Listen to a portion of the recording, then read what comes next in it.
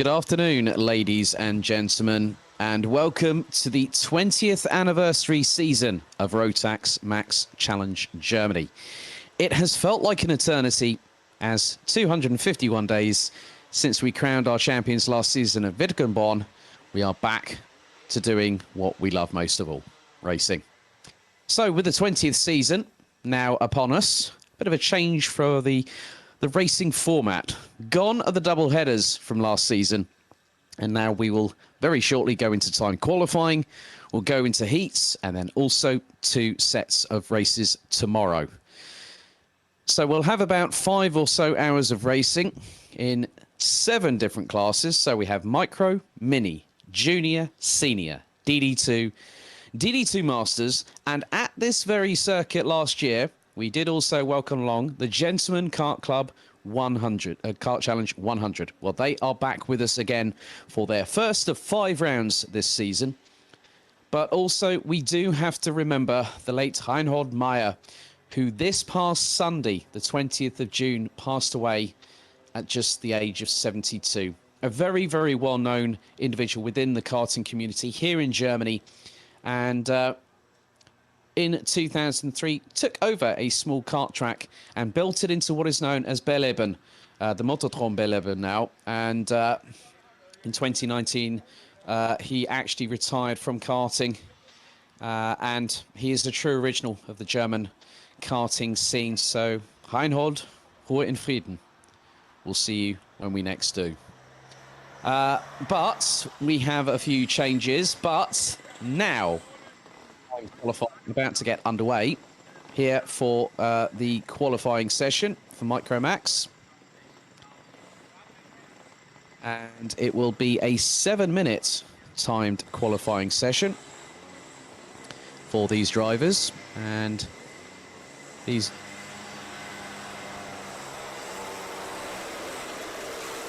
to tick down. We do have 8 drivers in Micromax here with us this weekend, one of which included is Gabriel Hoffmann, last year's vice champion. Niklas Casarino in the number 12 returns to the championship as well. No Maximilian Pelch, who last year took the driver's title. We also have Noah Janssen, who recently was in action at the Rotax Max Euro Trophy, as was Gabriel Hoffmann, amongst others, in the Micromax category. And now they've got to start speeding up, because as soon as you go out for qualifying, you must be at full speed. And there are still 5.5 minutes of this session remaining. The track itself in length, 1,222 meters. Now some of them starting to pick up the pace, which includes Noah Janssen, who on the Comp Kart chassis for FM Racing goes across the line. And it looks like we have had a red flag show. Red flag has been shown on the session.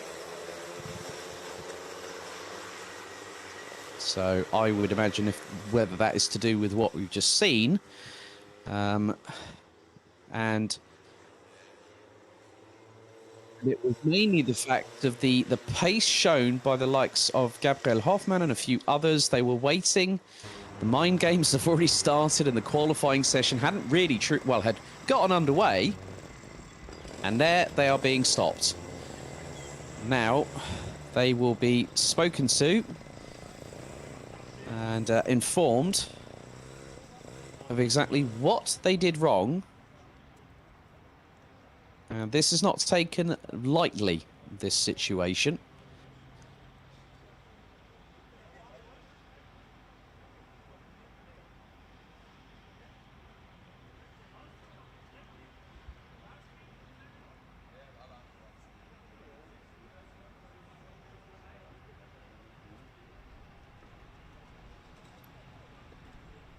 So the race director, having now instructed all Micromax drivers to do as instructed.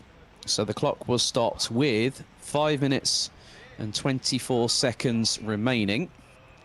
But what they will have been told is that they will need to be at full racing speed. The minute you go out for qualifying, you block, you impede, you can get penalised by race control and also the race director. So green flag has been waved, back up to full speed. That's a bit more like it for our Micromax drivers. Quite a few of the Micromax drivers have moved up to Minimax for 2021. We'll see a few of them in action very, very shortly. But 5 minutes on the clock remaining. Noah Janssen will be the first to start a hot lap here at the 1,222-metre circuit at Wackersdorf at the Pro Kart Raceland circuit. This is the first of 4 rounds this season, and the 4 rounds take place over 100 days. In 2 weeks' time, we head to Motorsport Arena E in Mulsen, which started off the 2020 season with hot temperatures and thunderstorms.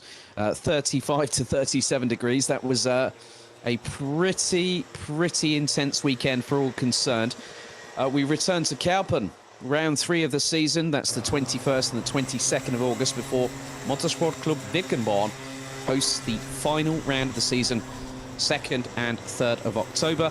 Wickenborn has also been resurfaced completely, and this is where that circuit will come into its own for 2021. But now Noah Janssen comes through turns 13 and 14 here at Wackersdorf and looks to set the first hot lap. Looks like Gabriel Hoffmann not too far behind. Tim Steger, I've just noticed, going side by side with one of the Praga karts. So Gabriel Hoffmann sets the initial benchmark, 59.019, 0.234 ahead of Noah Janssen. Niklas Casarino rounds out the top 3 ahead of C4 Racing's Christos Malakos. Malakos last season placed 12th in the overall classification. Tim Steger, Aren Kreling in the another Nies Racing driver that has joined the crew. Kenyon Washington and Matthias Schulte were some of the drivers that were actually in this category last year, but they've both moved up to Minimax for 2021. We've also got Stavros Sotos Frankia in the Kart Schmee awning. So 3 minutes to go in this first of 7 qualifying sessions. GKC 100 will close off the show, so the Gentleman Kart Challenge will complete qualifying. And Noah Janssen has now jumped to the top of the timesheets. 58.540, and that drops Gabriel Hoffmann down to 2nd position. And Hoffmann, everyone's setting personal best, but the top 4, rounded off by Casarino and Christos Malakos, all are under the 60-second bracket. So 2.5 minutes remaining. Each session is 7 minutes in duration, and then we will go to the heats a little bit later on this afternoon. And we actually have 12 races here today, so 2 heats for all 6 Rotax powered classes. The Gentleman Kart Challenge 100 will have 2 races tomorrow, and that will be tomorrow afternoon. Noah Janssen crosses the line, gets the head down, and goes quicker still. 58.540. Gabriel Hoffmann also improves as well. A 58, well, actually doesn't improve on his previous lap. 58.777, so 2 100ths off of his best lap time last time around.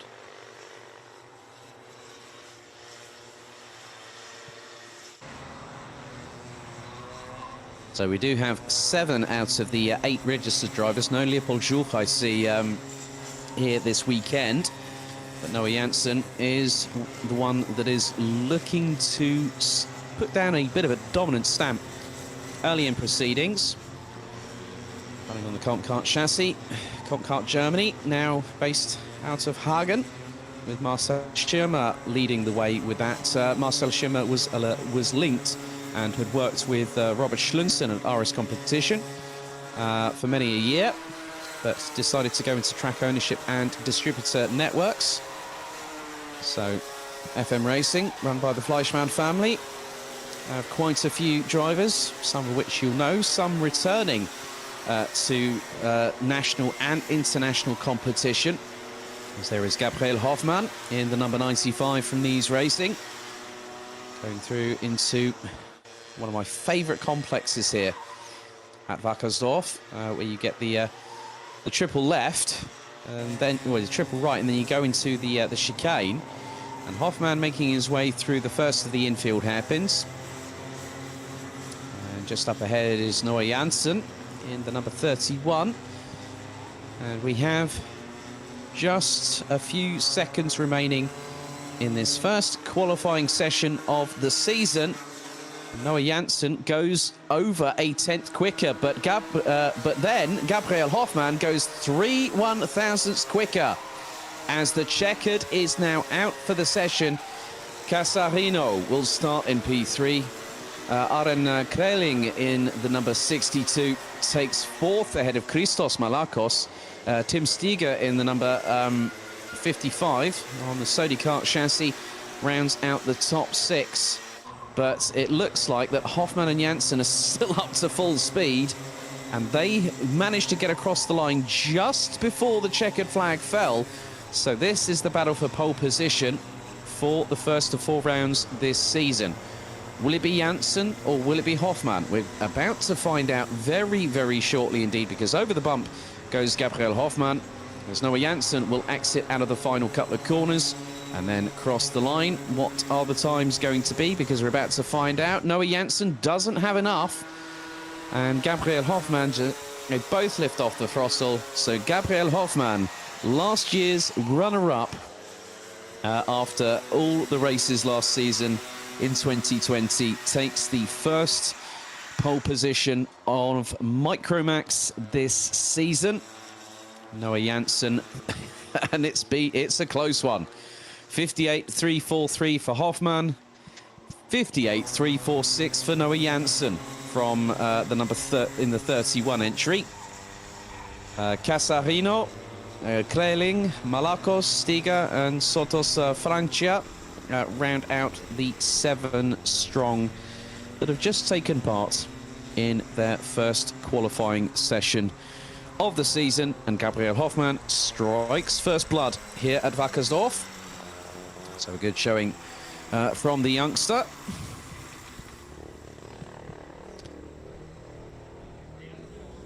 So very shortly we'll be getting our second qualifying session of the weekend out of 7 here at Wackersdorf. And now it is the turn of Minimax. Last year's champion, Austin Lee, now moves up into juniors full-time in every single category that he is racing in this season. So we will crown a new champion for 2021 as the green flag waves at the end of the pre-grid. And a few familiar faces coming into, well, from Minimax, into Minimax from Micromax. And that is Ramona Rummel in the 104 on the CRG chassis. A couple of drivers coming through into this category, and some actually staying in this category as well. The likes of David Girouche, who finished in 10th position last season. Matthias Schulte also jumps up along with Kenyon Washington. Washington 4th in the Micromax standings last year.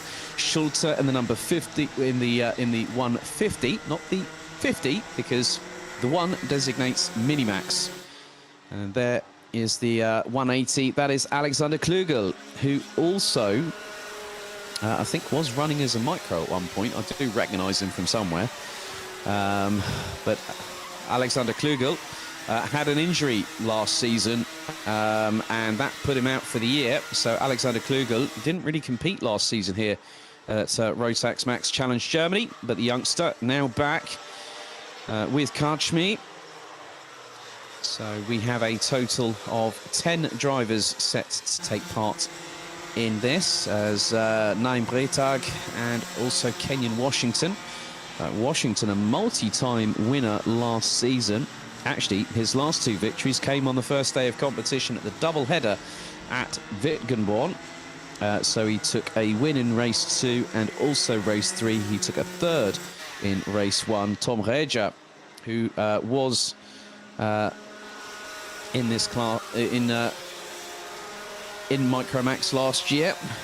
Haven't seen him come through, but the times are coming in. Alexander Klugel is leading the way in time qualifying.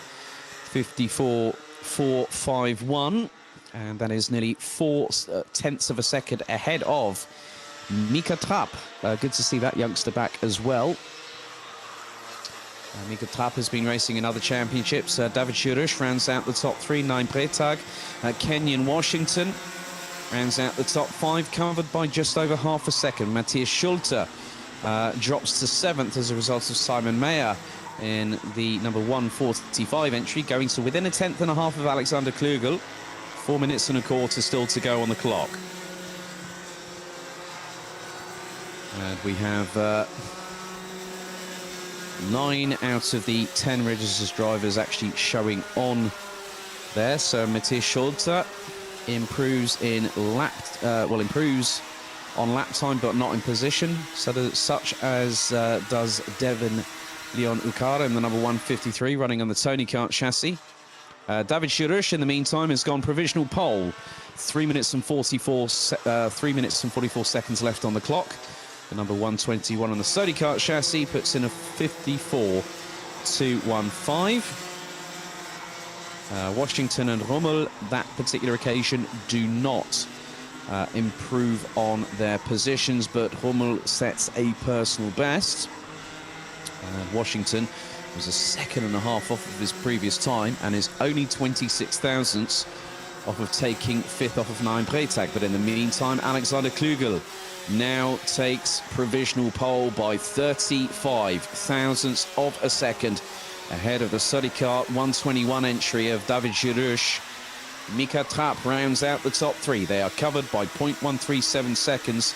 Add in Simon Mayer in the 145. It's just under 2/10 between the top 4 places. 9 Bretag, Kenyon Washington, Matthias Schulte, Devin Leon Ukar and Ramona Rommel rounding out the 9 strong.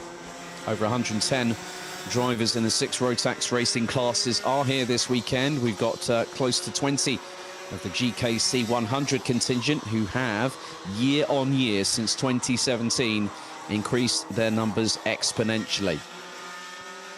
So here comes Alexander Klugel across the line and goes quicker by exactly 1/10 of a second and goes in with a 54.080.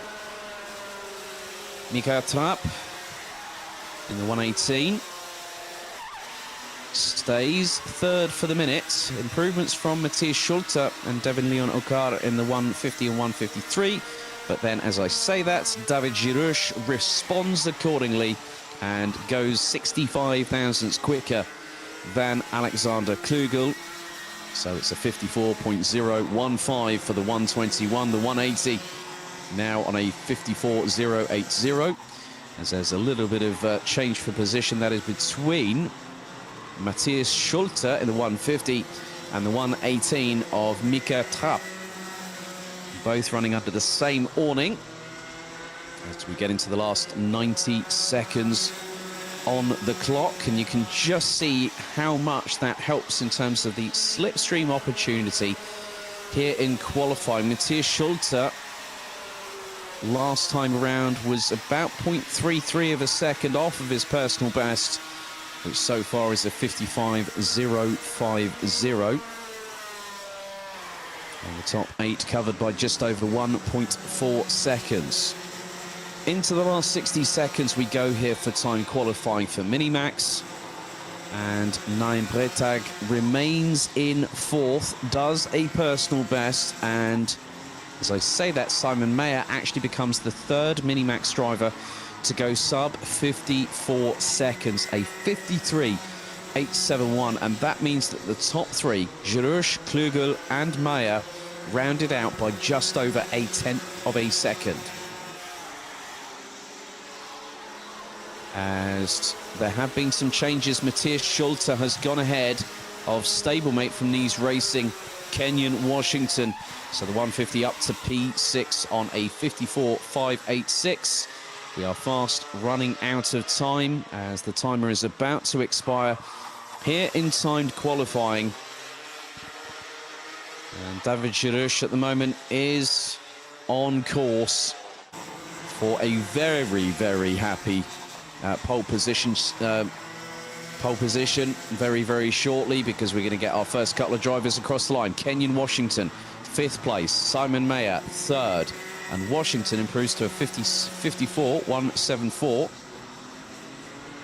Alexander Klugel goes into the 53.6s on that attempt to 53.684 for the 180. Matthias Schulte, 7th. Ukar in the 153, 8th. Ramona Hommel still managing to circulate around the track for the entirety of the session and takes 9th place. And David Girouche, it was close, but not close enough, because Girouche did not improve on his final lap time and put in as 53.766 as his best, but his last one was over a 1.7 tenths of a second behind Alexander Klugel, who steals pole position on the final attempt here in qualifying, and that puts the Mach 1 driver at the top of the timesheets ahead of racing later on this afternoon. So let's have a look at the results. So it's Alexander Klugel, David Girouche, Simon Mayer, Mika Trapp, Kenyon Washington, Naim Bretag, Matthias Schulte, Devin Leon Ukar and Ramona Hummel rounding out the 9 strong in Minimax. So, quick fire qualifying sessions. Very shortly we'll be getting things underway with our junior Rotax contingent. And this is one of the, as you can see, a very, very heavily subscribed class. Not too far off the seniors, so close to 30 competitors here this weekend at Pro Kart Raceland in Wackersdorf in Bavaria, not too far away from Munich International Airport. And it's a staple on the Euro Trophy calendar as well. That's going to host the final round of the Euro Trophy later on this year. And that will be the 4th and the 5th of September 2021. So, no Valentin Klus this season. He is now moving on to pastures new. Some of the drivers are still in this championship. The likes of Farin Mega, Nikita Genza, Kian Agasade has moved up to seniors for 2021. Morris Schmeiser I don't see in this field either. Rafael Renhofer, who looks to be back fresh from a slight wrist injury after a massive incident at the second round of the Rotax Max Euro Trophy in Adria, where he literally rolled over. He got up unscathed, but a wrist injury has put him on the sidelines for a little bit. But Rafael Balza, last year, who was a top rookie last season, the youngster now into his 2nd full season as a junior. Really, really excited to see what he brings to the table here this weekend. So quite a few drivers. Austin Lee, one of the drivers in here. We've got Richard Thomas. We've also got Ollie Glan, who's moved up into this class from last season. Now, Ollie Glan has made the jump straight from micro to junior Rotax, which is a bit of a big gamble, but sometimes that can pay off. For instance, like in the B&L karting series, Tommy van der Stroys is one particular example who did exactly the same leap. So, qualifying underway for our junior Rotax contingent. So again, a 7-minute qualifying session. And this is where track position is going to be key for all drivers around this circuit. And there is Moritz Volber that I've just seen in the 215. Running on the Maranello chassis, but it is about getting that initial track position ahead of going into qualification, and you have to be up to full speed.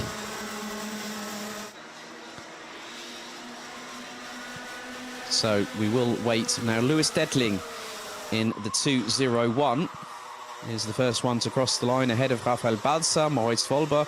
Nevio Fischer now joins Junior Rotax this season. And have seen him in quite a few competitions, so joins Leandro Fischer in the same stable, on the same chassis, in the same class. So that's going to be an interesting one. Good to see Mikkel Pedersen from Denmark back with us for another season of racing. Montego Marson, runner-up in Minimax last year. Leandro Fischer rounded out the top 3 on there as well. Also, Jonas Ungnade in the 258, 4th in the Minimax Championship last year, jumps up into Junior Rotax. Rafael Balzer sets the initial time of a 51.997, but then out of nowhere, blasting that to one side, Mikkel Pedersen goes top of the timesheets, 51.645. Nikita Genza back in juniors once again. And Genza was 3rd last season, up to provisional top of the timesheets by 89 thousandths, the number 226. Same number that Nikita ran with last season, running on the Sodi Kart chassis. And Austin Lee already showing some good pace, but Farin Mega switched teams from Kachmi to JJ Racing and has found a new home, and he's got a new lease of life. He's been running in the B&L Karting Series, the Rotax Max Euro Trophy, amongst other competitions, but he took the the runner-up spot last year behind Nikita Genza, but because ahead of Nikita Genza and behind Valentin Klus, Farin Mega was actually awarded the ticket to go to the then, unfortunately, what would have been the cancelled Rotax Max Challenge Grand Finals due to the current pandemic situation at that time. He got handed the ticket because Valentin Klus got 3rd in the Euro Trophy that season. 4 minutes on the clock to go, and Janis Stiak leads the way. The number 239 on the X3 chassis, 51.196. And it's Mega, Montego Marson, Nikita Genza, Austin Lee. Farin Mega now takes the top spot by just under a 1/10.5 of a second, with 3 3/4 minutes on the clock to go. Leon Vakula in the number 207 goes up into 15th ahead of Jonny Martz. Gregor Feigenspan, Louis Dertling, Maurice Weber, and also Rafael Balzer round out the top 20. Top 20 now covered by 0.769, because Johnny Mertz and Gregor Feigenspan actually set the fastest, the same lap time, but they now round out the top 22. Positions changing all the time. Montego Masson goes 2nd. Then it's Rafael Renhofer up into 2nd position, 3 1/1000ths slower than Farin Mega. So as we saw in Micromax, that was separated by 3 1/1000ths in the hunt for pole position. It could be the same here in Junior Rotax. We've got 180 seconds on the clock remaining in this session. And all I'm going to say is there's still time for these lap times to change. So we've also got a notification that Maximilian Schreier, who is the 27th driver, is actually running without a transponder out on the circuit. So it won't really give... well, Maximilian Schreier showing in 17th position. Make that 18th. As now Tom Müller. Tom Müller, who we saw in Minimax last year as well, got a fantastic win at the 2nd race on the Sunday at Wackersdorf. Came from absolutely nowhere and forced his way to the sharp end and took a victory. And I remember his mum jumping up and down on the gantry just below the commentary box that particular season. And just to hear the exalted screams of relief and everything like that, just like the cheering that was going on, because it was such a great race. As Farin Mega, first driver to dip underneath the 51-second bracket, 50.973 for the youngster in the 276. Farin Mega, actually the 2018 Rotax Max Challenge Grand Finals Minimax champion. And he's had a couple of seasons to build on that. So 2019, 2020 have been building years for Farin Mega, as now Rafael Renhofer takes the top spot with a 1.5 minutes on the clock to go by 36 thousandths of a second. Janis Stiak and Louis Reichel now round out the top 8. Austin Lee in 9th. Louis Jacobs rounds out the top 10 ahead of Oleg Glan in 11th. Jonas Ungnade. And then I look at the entirety of the 26 drivers on this field, covered by just under 9.5 of a second. We've got just over a minute to go in the session, as Leon Vakula goes up into 24th place ahead of Gregor Feigenspan in the 211. And there are still very much a case in point as the times change again. Moritz Folber goes up into P12. Some drivers still improving, but not improving in terms of positions. Adrien Rohr rounds out the top 23. Austin Lee stays in 9th at the minute. Louis Reichel now past Janis Stiak for 7th position. It's fast, it's furious, and it's frantic here in qualifying. And when we get to senior Rotax momentarily, you will see that things will be ever closer. And one of the closest gaps at the moment, Janis Diak behind Lewis Heichel for 7th position, 8 1,000ths. Jonas Ungnade behind Moritz Volber for 12th position, 7 1,000ths. Gregor Feigenspan and Lewis Detling for 16th position, 3 1,000ths. You then look at Balzer and Detling, that's 8 1,000ths between them. And between Fahin Mega and Rafael Renhofer, as the timer hits 0. And some drivers now coming through. Leandro Fischer, 19th. Montego Masson, 4th. Nikita Genza, 3rd. Rafael Renhofer, 2nd. Austin Lee, 10th. Oli Glan, 12th. Tom Reger in 15th. Feigenspan, 17th. Richard Thomas all the way down in 23rd between Poland's Rafael Kwiatek and Adrian Rohr in the 202. Johnny Mertz rounds out the top 26. And that just quickly goes to show how these times can change, and that is it. That is the check it out for qualifying. And Fahin Mega, oh, now I've just spotted that's going through into turn 4. We've had one kart break down, so there is one of the other karts out there. That was the 207 of Leon Vakula in the Sodi kart entry. So there is going to be a little bit of a clear up whilst they get the kart that is stricken on the entrance in towards turn number 4. We will see. And that is Jonas Ungnade in the 258 that will be recovered back to Parc Fermé. And good to see the Marshall crew, as always. Track crew KCT, I think it is, if memory serves me correctly, normally run by Camilo Rossinger. Good friend, and I know that he's getting better as well. Fahin Mega takes pole in time qualifying ahead of Rafael Renhofer. Nikita Genza rounds out the top 3. That's Montego Masson, Mikkel Pedersen, Nevio Fischer, Lewis Heichel, Janis Diak, Rafael Balzer and Austin Lee round out the top 10, who were covered by just under 0.43 of a second. It's Lewis Jacobs, Oli Glan, Moritz Volber, Jonas Ungnade, Maximilian Schreier, Tom Reger, Lewis Detling, Gregor Feigenspan, Fabrice Weber. And then we got Leandro Fischer, Tom Müller, Leon Vakula, Rafael Kwiatek, Richard Thomas, Adrian Rohr, and Johnny Mertz rounding out the 26 strong that competed in that session. So there we have the senior Rotax division ready to rock and roll, so to speak. Not roll over, though, thank goodness. However, we have got the best part of nearly 30 drivers in this class now about to make their way onto the track, as a couple of drivers now making their way out onto the circuit. Looks like a couple of Kraft Motorsport cars, I think. So quite a lot of talent in this field. And the defending champion is back again for this season.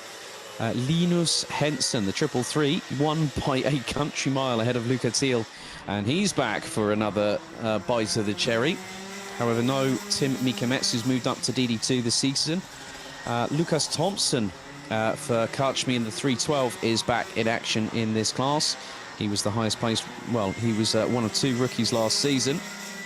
And no victories for Thompson, but he took a solid couple of, a combination of 4ths, 3rds and 2nds last season.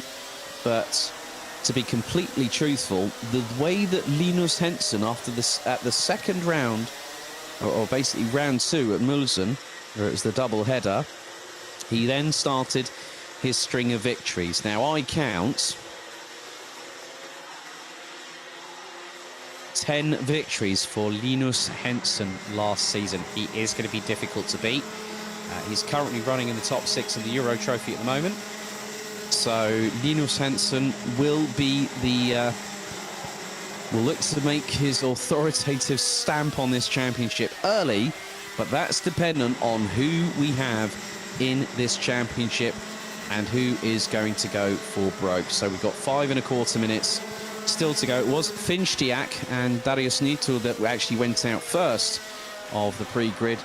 going into qualification. We've got some few familiar faces. The wild man that is Mr. Luca Costa, who at race 3 at Mulsanne came out of the final right-hander, buried the throttle in adverse weather conditions, slammed both Mojo tyre sidewalls on the left-hand side into the wall, kept the throttle pinned, and still won the race. And he ended up 6th at the end of the championship. So 27 out of the 29 drivers showing on the live timing as Denny Band leads the way, 50.537, with 4.5 minutes to go on the session timer. Luisa Kehler goes P4 as Linus Henson goes top of the timesheets, already into the sub-50s after just putting in his first flying lap of the race of the weekend, 49.994. Vincent France from JJ Racing, also back with us this season, and he's been competing in a multitude of different championships, has Vincent France, the 330. As I've just had a message from timing that the 345 of Leander Luc Schneider must have, well, basically has to make sure their transponder is fitted. And that is one of the most important things. Manox Wirtz in the 3G Racing entry, the number 341. 3G running on the Kart Republic chassis. And we've got the likes of Lukas Wawrzyniak, who returns to the championship this year, placed 14th last season in the overall standings. Bennett Ahrens from RS Competition, also back with us for another bite of the cherry, so to speak. And Ahrens rounding out the top 5 at the moment, 19 thousandths off of Luca Thiel in the 399. So Linus Henson has improved. Last 2 laps has gone sub 50 seconds both times and is improved by a fraction, 8 1,000ths on his previous lap time, a 49.986 for the German. First came across him as a junior, and he's done he's grown a hell of a lot since I first met him. So good to see him and his dad a bit earlier on this season when I managed to get over to Europe one particular time this season for the Euro Trophy. But obviously with the current situation, I'm currently at home. But however, the good thing is we still have plenty of action. 28 drivers covered by 1.4 seconds with 2.5 minutes to go in this qualifying session. At the moment, it is Henson from France, Thompson, Luca Thiel, Bennett Ahrens, Maurice Schmeis in 6th, ahead of Luca Köster, Finstiak, Mark Lupfer, Lucas Hartmann, and Austria's Adrian Dobrich in the 335. Andrea Petropoulos rounds out the top 12. Max Busch, Leander Luc Schneider, and Giuseppe Fico round out the top 15, who are covered by just a fraction under half a second. You get down to Kian Agarsade, who I said has moved up to seniors this year, in 16th, ahead of Lasse Reinhardt, and Reinhardt is exactly half a second behind Linus Henson on terms of the pace that he is quite clearly showing. So this is going to be a frantic qualifying session, because now the speed is really going to ramp up over the next minute and 30. And you can see that some drivers using the slipstream opportunities. I think I just spotted there one of the Sodi karts. That will be the 362 of Kian Agarsade. And Agarsade was 4th in last year's Junior Rotax Championship here at RMC Germany. So looking to make an initial impact into this championship, but there are still plenty of races still to go. There'll be a total of 100 days that this season will take place over. So we'll be literally, as soon as we've completed the action here, as looks like there's a couple of drivers coming into the pre-grid or into the pit lane, as some drivers looking to some drivers might have just decided, well, you know what, I'm going to see how things pan out in the heats a bit later on, which is fair enough. As we now see one of the drivers going through into turn 4. There's a couple of the other karts on there. One of them looks to be, I think that might have been the 336 I picked up, or was it the 366? It's the 366, that's Luca Köster. There is no 336, so that will be, I would imagine, Luca Köster in that particular kart. But now we are coming to the end of this timed qualifying session. 3 more to go after this one. And it will be DD2 up next before DD2 Masters. And, yep, the timer is about to hit 0. Coming across the line, Bennett Ahrens, Finn Stiak has just crossed the line. And a lot of them are bailing out and deciding that is it. Checkered is out for the session. And we'll see whether there are any other drivers that decide to keep on pushing along. Bastian Barlage takes 19th. Mats-Johan Overhoff in the Sodicar chassis, running in the 355, has gone across the line, takes 26 behind Finley Hamfrecht in the 323. Bastian Barlage 19th, Lukas Hartmann 10th. Looks like Maddox Wirtz has just gone across the line. There's also the 350, well, that is the 355 of Mats-Johan Overhoff. It has gone across the line and has gone on a slow-down lap there. So full course yellow conditions are being shown to the drivers, which means that they now need to go into pit lane and await their turn.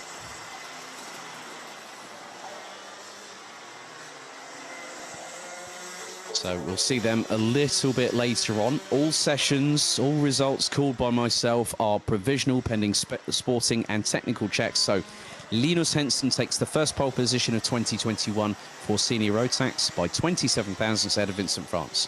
So Lucas Thompson, Luca Thiel, Bennett Ahrens, Morris Schmeis, Luca Köster, Finn Stiak, Mark Lupfer, Lucas Hartmann rounding out the top 10. Adrian Dobrich rounds out the top 11 ahead of Andrei Petropoulos. Then we've got Max Busch, Leander Luck-Schneider, Giuseppe Fico, Kian Agasade, Lasse Reinhardt, Denny Bernd, Bastian Barlage, and Philip Keskic rounding out the top 20. Then it's Madok Wirtz, Lukas Vavajanak, Luisa Kehler, and then Vivian Michel Haidt, Finley Hamfrecht, Mats-Johan Overhoff, and Darius Nitu running at the 27 strong, all covered by 1.4 seconds. Next up, it is going to be DD2. And in last year's championship, well, we do have the returning champion, defending champion as well, Florian Breitenbach in the 433 from Nies Racing. He will be back, as will be the runner-up last season, Ronny Göttler.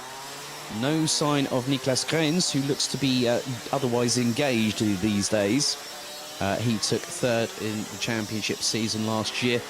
Max Fleischmann, a bit more involved behind the scenes at FM Racing. But we've also got the likes of Yannick. And have we got Yannick Jacobs this year? Yes, we have, running in the 401 this season. Finished 5th in the championship last year. Dor Motorsports, Mark Bartels, running with that crew on the KR chassis. He's back in the 488, finished 6th last year. Also, Hannes Border now now running with Nies Racing. The 468, 7th last season, ahead of Oliver Breitenbach, brother to Florian. So Oliver rounded out the top 8. Jonas Wolscheid also returns back on the Paralin chassis. And Dennis Thiem also back with us. Jana Stier in 12th. She is back in the 444 as always. Marcel Steinert also makes a welcome return to the championship. A couple of new names that I have not seen. Well, one of which, who I know through his adventures as a mechanic, but he's gone back to competitive racing. Laurent Seyfried returns to the championship in the 439 entry, running with FM Racing, amongst other people. Fabian Bock was in seniors last year, now moves up into DD2 for 2021, and I've been really impressed. Bock placed 5th in the German in Rotax Max Challenge Germany Senior Rotax last season. Also a couple of other names. Franziska Blum, I think I do recognise. She was 15th last year.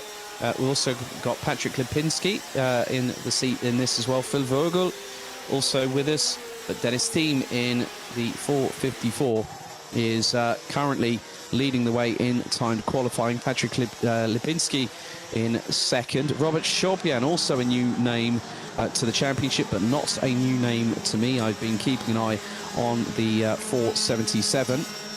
Jonas Wolscheid rounds out the top 4. Yannick Jacobs completes the top 5. Will make that as Marcel Steinert rounds out the top 4. Ronny Göttler goes up into 2nd position. in the 466. Last year's runner-up showing again that he has the pace. 59 thousandths behind in terms of his positioning. So 14 drivers showing on the timing screens at the moment. So 4 minutes and 10 seconds still to go. A few more coming out of the pre-grid. Micromax, Fabian Bock and Mark Bartels now make themselves known onto the grid. Matthias Lund currently running with RS Competition. The Dane was leading the Rotax Max Challenge Euro Trophy going into the second round at Adria. Had a weekend to forget, but he's also going to make sure that he gets an opportunity to shine in another national championship. So Oliver Breitenbach, Florian Breitenbach, Jana Stier, Hannes Bode, Leon Arndt and Fortios Kalfas, who is in the 458 entry, now jump on. So we have got all 24 drivers circulating at the track here at Wackersdorf, and they will now have plenty of an opportunity to push the envelope of adhesion here. 3 minutes and 20 still to go. Fabian Bock up to 8th, Mark Bartels up to 10th, Philipp Dreschler rounds out the top 15 ahead of Francisco Blum in the 425. And now you're going to see quite a few drivers starting to work together as they come out of turns 13 and 14. And across the line go a couple of the Knees racing carts. Florian Breitenbach goes provisional pole by 69 thousandths of a second. Jana Stier up to P5 ahead of Tim Micromax.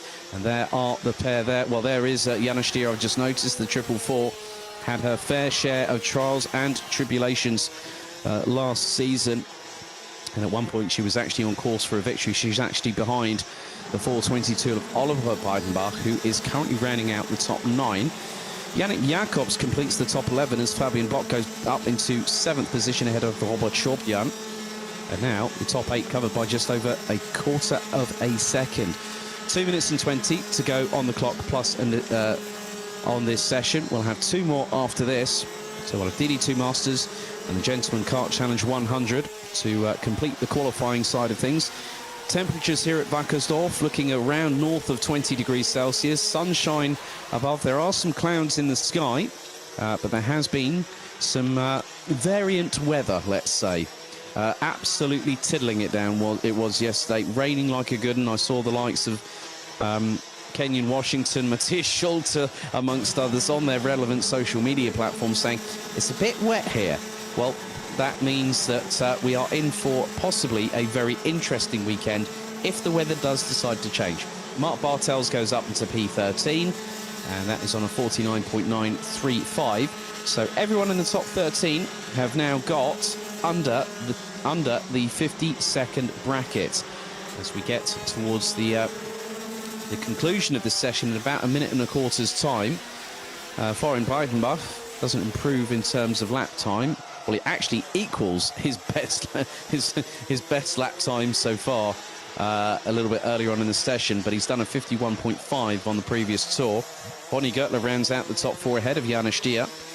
Now Jana Stier will look to move forward, so she's got a little bit of clean air as the 444 going through the triple right, which then brings them onto the chicane through the middle part of the course here, just over 1,222 meters. It has hosted world and European karting championships here in Bavaria. It's a lovely part of the world, and it's one that I very, very fondly miss at this particular moment in time. But then up the inside of one of the Knees racing carts goes one of the Dor Motorsport carts. So just under 30 seconds on the clock remaining in this session. The first qualifying session for DD2 for Rotax Max Challenge Germany in 2021. It's not been an easy session for Matthias Lund, I must be completely honest. He's down in 24th position as the number 408 representing Denmark.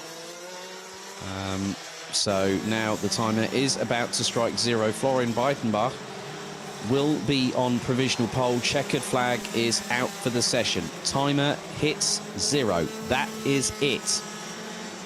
Fabian Bock 7th, Nico Gnad 15th, Philipp Dreschler 20th, Tim Stender 19th. So we're going to start filtering their way through across the start-finish line, but some will actually... So Laurent Seifried has just gone through, and that was Fabian Bock, I think, that's crossed the line. Jana Stier has also crossed the line. She remains in P5. Oliver Breidenbach in 10th, and I think I just saw Robert Schorpian jump into the pits, and the number 477 running on the Mach 1 chassis rounds out the top 8, and there is Hannes Border, who's gone 16th quickest in this session. So after this, we'll have 2 more sessions remaining, and they are pretty much quick, rapid fire. Local time approaching 10 past 3 here in Wackersdorf.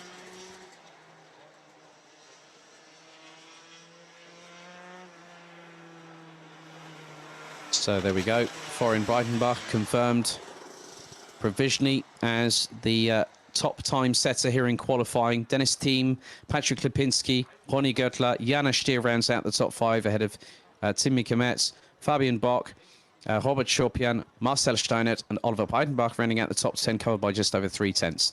It's Yannick Jacobs, Jonas Wolscheid, Mark Bartels, Leon Arndt, Nico Gnad.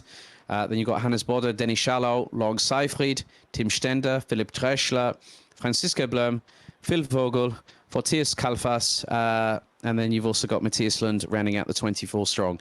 Next up, DD2 Masters.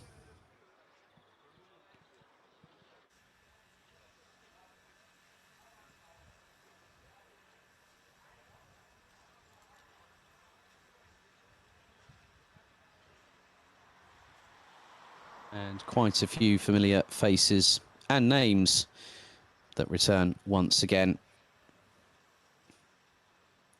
Looks like we might have a new champion crowned in 2021 here in RMC Germany.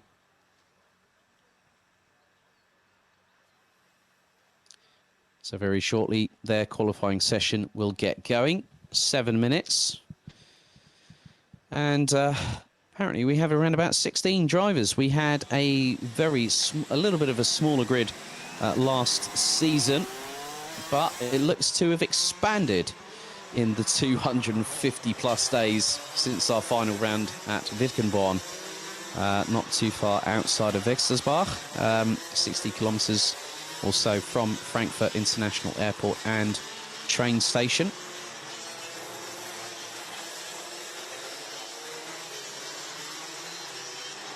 So quite a few that have returned, the likes of Daniel Schollenberger, 3rd in last year's championship. Marco Winkler has also returned to the championship as well.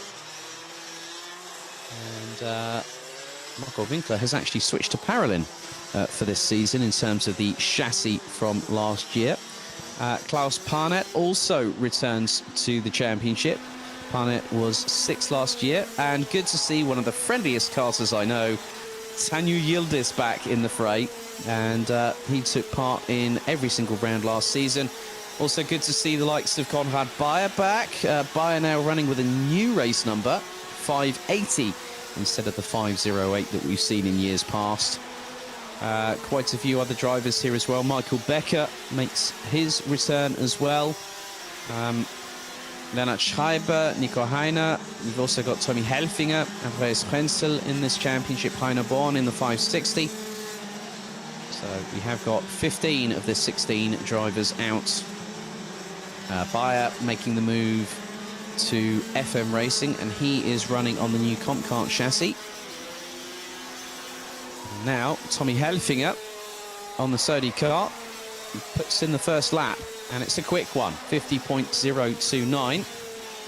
Andreas Frenzel is in 2nd, so it's an all Sodi 1-2. Klaus Parnet is in 4th, as Thomas Piet goes 3rd. Tanju Yildiz goes 9th, ahead of Marco Winkler. Winkler has yet to set a competitive lap time. Tobias Greff 8th, ahead of Heiner Born. Daniel Schollenberger goes up into P6 now as Michael Becker jumps to the top of the timesheets. 1/100th ahead of Tommy Helfinger, with just over 4.5 minutes on the clock remaining in this session. And then we'll have the Gentleman Kart Challenge 100 next up for their sole qualifying session, and then they will be racing twice tomorrow afternoon. And what's more, they will be closing out the action here at the opening round of Rotax Max Challenge Germany. So all 16 drivers that are registered are here, and they are out on track, all covered by 1.5 seconds. A whole host of different chassis providers, from Compkart to Sodikart, Praga, Maranello, Tony Kart, and also CKR, which is a new one to me. I'll have to look that up before tomorrow. And also Compkart as well. But there is the 555, Stefan Grabau, rounding out the top 8 in the timesheets. Just over half a second behind Michael Becker, who in the 526 is the quickest of all at this circuit so far. Klaus Parnet improves. Looks like Andreas Neumann also doesn't improve on position, doesn't improve on lap time either, neither does Stefan Grabau.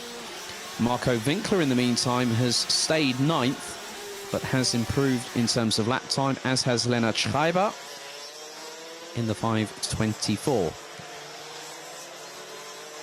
So we get into the last 180 seconds. Daniel Schollenberger has got past Klaus Parnet for 5th place, and that was with a 50.446 and 44 thousandths shy of Thomas Piet in the 550 running on the Praga chassis.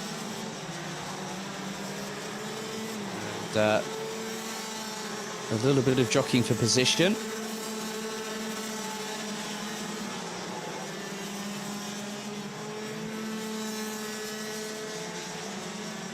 So it's 2.5 minutes to go here in qualifying for DD2 Masters.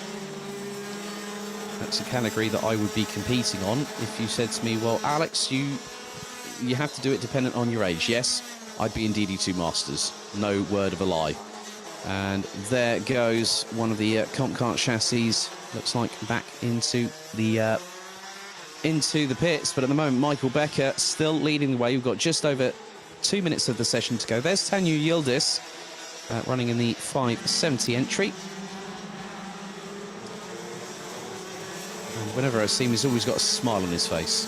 I'm sure that he's really glad to be back racing as well, as we are here to be watching it at Wackersdorf for the opening round of the season. So through the final main hairpin goes Tanju Yildiz. Now he currently sits 14th on a 51.056. Let's see if he does improve. 51.276. So not too far shy of his previous lap time, but nevertheless, still good to see that the ambient temperature is helping with the improvement in the lap times.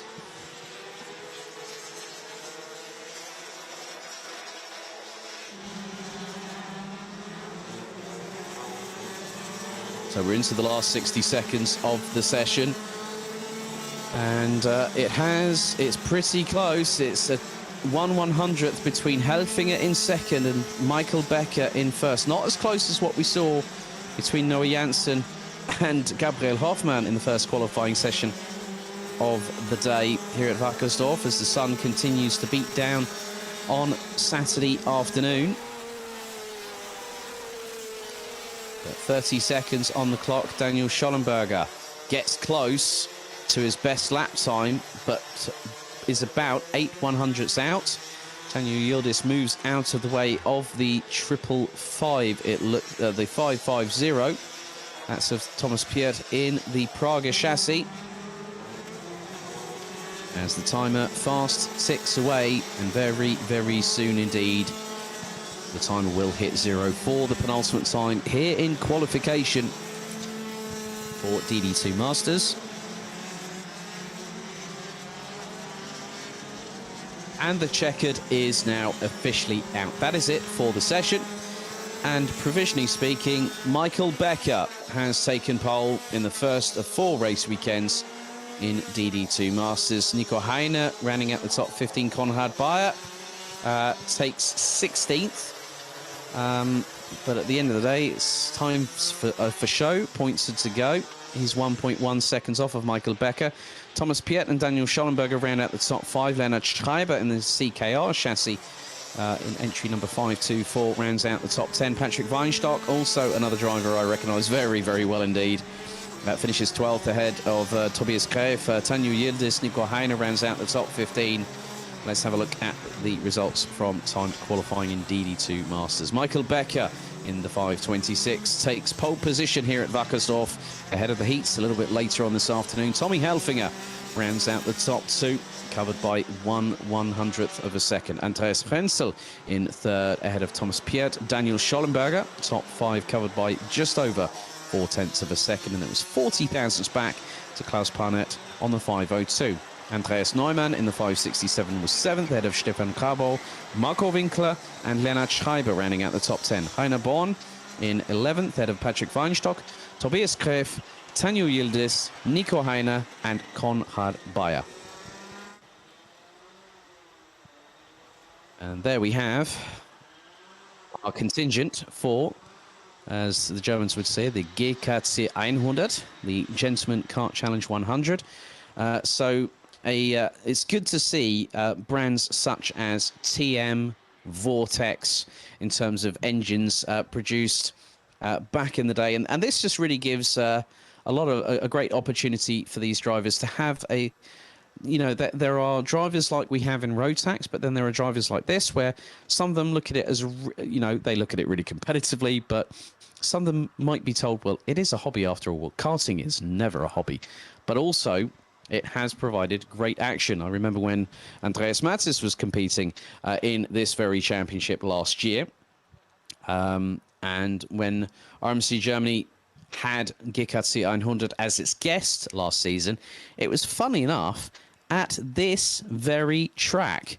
So it's good to have them back. They've got a 5-round calendar, which starts here at Wackersdorf, and then last weekend of August at Oppenhord at the Motorsport Arena Stefan Bellof, then Bobfingen, which will be the 18th and 19th of September, Witkenborn, the 16th and 17th of October, and then Kaupen, the 23rd and 24th of October. They have had a couple of moments, well, they've had to have the first couple of rounds of the championship cancelled, obviously due to the ongoing situation, reference the pandemic. But it is what it is. We can't do anything about it. But they are now making their way out onto the circuit for the 7th and final qualifying session here at Wackersdorf for the opening round of the Rotax Max Challenge Germany season.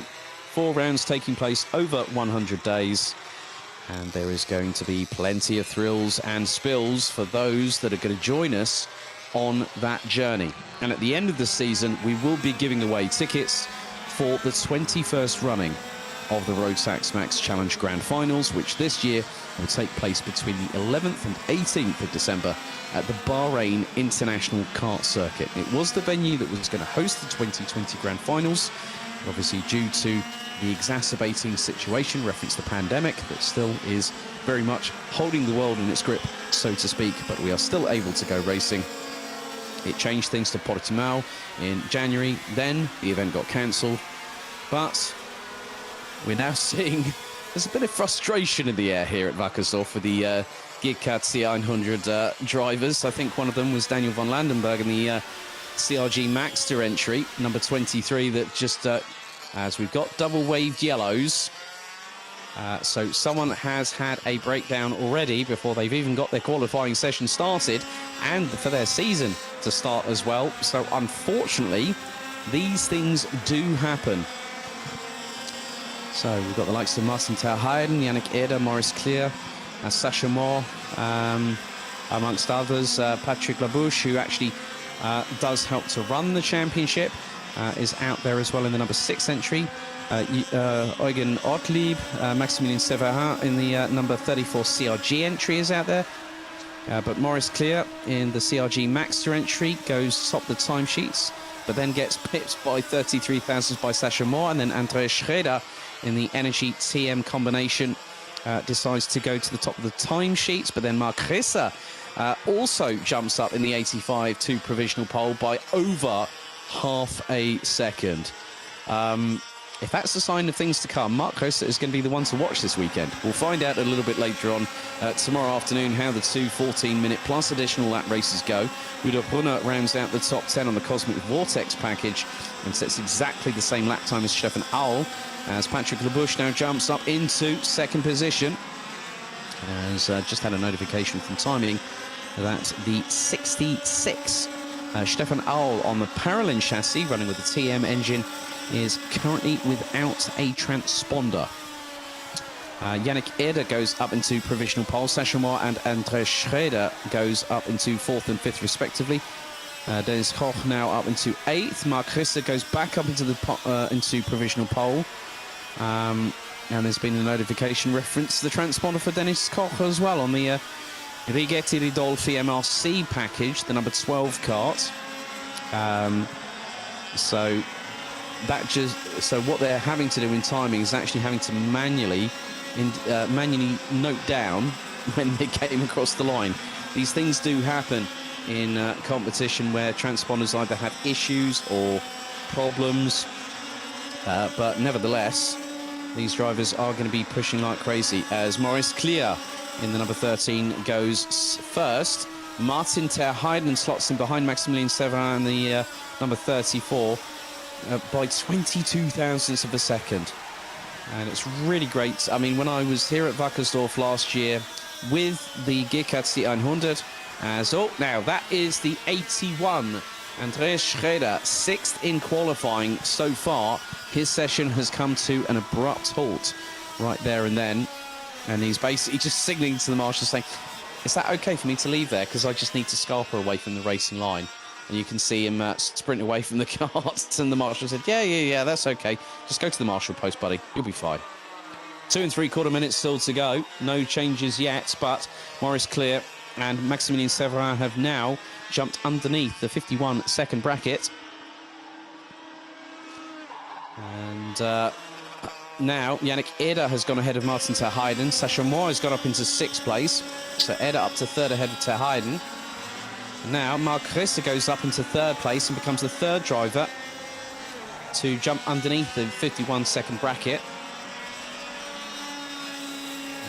And the times are dropping, especially at the sharper end of the field. Mario Simon in the 69 CRG entry has gone up into 11th position on a 52.463. And here's one of the Cosmic chassis coming across the line.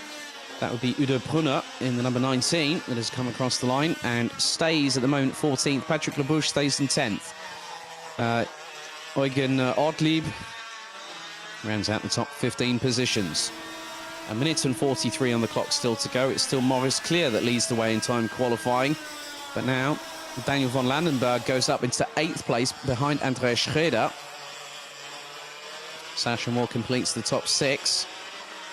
And it looks like there was a brief change there. I think von Landenberg has gone down the order a little bit and has gone down into 9th place as we fast approach the latter stage of this session.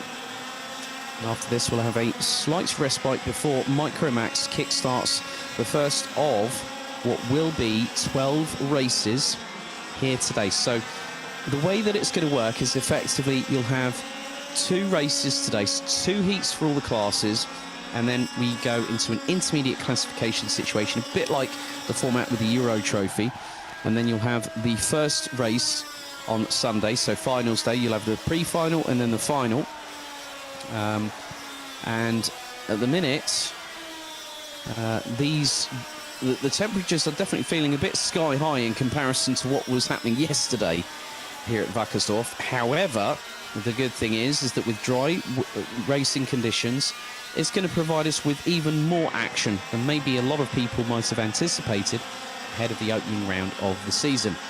So we're coming into the final 15 or so seconds. And no one has really made any strides forward because Maurice Clear looks to take provisional pole in this session. Maurice Clear comes across the line. We'll get another lap, but I don't think we'll push it. But it just depends on whether Severin decides to do anything about it. Daniel von Landenberg now goes up into P6 across the line. Sascha Moore 7th. Stefan Aul 9th. Thomas Fahos rounding out the top 15 drivers as some pull into the pits. Mark Risse 3rd. Maximilien Severin rounding out the top 2. But Maurice Clear takes pole position provisionally in terms of the GKC 100, the Gentleman Kart Challenge 100. And he takes pole by 65 thousandths of a second. So let's have a look at the results for the end of qualifying before we have a brief respite before the heats. So Maurice Clear crosses the line and puts in a 50.876 as his last lap, lap 8 in qualifying, and secures pole for GKC 100. Maximilian Severin rounds out the top 2 ahead of Mark Rösser, Yannick Eder, Martin Terheiden. Daniel von Landenberg jumps to 6th at the end of it all, ahead of Sascha Moore, Andreas Schröder, Stefan Aul, and Patrick Lebush rounds out the top 10. Dennis Koch, and then we've got Marius Simon, Alexander Materna, Udo Brunner, Thomas Fahos, and Eugene Ortlieb rounding out the 16 that completed a lap of this circuit here at Wackersdorf.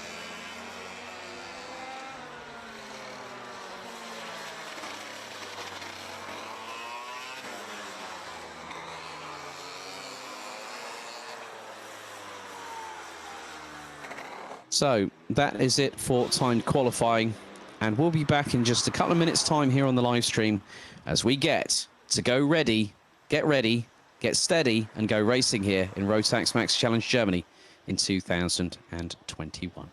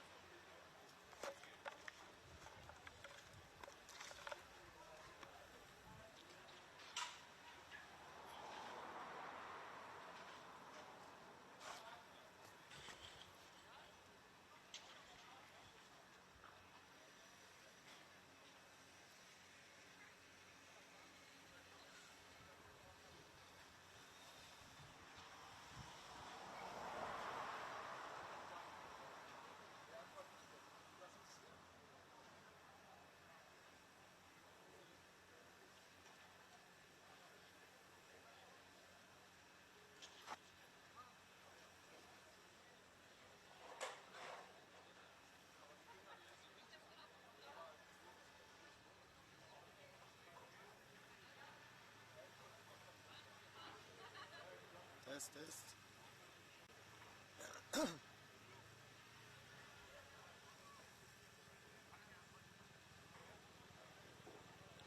Sehr gut.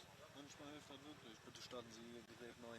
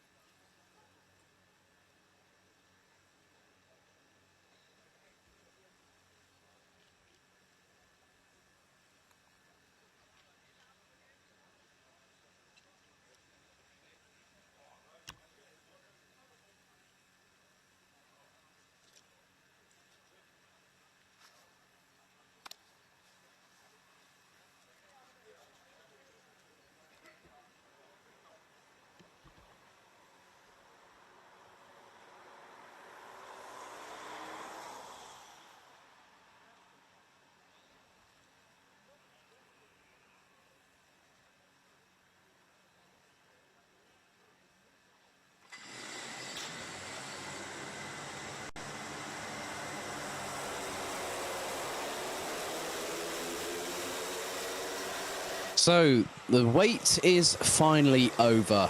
The first race of the 2021 Rotax Max Challenge Germany season about to get underway. We turn our attention to the first of two races for Micromax. Let's run you through the starting order.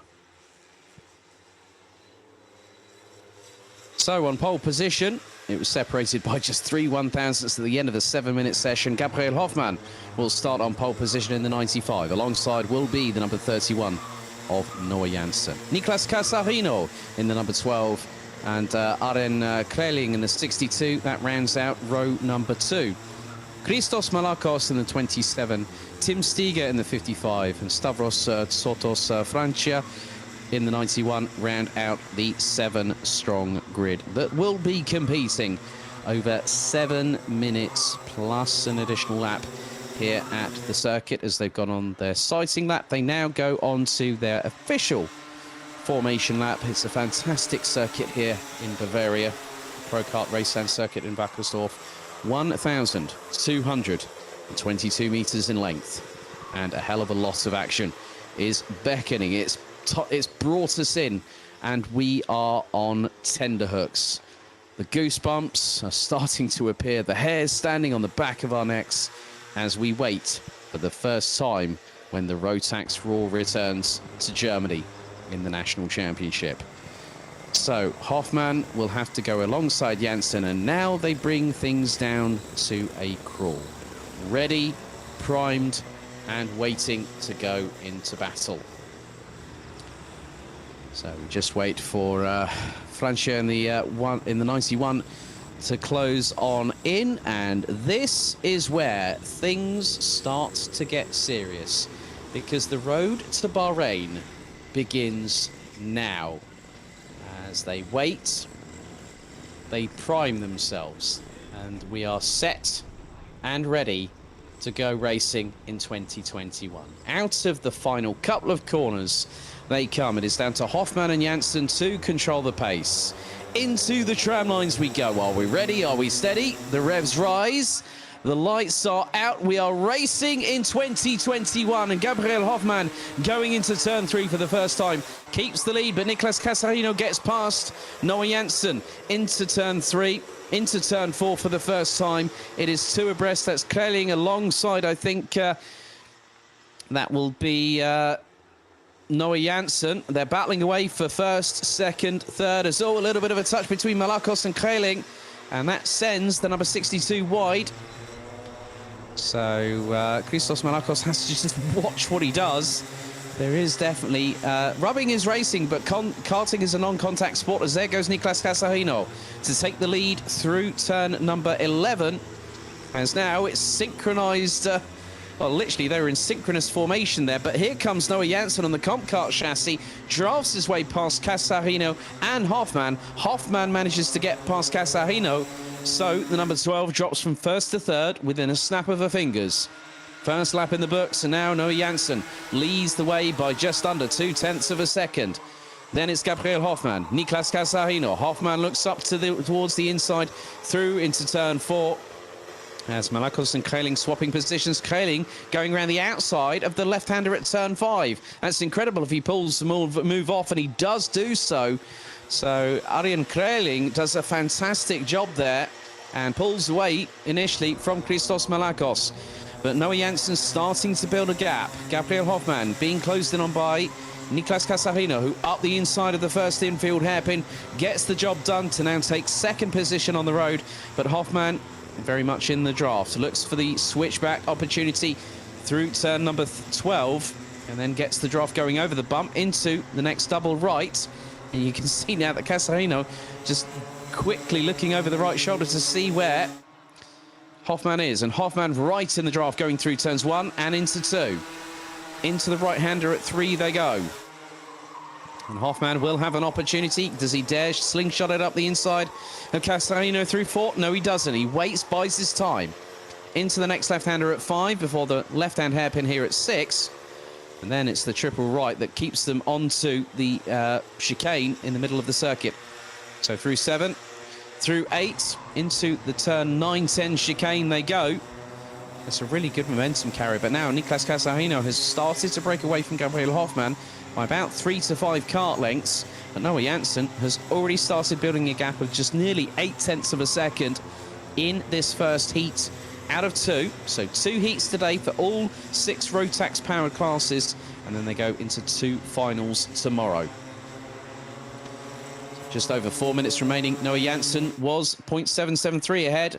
The gap now 0.859 ahead of Casarino. Casarino still fending off Hoffman for second position. And Krelling is actually trying to close in. And Krelling's currently in the 58.9s. So the number 62 on the Maranello chassis rounds out the top 4, but is closing on the 2 in front. Casarino and Hoffman battling away over what is second on the road at this particular juncture. And it's going to be easier said than done if you want to try and catch people and then pass them, because catching drivers are one thing, passing them is something completely different altogether. And that is what we're going to see here, because Gabriel Hoffman last time around was a quarter of a second behind Nicolas Casarino, but Casarino stays resolute, stays in front, puts the kart exactly where he needs to, does the number 12 across the line once again. 3 minutes to go plus an additional lap, and Noah Janssen has calmly and concisely expanded that lead to just over a second. Gabriel Hoffman looking left, looking right behind Nicolas Casarino. Casarino takes a glance over the right shoulder going through the exit of turn 4, but on that particular occasion it says, oh, right, he's behind me still. Thank goodness for that. But Hoffman is staying resolute. He's not being undetermined by any stretch of the imagination, is Gabriel Hoffman in the 95, because he wants that second place back, and he gets a real good carry of momentum out of the turn 9-10 chicane into turn 11. And now he's got an opportunity to, in Latin, as they would say, carpe diem, seize the day. And now he's right up the back bumper of Casarino. Over the hump they go through turns 13 and 14. A bit of curb taken by Casarino that nearly unsettled the number 12 Praga.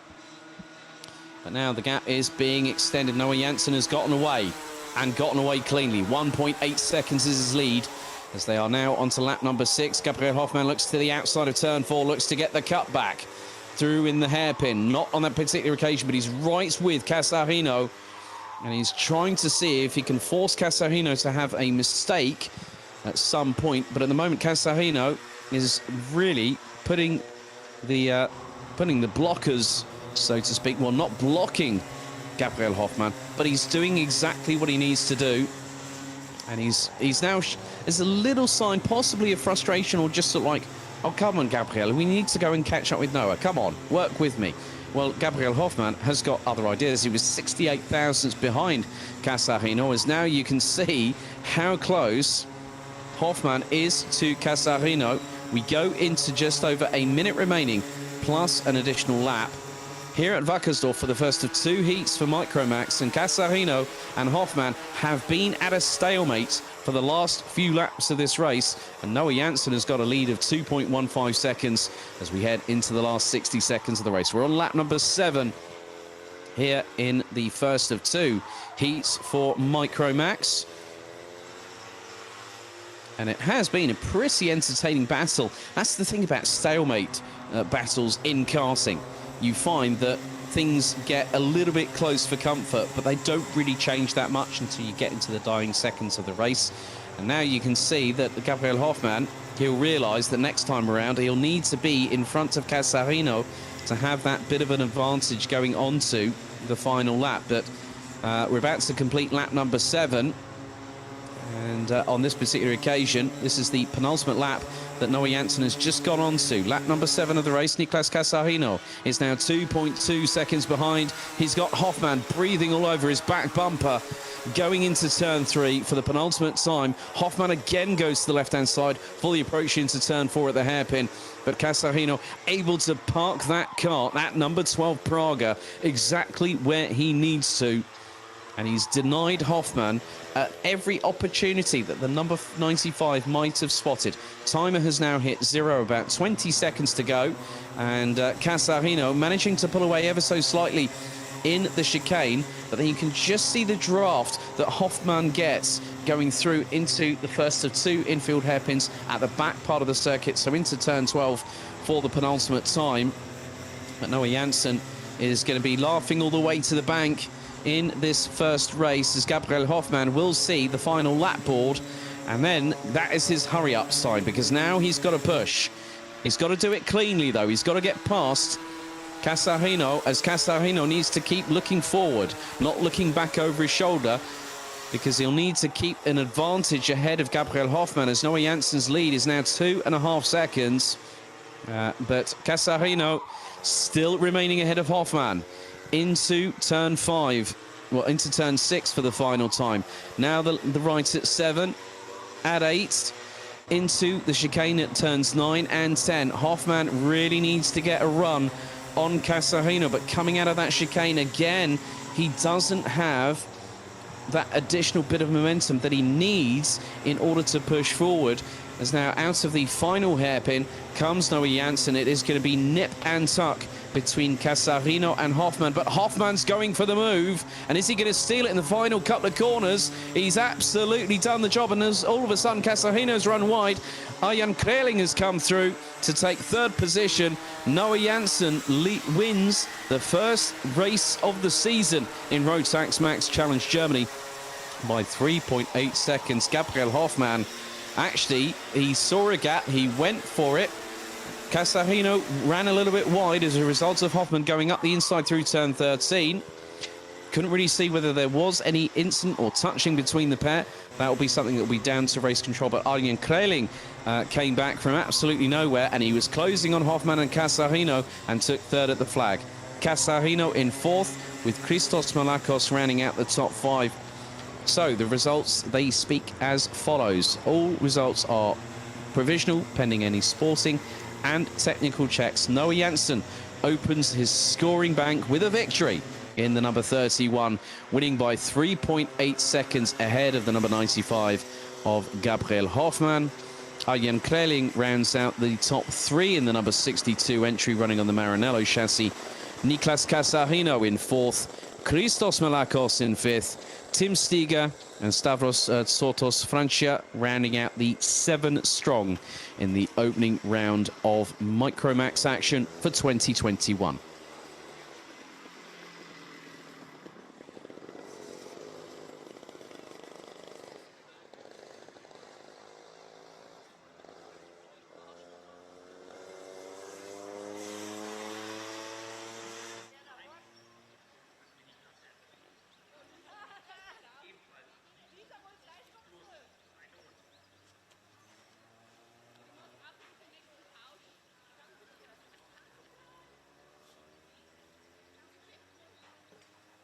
So Noah Janssen opens up his victory tally for 2021 with the victory by 3.8 seconds. And we're about to get things underway with our second of the first set of heats. And it's race 2 of the meeting. We will have Minimax up very, very shortly indeed.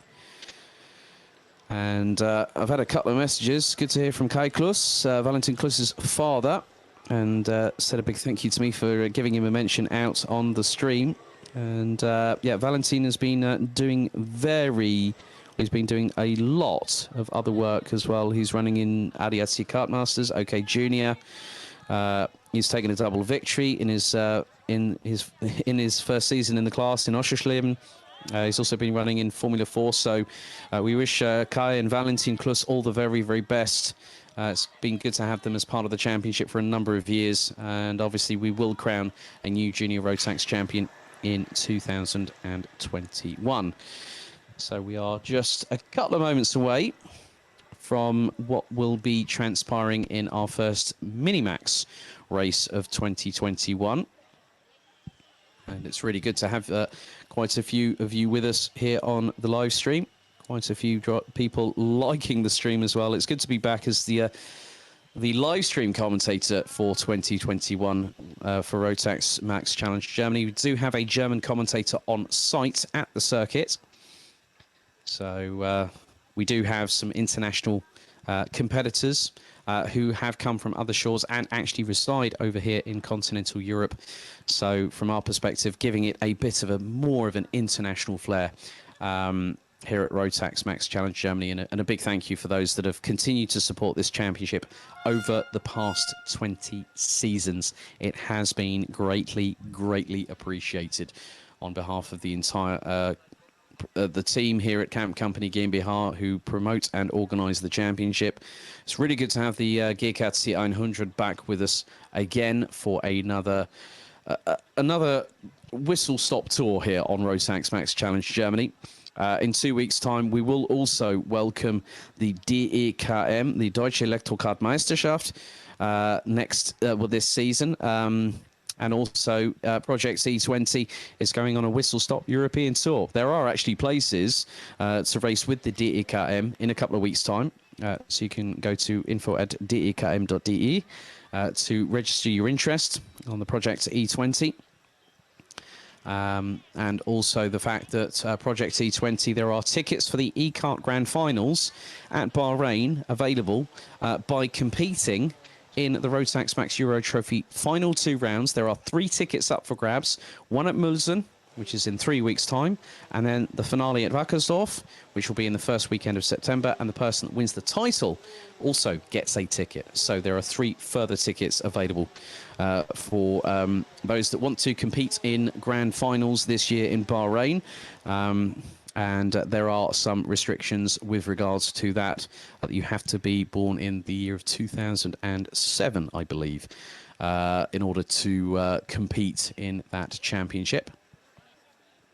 So we're just a couple of minutes away. I hope everyone is keeping well, staying safe, and obviously looking forward to having, well, hopefully myself at some point being able to go back over to continental Europe and be able to catch up with the team. I think in this respect, this day and age, you know, the wonders of modern technology that we do have, the way that we're able to communicate by so many different methods, via social media, via WhatsApp, iMessage, whatever, email. We've all kept each other going through what has been a very, very difficult 2021. And it has been just as difficult as last year, where things we had to wait a while, but we are getting there. And you know, it's good that racing is something that really helps us get back to some semblance of normality, and for people to catch up in the paddock as always. But we're about to get things underway with our second race of the weekend, race 2. It's heat 1 for Minimax, and the drivers are waiting for their opportunity to go out and enjoy some racing.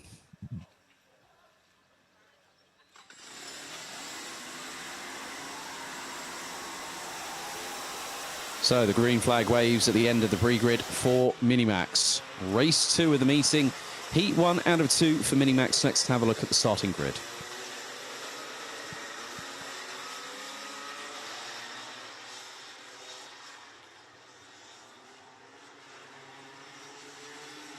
So on pole position, Alexander Klugel in the 180 will line up on pole. Alongside will be the 121 of David Chirush, and that's the front row. Simon Mayer in the 145 and the 118 of Mika Trapp. That is row number 2. Kenyon Washington in the 114 and Naim Bretag in the 191 complete the top 3 rows. Rounding out the 9-strong grid will be the 150 of Matthias Schulte. Then we've got the 153 of Devin Leon Ukar, and then Ramona Hummel in the 104.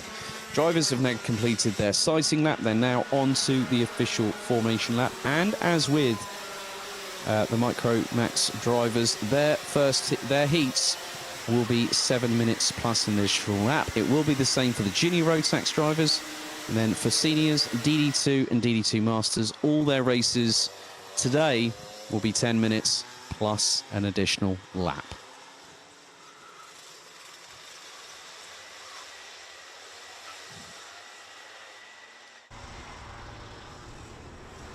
So the sun continues to shine here on Saturday afternoon as Minimax drivers get themselves ready.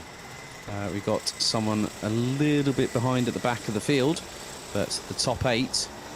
And there is Ramona Hummel running on the CRG chassis in the 104.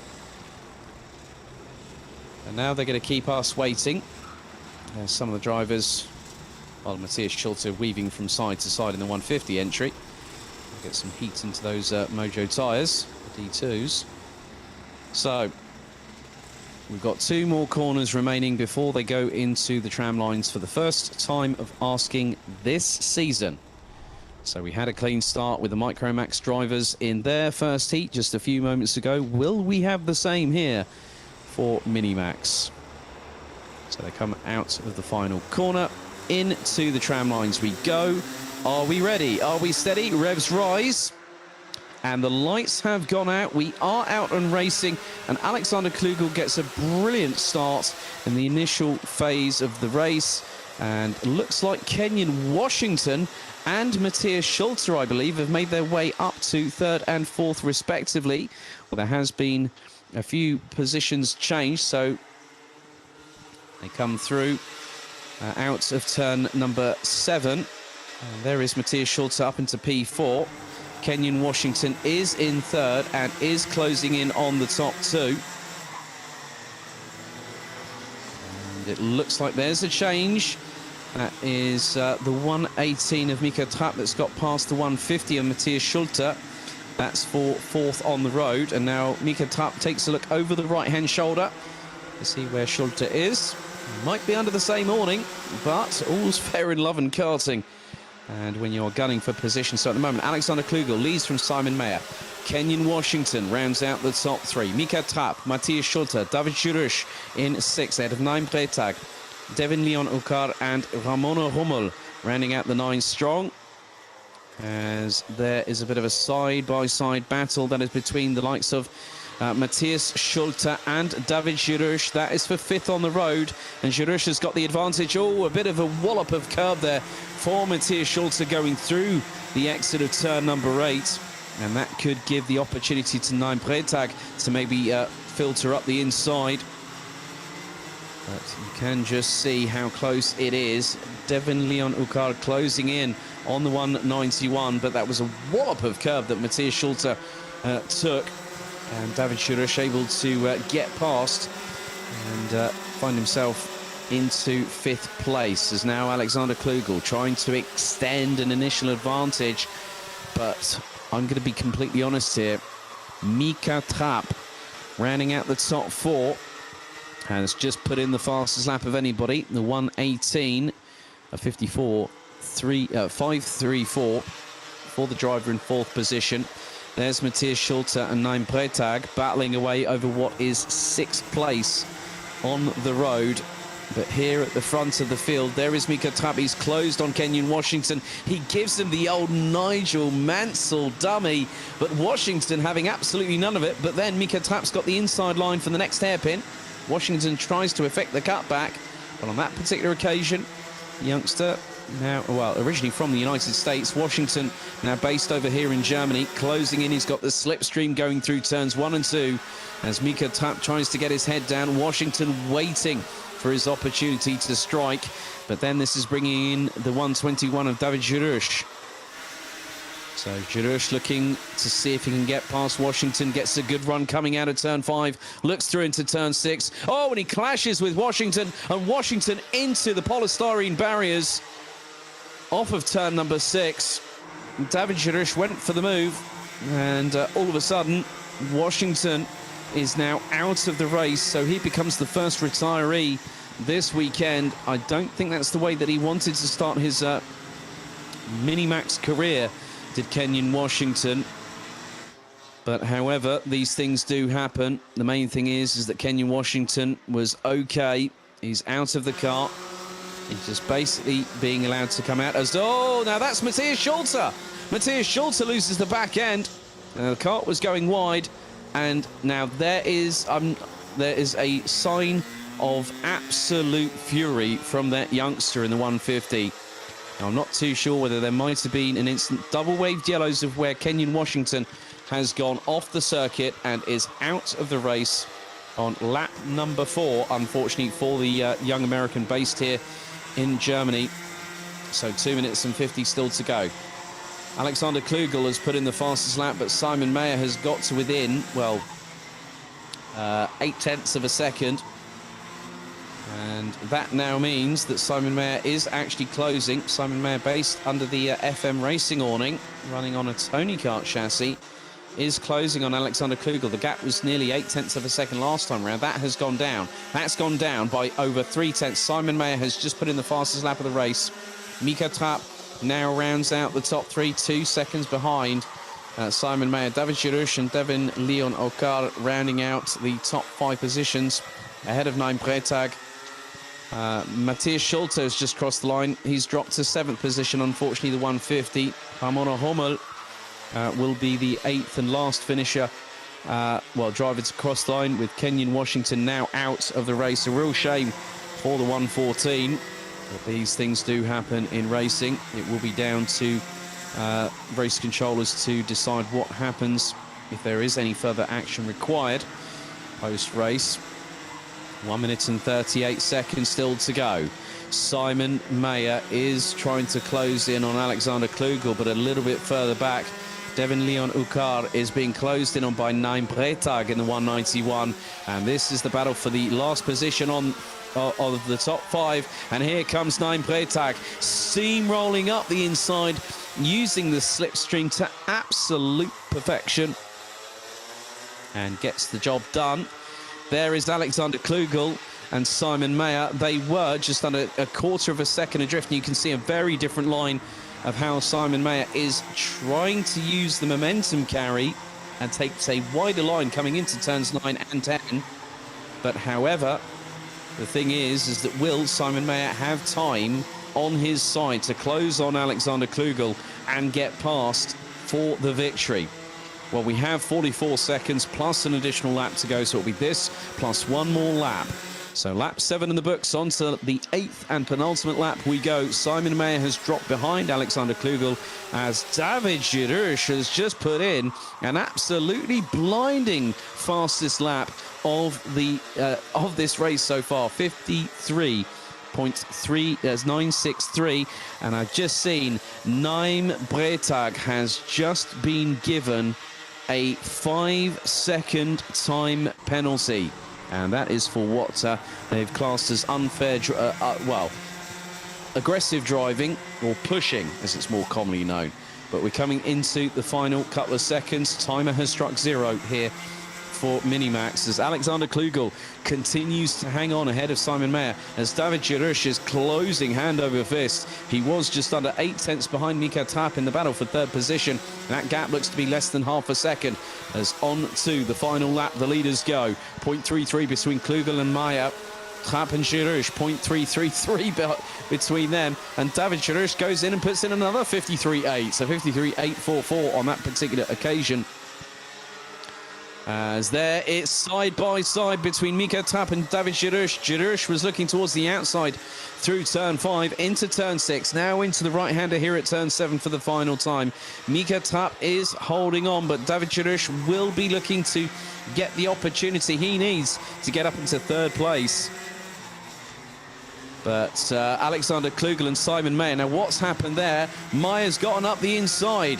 He's gotten up in the inside, has Simon Mayer on the penultimate hairpin. And then the drag race happens. Alexander Klugel literally lights up the rear tyres, but he runs wide coming out of the final corner. Simon Mayer will get the line. Will he get it? He does by 33 thousandths of a second. Simon Mayer steals the victory from Alexander Klugel like candy from a baby.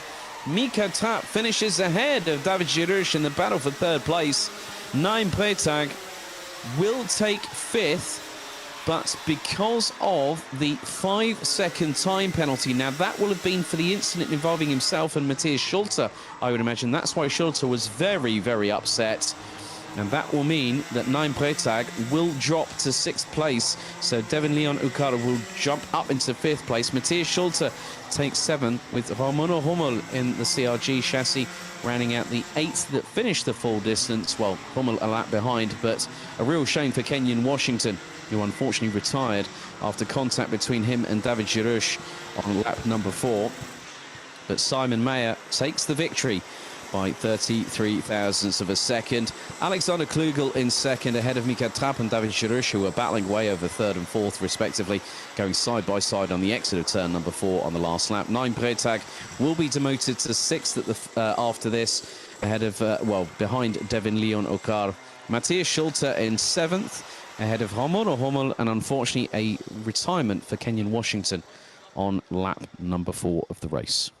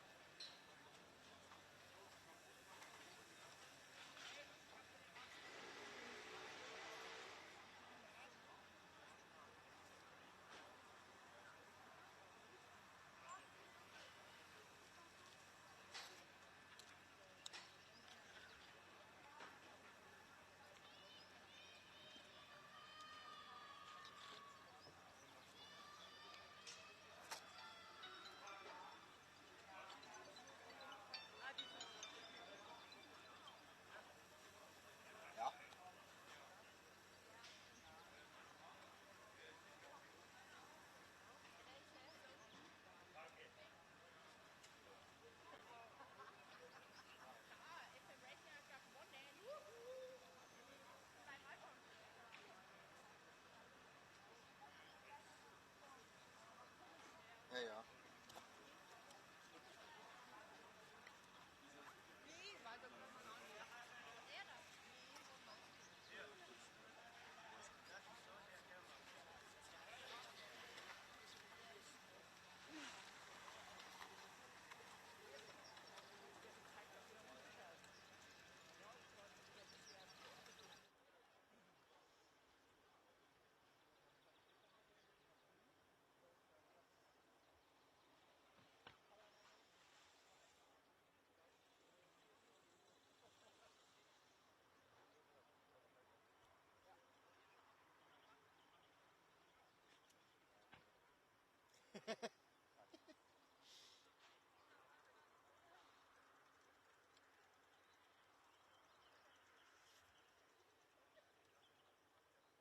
Die sieht mich nicht. Ich glaube, die sieht mich nicht.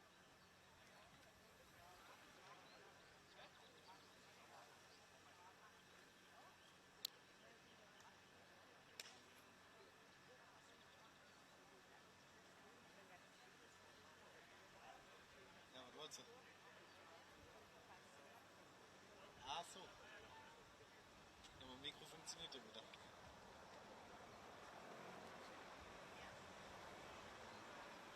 Weiß ich gar nicht.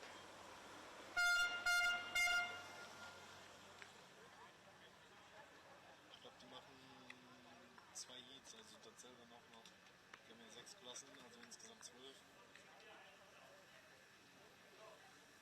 Well, one of the more interesting characters we've just seen on our screens there, Rafael Balsa's mum, in a very precarious position by a road sign. Still remember when, what was it, Rotax Max Challenge Grand Finals in Sarno. Myself and Henry Baudet were commentating. Her son was out on track, and then all of a sudden, we've just heard her literal screams of just her son's name, Rafael Balsa, like literally. And so I had to give her a shout on the commentary. One of the most passionate mums in the paddock, paddocks that I frequent.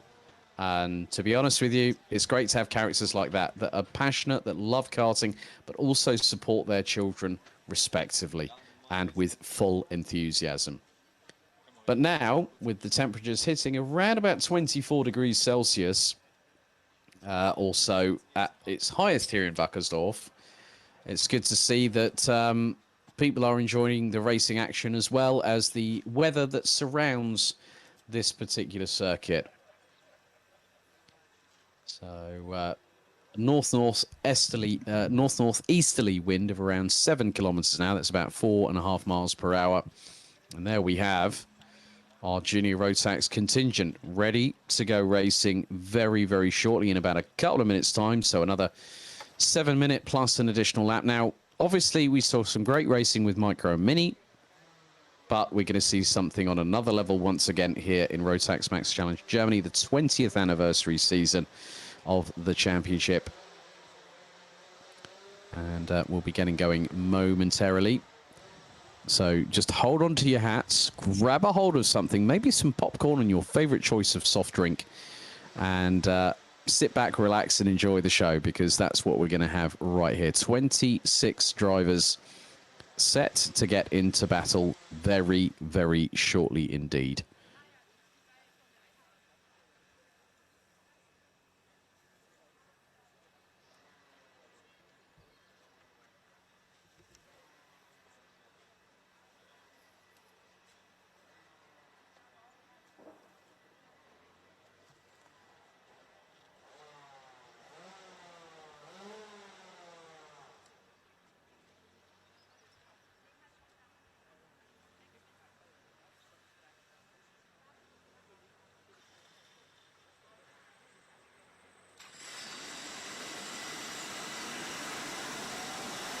So the green flag waves at the end of the pre-grid.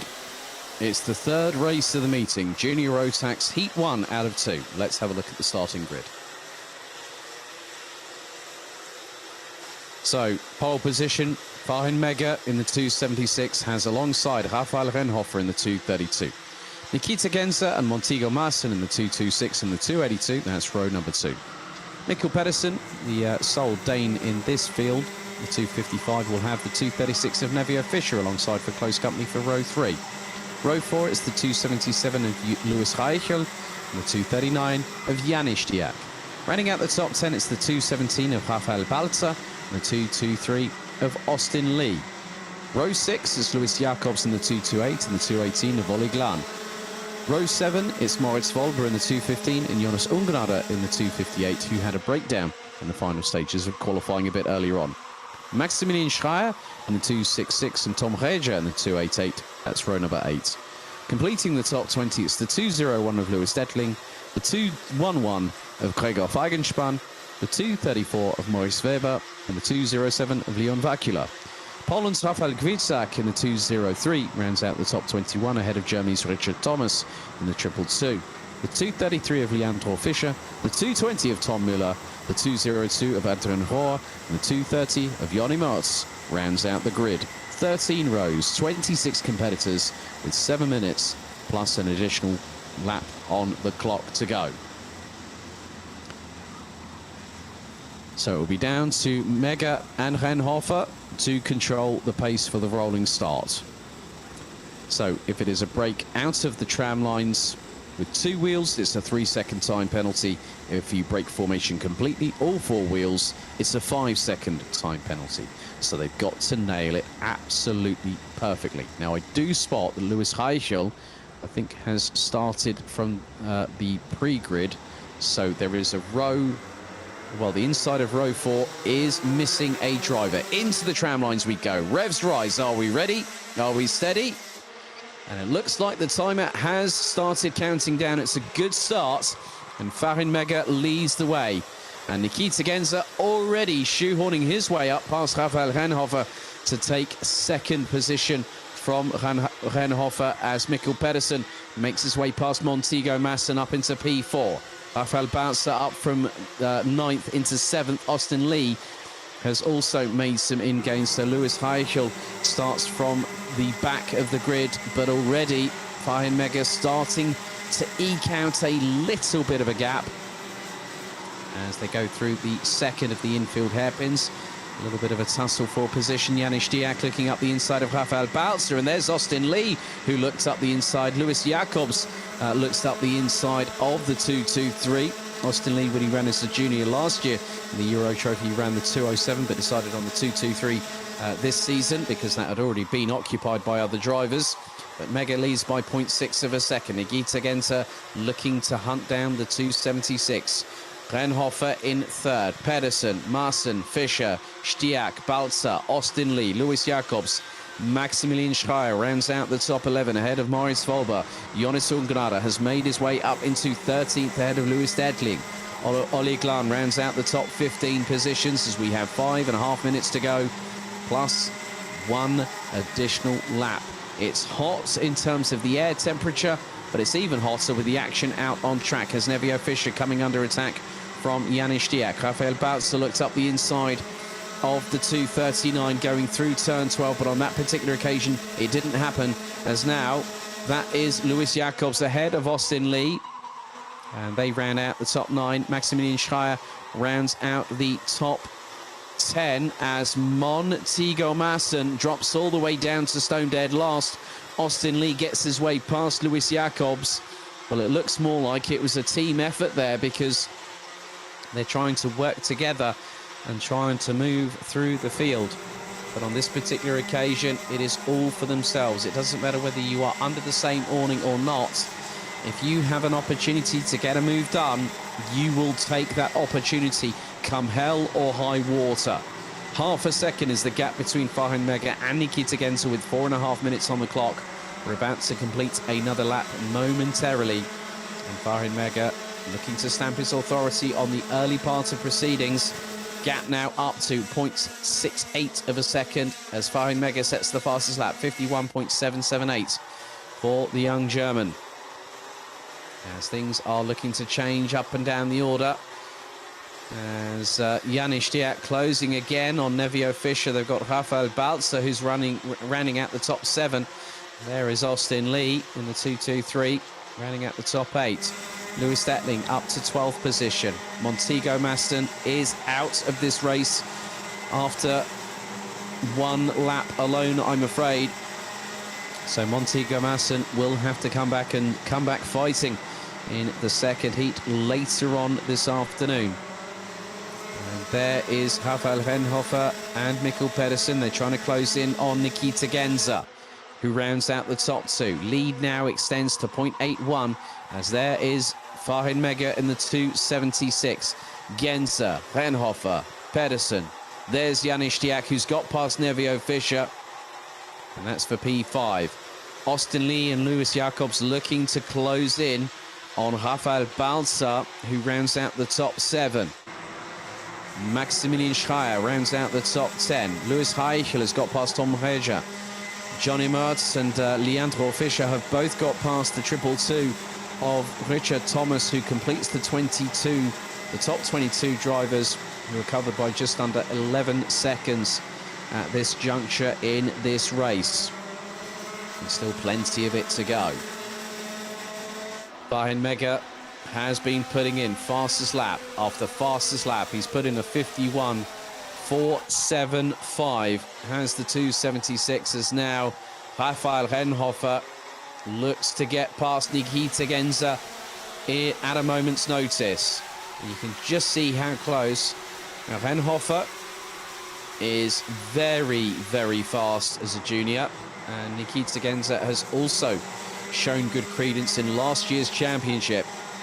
But now, because Valentin Klus is not part of the equation, they know they've got an opportunity, and an opportunity to take a national title in Rotax. So coming into the last minute and 54 seconds on the clock, plus an additional lap. Farhan Mega will hopefully continue to extend that lead. He's put in the fastest lap as well, 51.296, but then Janis Diak down in 5th steals the thunder of Farhan Mega and goes quicker, 51.262. Janis Diak 2.9 seconds off of the leader, and is 1.4 seconds off of Mikkel Pedersen from Denmark, who rounds out the top 4. 1 minute and 25 seconds on the clock, plus an additional lap. We're on lap number 7 of this race. Farhan Mega has controlled proceedings from lights out so far up until this point in time. Nikita Genza has held on to second. Jonas Ungnada has now made his way up into 10th position, having got past Maximilian Schreier in the meantime, and is trying to close in on Lewis Jacobs and Austin Lee, who are consistently running in the 51.6s. Into the last 60 seconds, plus an additional lap of the race we go. Nikita Genza coming under more warning shots and salvo fire from Rafael Renhofer. And still the battle for second rages on. Fahin Mega has done exactly what he's needed to do in this race, and then some, but now things are concertinaing between second and fourth. We're on lap number 8, and we're going to hit 10 laps race distance, so just over 12.2 kilometers will be covered in this race. And Fahin Mega on verge of taking his first victory of the 2021 season in Rotax Max Challenge Germany. And as they go through into the right-hand sweeper at turn 3, the timer hits 0. And now Rafael Renhofer next time, well, he doesn't need to do things like that through turn 4. He doesn't, because that is where you lose time. That is where you lose a potential momentum carry and a potential opportunity to overtake your opponent in front. As now Rafael Balza closing in on Nevio Fischer. Austin Lee rounds out the top 8. Last year's Minimax champion was Austin Lee. A good showing by Jonas Ungenader.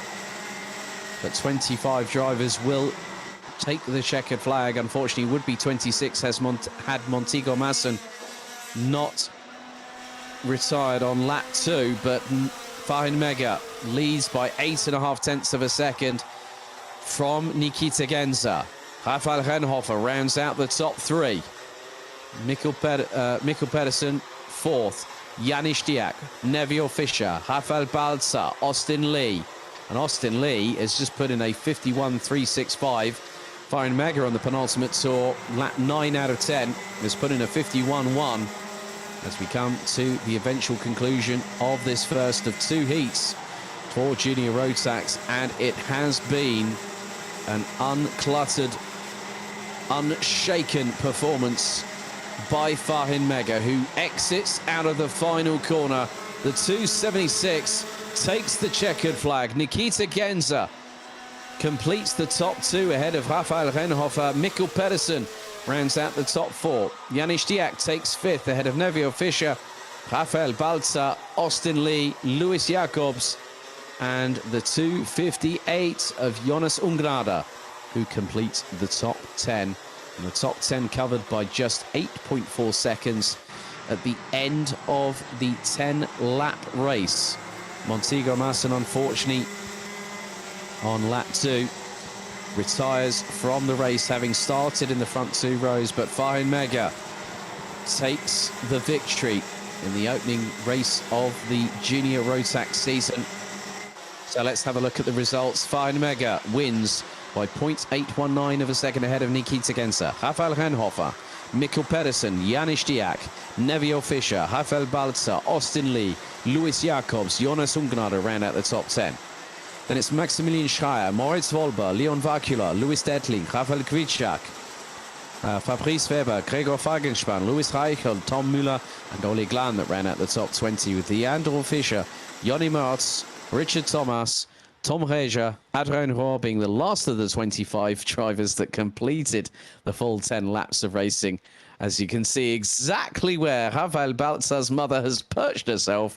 It's on the road sign, and she's hanging on with both arms, and she's saying, my goodness, it's warm up here. Just by the... and she's screaming at the top of her lungs once again. You know what? Myself and Victor, our stream director, and myself, we always have a laugh whenever we see her screaming her lungs out.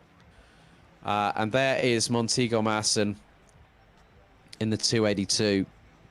He'll be recovered back to the pit lane. A real shame for the youngster, who had an epic qualifying session, P4, but unfortunately,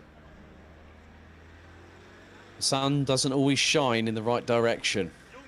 And I think at the moment, Montego Masson now despondent, disappointed, but will be motivated to come back. And yeah, I mean, effectively, he now has another opportunity. He now has another heat to fight back and get himself as far up the order as possible. And this is where things get tough for drivers. However, in about 5 minutes' time, we turn our attention to Senior Rotax. The reigning and defending champion, Linus Henson, looking to secure a second successive title in a row. But who can be the nearest challengers for the Triple Three? We'll find out in just a couple of moments' time, and I'll be right back with you.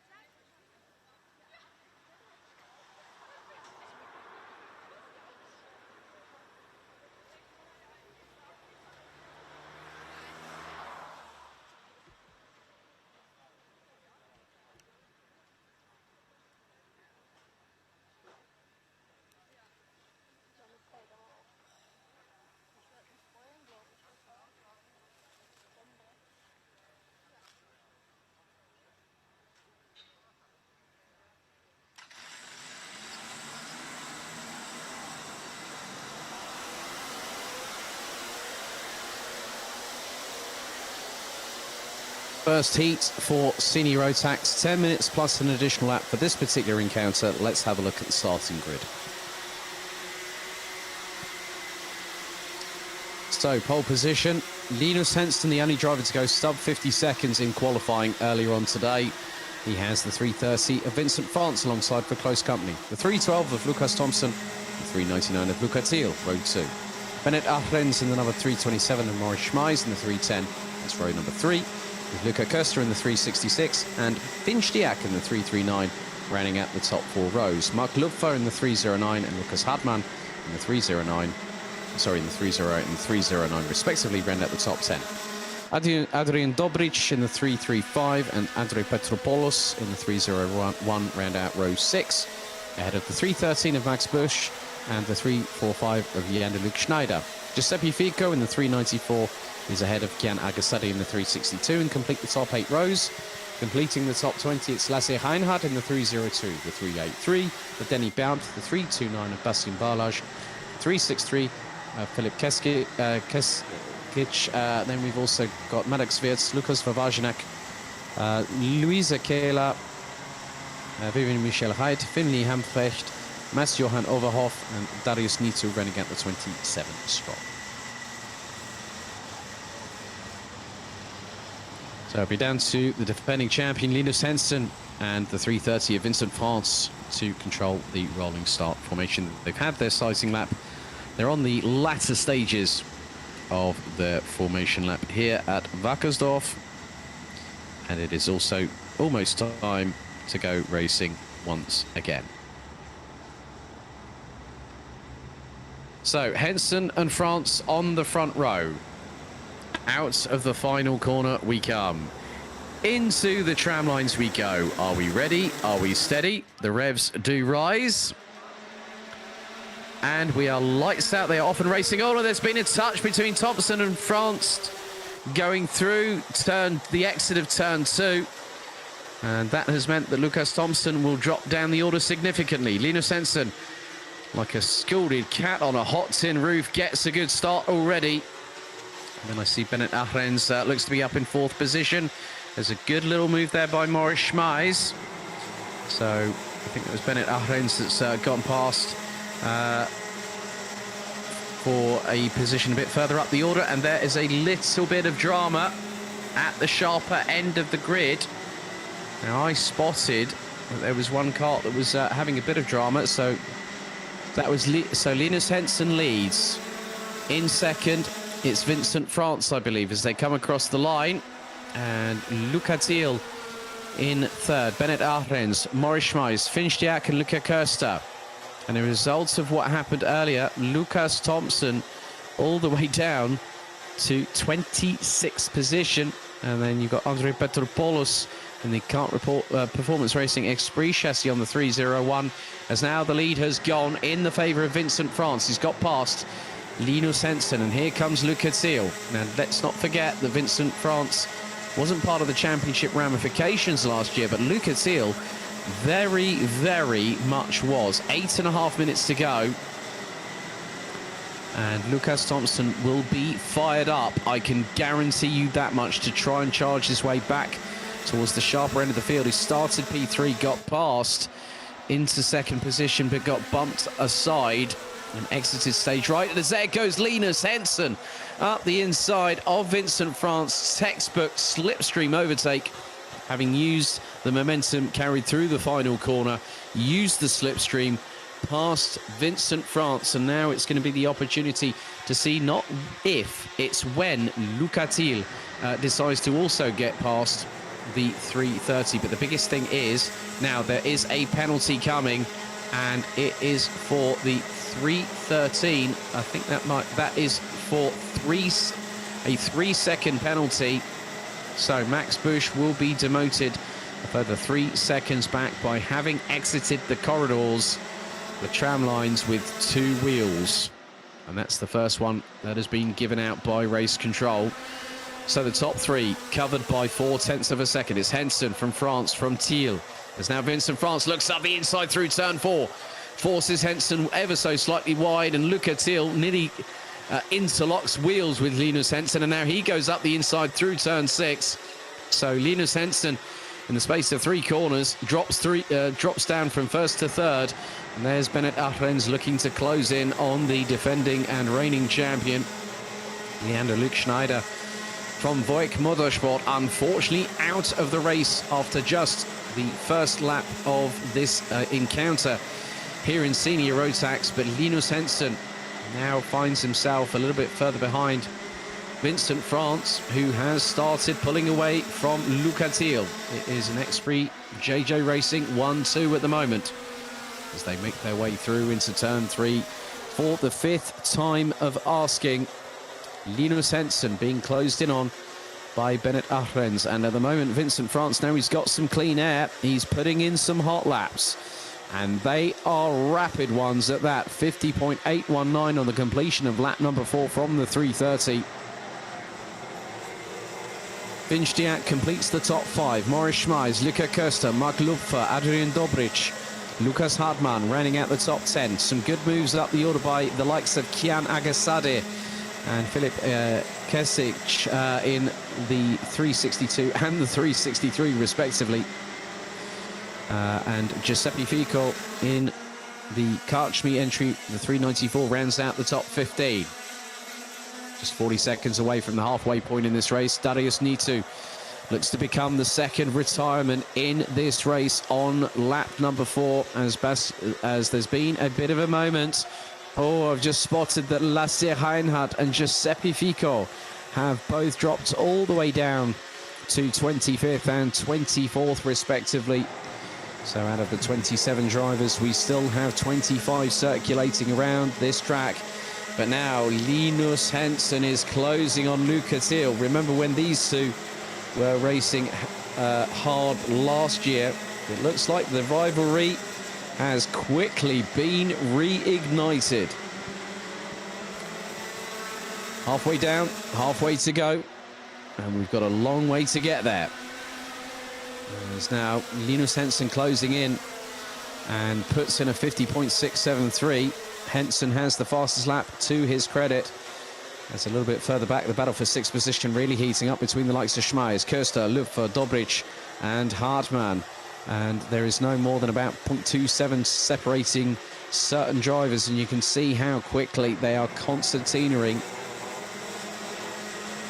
Mark Lupfer, one of the new additions to the Comkart ranks, courtesy of FM Racing. He is currently running in P8. There's a bit of a change for position as Morris Schmeis has lost out to Luca Köster in the 366 Kraft Motorsport entry. 4 minutes still to go, plus an additional lap. Battle for 2nd, 3rd and 4th really heating up. Then you take a little bit further back of a look at 7th to around about 11th position, as here comes Linus Henson, steamrolls up the inside of Luca Thiel, and then all of a sudden the daylight opens for Bennett Ahrens, who steals 3rd position off of Luca Thiel. That was perfection in terms of waiting and having the ringside seat. And now Bennett Ahrens looking to close in and pass Linus Henson for 2nd position. But Linus Henson with 10 victories on the bounce last season, and he signed off in style, did Linus Henson. It was nigh on a clean sweep of the championship. No one, not even Luca Thiel, had an answer for the 333. But the gap between Henson and Vincent France now extends to nearly 1.4 seconds. Linus Henson, he took 10 victories. The only blip at Wackersdorf, the 5th and final race on the Sunday, was when he finished 2nd. But he took 10 victories. Like, literally no one could touch him at Wirkenborn. He was literally unassailable. But we now see, I think there is another penalty coming, because we've had retirements. Giuseppe Fico out. Lasse Reinhardt out of the race. Darius Nitu all out. 23 drivers still circulating. And oh, now Andrei Petropoulos has got a 5-second time penalty for pushing, according to race control. So that will drop. Well, he's currently sitting in 21st position at the minute, and the 5-second time penalty will drop him to 23rd and stone dead last, and that will promote Luisa Kehler and also Finley Hamfrecht. But we head into the last couple of minutes of racing. Bennett Ahrens ahead of Luca Thiel. Linus Henson rounding out the top 2. Vincent France has comfortably gotten away. Linus Henson trying to put down the hammer, so to speak, and he's got his gap down to about just under 1.3 seconds. As here's Luca Thiel looking up the inside of Bennett Ahrens, going through the penultimate hairpin, the last hairpin. And here's Finch Diak making a three-way scrap for P3. There's Bennett Ahrens up the inside of Luca Thiel. But here comes Finch Diak. He's like the meat in the middle of the sandwich. And here comes Finch Diak. He's going to rub wheels with Bennett Ahrens going through turn 3, and he gets the job done. And here comes Luca Thiel. Oh, he goes into the side of Bennett Ahrens. Oh, it was going to be nip and tuck between the pair of them. And here comes Luca Köster. So Finch Diak and Luca Köster closing in. Well, Finch Diak's got his way passed up into third position, and that's allowed Linus Henson to get past and go running away into the distance without a care in the world for Linus Henson, who is closing in on Vincent France. But we're coming into the last couple of laps of this race. 45 seconds on the clock remaining, plus one additional lap. And Vincent France has completed lap number 11, but Linus Henson is chasing him down. Linus Henson has got to within a second of the leader with about 35 seconds on the clock remaining. Finch Diak rounds out the top 3. Luca Thiel rounds out the top 4 ahead of Bennett Ahrens. Luca Köster, Lukas Hartmann, Mark Lupfer ahead of Maurice Schmeis for what is now 8th. Max Busch in the number 313 Cosmic Chassis for Kraft Motorsport rounds out the top 10. So the timer is fast ticking down to 0. Next time around, it looks like Vincent France will get the final lap board for what will be the 13th and final lap. And they do say that number 13 is unlucky for some, lucky for others. As there is the 313 of Max Busch closing in on Maurice Schmeis. That's for 9th position in the dying stages. Final lap board is out, and it's been shown to Vincent France, Linus Henson, Finch Diak, Luca Thiel.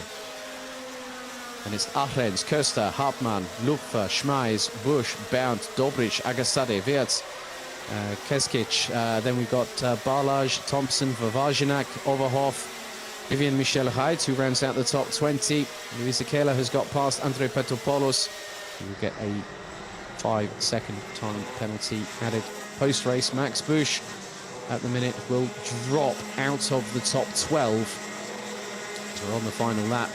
But Vincent France, as soon as he got past Linus Henson, has not really had to look back or worry about where the 333 is in terms of proximity.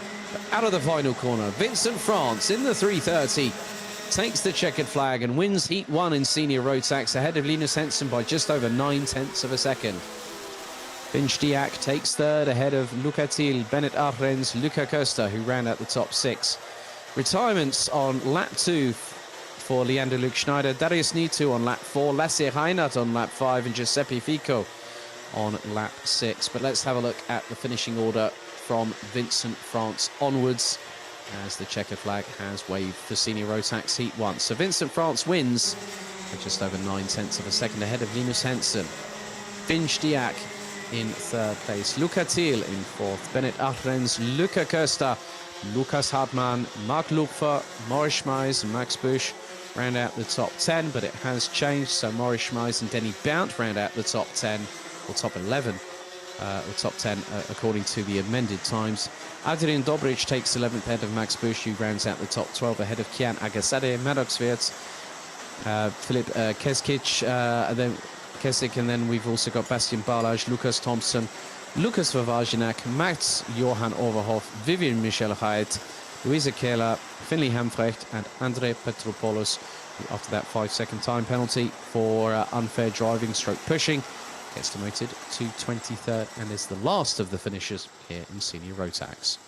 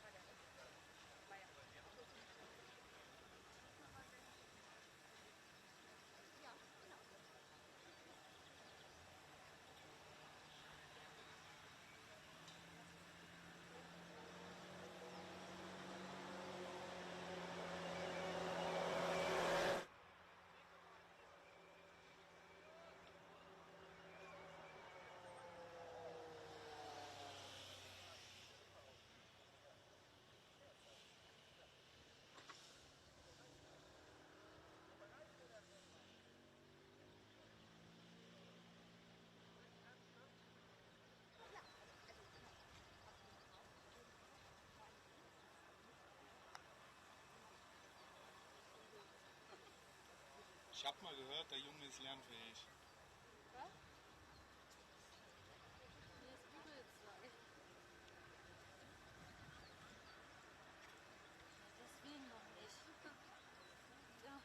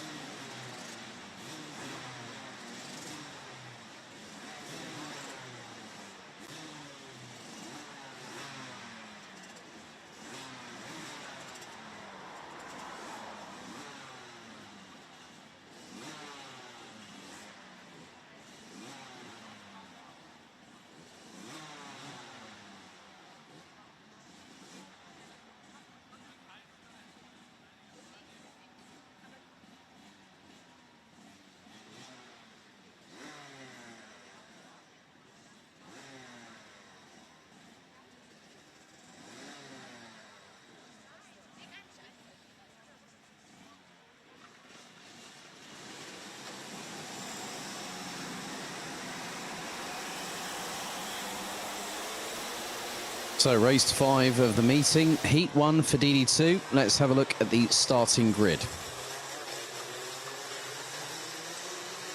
Pole position decided by not much at the end of the qualifying session earlier on, but it's Florian Breidenbach who starts from pole position in the 433. Alongside will be Dennis Thiem in the 454, Patrick Lipinski in the 404 and the 466 of Honey Gödler. That is row number 2. Jana Stier in the 444 and Micromax in the 464 will be on row number 3. Fabian Bock in the 481, Robert Schopian in the 477, Marcel Steinert in the 413 and Oliver Breidenbach in the 422 entry complete the top 10.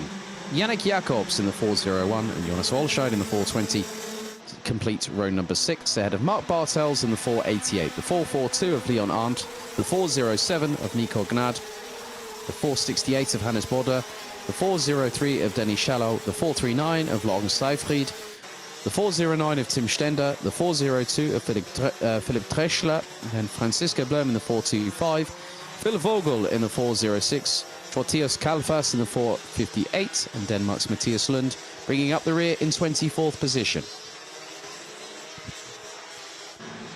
So again, as per seniors and DD2 Masters, each heat will be 10 minutes plus an additional lap, and it will be down to Breidenbach and Thiem to control the pace. They're going to start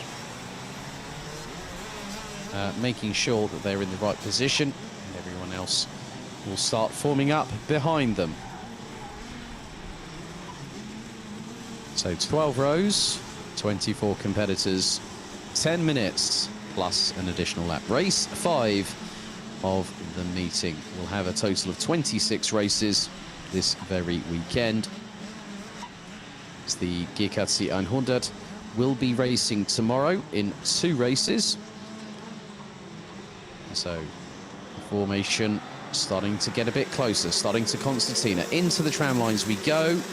Revs rise. Is this a clean start? Yeah, no, well, it looks like a few hands went up from the drivers as they're making their way through into turn 3. Not sure. So it looks like we have had a reset of the timer. It has been declared a full start. I thought that might have been the case because I saw 5 to 6 drivers instantly put their hand up. And from the way that the start was formed, the top 2 rows started gathering speed. And I think row 3 on the right-hand side of the track. Now, pole position is effectively on the right-hand side on the track itself, as if you're pointing your way through turns 1 and 2. So row 3 got a little bit left behind. So effectively, we have seen it before where a couple of false starts have brought out the red flag, and then it's always the race director that goes up to the drivers at the front row saying, you are the ones that need to control this. So we'll see if we get it second time around. So ding ding, round 2, seconds out. But that looks a lot better in terms of the formation. So it's Florian Breitenbach and Dennis Thiem on the front row. Lipinski, Görtler, Stier, Metz, Bock, Schoppian, Steinert, and Oliver Breitenbach. Right, second time of asking. Are we ready? Are we steady? The revs rise. And it looks like we've got a better start this time. And a good start from Florian Breitenbach as Patrick Lipinski looks to go up the inside of Dennis Thiem and has made the move going into turn 4. As that is Robert Schoppian, I believe, in the 477 that's had an absolute flyer of a start. He's got past Dennis Thiem for 3rd position. Is now Patrick Lipinski looks to close in on Florian Breitenbach. It's everyone for themselves going through turns 9 and 10 for the first time of asking. But Florian Breitenbach very much resolute and trying to keep Patrick Lipinski in the 404 behind, but into the infield with the next hairpin. The Sodi kart driver gets close, but Robert Schoppian jumps up the order, like literally pole vaulted his way from 7th to 3rd. A little bit further behind, Dennis Thiem coming under pressure. But Dennis Thiem is in 4th. Micromax up into 5th ahead of Ronny Görtler. And there's a great move. Great slipstream overtake by Robert Schoppian on Patrick Lipinski. And here comes Dennis Thiem back into the fray. Along with Micromax, Ronny Görtler is in the fray there too. Fabian Bock, Marcel Steiner, Jana Stier, Mark Bartels, all in the melee in the middle. And it is rather kicking off. Jana Stier and Mark Bartels actually round out the top 10. As the drivers making their way through turn number 11 into turn 12. And looks like there's a change for position. Micromax has got past Dennis Thiem for 4th place going through turn 12. But at the moment, Florian Breitenbach continues to lead proceedings. After 2 laps completed, Robert Schoppian in the 477. First came across that individual earlier on this year, the B&L Karting Series and the Rotax Max Euro Trophy. So Schoppian's decided to pursue a national campaign as we've got yellow flags going through into turns 1 and 2 on the start-finish line. So it looks like someone has had a drama in the meantime, but you can see now everyone's scrabbling for traction. The top 6 are concertinaing, but Patrick Lipinski looks to be under fire from Micromax going into turn 11. Micromax nearly went up the inside, and that nearly opened the door for the likes of Dennis Thiem and Ronny Görtler. And now, here comes the opportunity for Micromax, but now Robert Schoppian's hit the front. Florian Breitenbach is in real strife right about now. It's nearly 3 abreast coming out of the final corner for around about 3rd place. So Robert Schoppian from 7th, as there goes Florian Breitenbach nigh on sideways through turn 3, gets past Patrick Lipinski. And you've got the likes of Dennis Thiem. You've got Micromax, Ronny Görtler, Fabian Bock, Marcel Steinert on the comp kart chassis for FM Racing. Running out the top 8, Mark Bartels has absolutely scythed his way through the field, and he's currently in 9th place ahead of Jana Stier in the 444 on the Maranello chassis. And you can see that teammates don't, well, I mean, the thing is in karting, it's a bit different to higher echelons of single-seaters, but there we have a change for position, as there is quite a few drivers scrapping over the scraps on the dinner table after Sunday lunch. Well, it's Saturday afternoon here. And Micromax goes up past Lipinski into third place, going through turn 3. Nicely done there.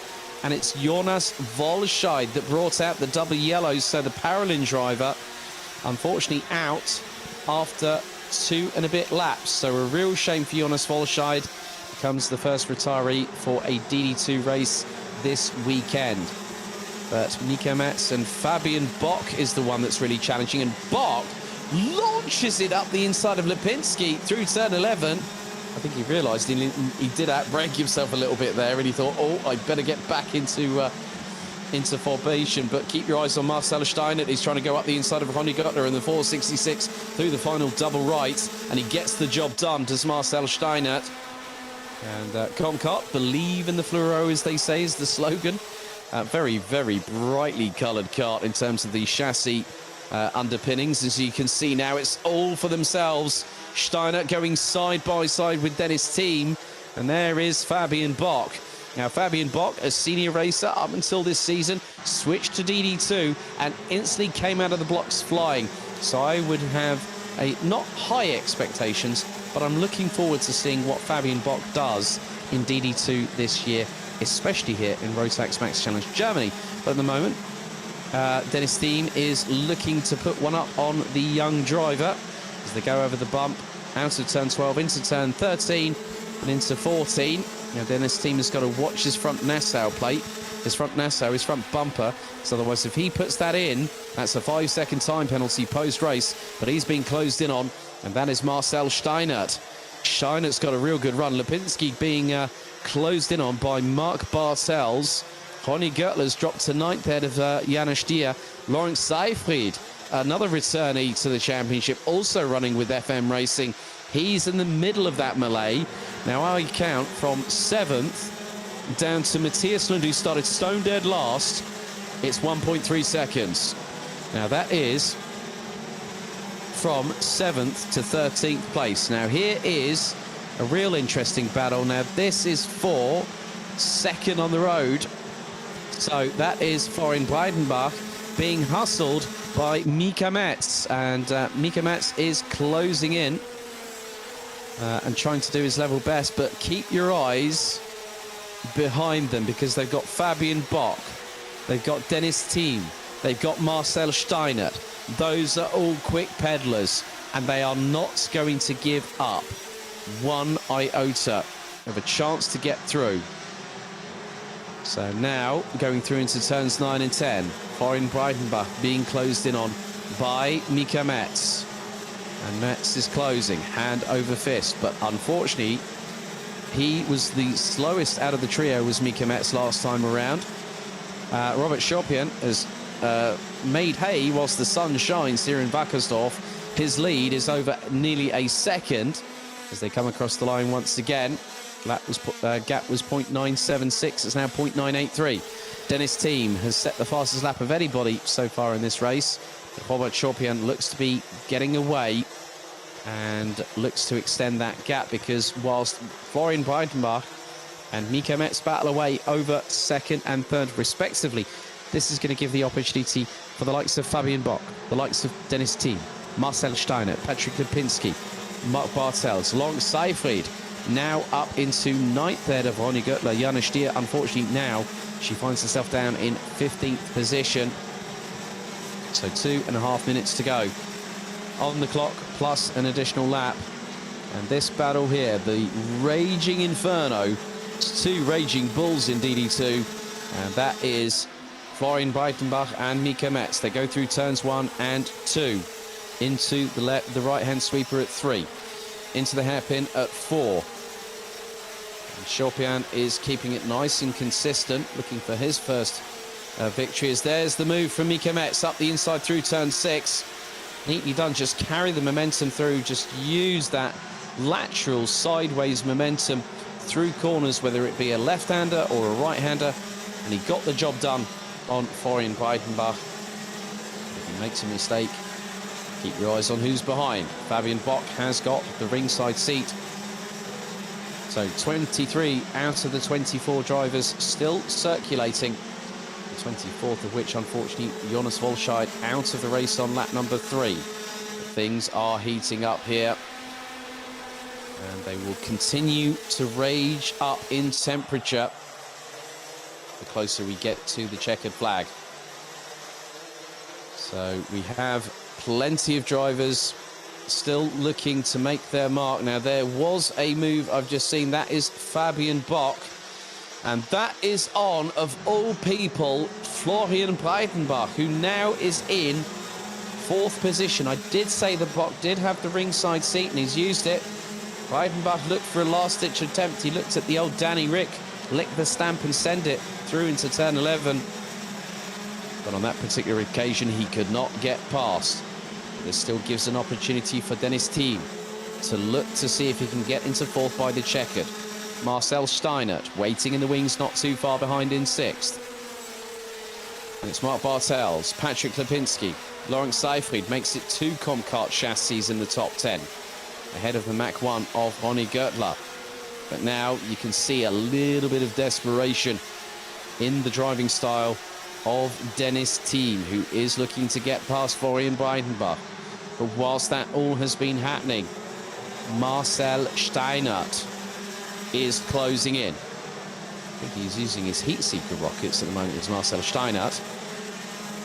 But now the timer is about to hit 0, and it strikes now as Micromax is closing on Robert Schorpian. This is something that has transpired in the last few laps. And now we go on to the last lap of this race. Lap number 13. Robert Schorpian just over a quarter of a second ahead of Micromax in the lead of this race. And Fabian Bock is the first driver to go sub 50. And now the battle for the lead really starting to heat up. There's the move from Micromax on Schorpian, going through turn 6. But then Fabian Bock has really closed in on a rate of knots. And then some. Fabian Bock was 9/10 back from Robert Schorpian at the beginning of this 13th and final lap of this race. And now he senses an opportunity. There is the move from Marcel Steinert on Dennis Thiem. But the battle for the lead is literally line astern. You can't put an A4 sheet of paper between them, because now Fabian Bock went for it. Robert Schorpian tried to retaliate on Micromax, but the checkered flag, it is Micromax that wins for Dor Motorsport in this first DD2 race of the weekend and of the season by 92 thousandths of a second. Fabian Bock could have gotten second, maybe could have even have gotten the victory. He rounds out the top 3 places. Florian Breitenbach rounds out the top 4 ahead of FM Racing's Marcel Steinert, with 3 of the 4 Dor Motorsport karts making it into the top 10. Courtesy of Dennis Thiem and Mark Bartels, who round out the top 7.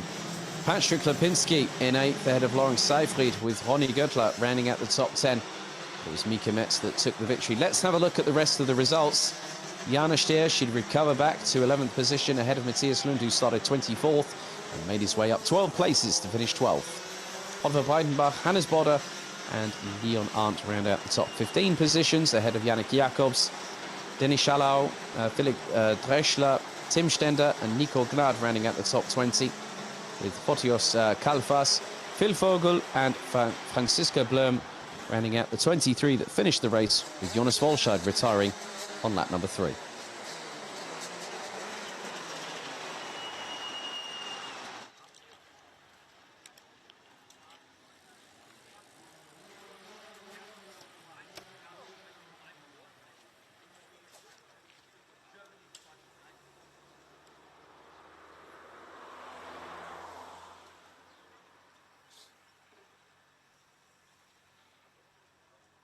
So this time around, we come to the last of the first set of heats here at the opening round of Rotax Max Challenge Germany, being hosted here over today and tomorrow at the fantastic 1,220 meter circuit here at Prokart Raceland Circuit in Wackersdorf in Bavaria in Germany.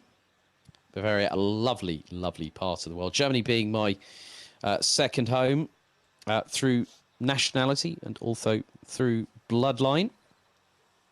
And once things have settled down with what is going on across the globe at the moment, unfortunately, for those wondering why I'm not at the circuit, the current restrictions reference the United Kingdom and people going over to Germany.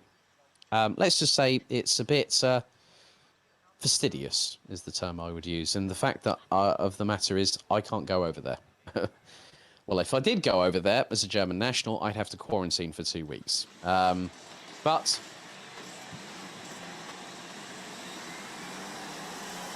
let's take you through the grid for our final of the first set of heats. Race 6 of the meeting, DD2 Masters. Let's have a look at the starting order, shall we? So, Michael Becker taking pole position by 1/100th of a second in the 5:26 entry, and will have Tommy Helfinger in the 5:06 alongside. Andreas Frenzel in the 5:03 will have Thomas Pietz in the 5:50 alongside the company on row 2. It's Daniel Schollenberger and Klaus Barnett on row number 3 in the 5:22 and the 5:02 respectively. Andreas Neumann in the 5:67, Stefan Carbo in the 555, that's row 4. Marco Winkler in the 5:66 and the 5:24 of Lennart Schreiber round out the top 10. Completing the 16 strong, it's Heiner Born in the 5:60, Patrick Weinstock in the 5:85, Tobias Kreff in the 5:86, Tanju Yildiz in the 5:70, Nico Heiner in the 5:23, and last but by certainly no means least, the 5:80 of Konrad Bayer. So again, 10 minutes on the clock, plus an additional lap. And then we'll head into our final 6 races. A total of 12 today. A total of 14 tomorrow. So 26 races here at Wackersdorf. We will welcome the Deutsche Elektrokart-Meisterschaft in 2 weeks' time at Motorsport Arena Mülsen in eastern Germany, about an hour and a half away from Dresden International Airport. A circuit established back in 2019. I think, as memory serves me correctly, I'm the first ever English-speaking commentator actually be at that circuit. And what a circuit it is. And that will provide a stern test for our drivers in 2 weeks' time. However, we refocus our efforts and our interest on this gaggle of DD2 Masters drivers here. So Becker and Halfinger on the front row. It's Compkart versus Sodi. Into the tram lines we go. Are we ready? Are we steady? Revs rise. And the lights are out. And a good start by Michael Becker. Halfinger staying in second position. Oh, someone going a bit wide. I think it was Stefan Carbo in the 555 that was going a bit wide, coming out of turn number 3. And there is Andreas Frenzel, Thomas Piet rounding out the top 4, but Michael Becker gets the initial advantage. Tommy Helfinger looking to close in and get past the Compkart chassis. And going into turn 11, that's a great little send there from Helfinger to get the initial advantage past Michael Becker. So go through turn 12, over the hump. Into turns 13 and 14 they go. So Helfinger will lead the way after lap 1, despite the best efforts and best counter-attack tries of Michael Becker, but they were separated by 89 thousandths across the line. As Becker looked for the move up the inside of turn 4, that nearly opened the door for Andreas Frenzel in the 5:03. Thomas Piet rounds out the top 4 in the Braga chassis, and then Daniel Schollenberger, Andreas Neumann, Marco Winkler now up to 7th. Drivers that have also made some moves. It looks like Heiner Born has not made it onto the grid, not made it through past the first lap. So unfortunately, one driver out of 16 not taking part, but everything concertinaing at the front. Piet being closed in by Schollenberger and by Neumann. Winkler on the Parolin chassis is ahead of Barnett, Weinstock, Lennart Schreiber, Stefan Carbo after that off-track excursion. Out of turn number 3 has dropped to 11th position, and Heiner Born has not even gotten going, so unfortunately the 560 is effectively a confirmed retirement. 8 minutes and 10 seconds plus an additional lap. Becker closing in on Helfinger through turn 4, using a different line to go into the apex, and very close between front and rear bumper there. But they make it through nice and cleanly. And one of the things about the livery on that comp kart chassis, you can't exactly miss it. Especially if you're looking at Google Maps from the satellite a little bit further down, as it looks like there's been a little bit of an incident, or someone lost out. That was for what was third place, I believe. But at the moment, Andreas Frenzel is still sticking in third position. He's had the likes of Thomas Piet closing in, and Thomas Piet has dropped. So that means that Daniel Schollenberger has gotten up into fourth position after 3 laps of racing. And Schollenberger closing on Andreas Frenzel, bearing in mind they're both on Sony kart chassis. To go through the left-hander at turn 6 into 7. Oh, sorry, turn 5 into 6 there, now into 7, now into the right at 8.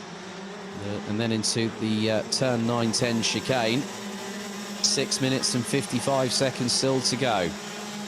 And 15 drivers still circulating, all covered by just over 6 seconds at the end of lap number 3. And here is Daniel Schollenberger from Schollenberger Racing, closing in on Andreas Frenzel, or what is third on the road. But Tommy Helfinger, having gotten past Michael Becker on lap 1, has kept the lead for the moment, and the gap now extends to 0.364 seconds. Michael Becker has just put in the fastest lap of anybody, 50.830. So Frenzel still in third place ahead of Schollenberger. Winkler, Piet, Neumann, Parnet, Schreiber, Yildiz. Nico Heine has got past Konrad Bayer for 14th. Konrad Bayer actually said, oh, we need to find a bit of pace. He sent me a Facebook message a bit earlier on, and had a quick chat with him a little bit earlier on today. And he's basically said that need to find a bit of pace, you know, need to get back into the rhythm of racing. Well, there we go. It's just one of those things where you have a bit of a layoff, you have to get back to the circuit, you have to get back into that rhythm and find out what happens. Well, that's exactly what's happened for Konrad Bayer this weekend. A bit of a out of the frying pan and into the fire sort of situation. But I know Konrad very, very well, and I'm sure that he will come back fighting. I mean, it's a new chassis for him. He was racing on Sony karts up until this season, so switch to Comkart, switch of team, a switch of environment. Still has the same mechanic, but we are in the halfway stage of the race, and Tommy Helfinger still starting to lead. But keep your eyes on Marco Winkler. He's just put in the fastest lap of anybody, a 50.730. The driver in the 566, now running with FD Motorsport, and has changed to Paralin chassis. And he is closing on Daniel Schollenberger. He's within, well, he's less than 2.5 tenths of a second behind at this particular moment. So Marco Winkler had his fair share of trials and tribulations last season. He's been racing in he's been doing some tin top action in the older style, like the E46 BMWs I've seen on his Facebook activity quite recently. But he still loves his karting, like many of us do. As you can see there, Schollenberger closing on Frenzel for third place.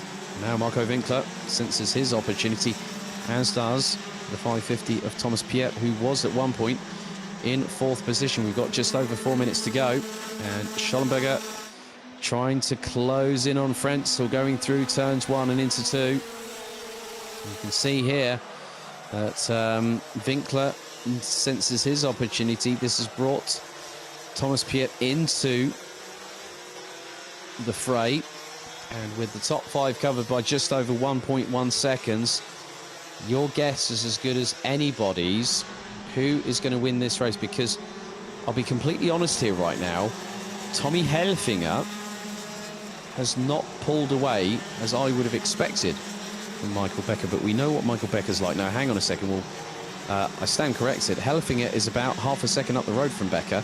Now Becker is being closed in on by Frenzel, Schollenberger, and the latter two are battling over what is third position on the road, and that could really open the floodgates for the likes of Winkler and Piet, who are closing in on their back bumpers. And the top 6 covered now by 1.78 seconds. And Piet has got a hell of a gap of about 2.5 seconds between himself and Lennart Schreiber. But we still have 15 out of the 16 drivers still circulating at this particular moment. We've got 2 minutes and 45 seconds on the clock, plus an additional lap still to go. And Michael Becker now finds himself exactly, well, nigh on a thousandths higher than 0.5 of a second behind Tommy Helfinger. Andreas Frenzel rounds out the top three. Daniel Schollenberger fourth. Marco Winkler in fifth, ahead of Thomas Piet. Lennart Schreiber, Andreas Neumann, Klaus Barnett, Stefan Krabau, Patrick Weinstock, Tanju Yildiz, Tobias Gref, Nico Heine and Konrad Bayer still circulating.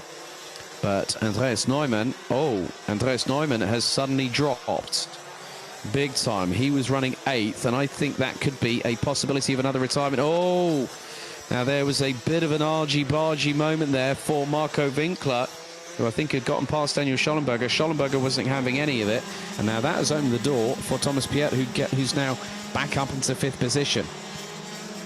Just caught the tail end of that, so Andreas Neumann in the 567. Tony Kart chassis running with RS Competition.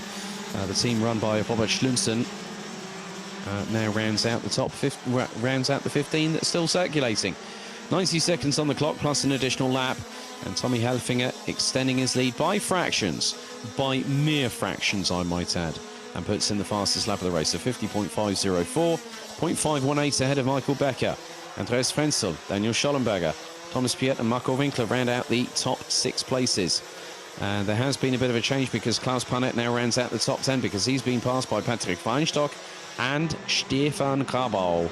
In the meantime, as we come into the last 60 seconds, plus one additional lap of the first set of heats, we'll be going into the second set of heats very, very shortly indeed. The good thing is so double waved yellows, and that is, oh, Stefan Krabau, I'm afraid, that has just had a massive drama. I think that was a technical failure for the Kraft Motorsport driver, and Andreas Neumann is also out of the race. So we are down to what will be 13 drivers. They'll be rounded out by Konrad Bayer in the 580.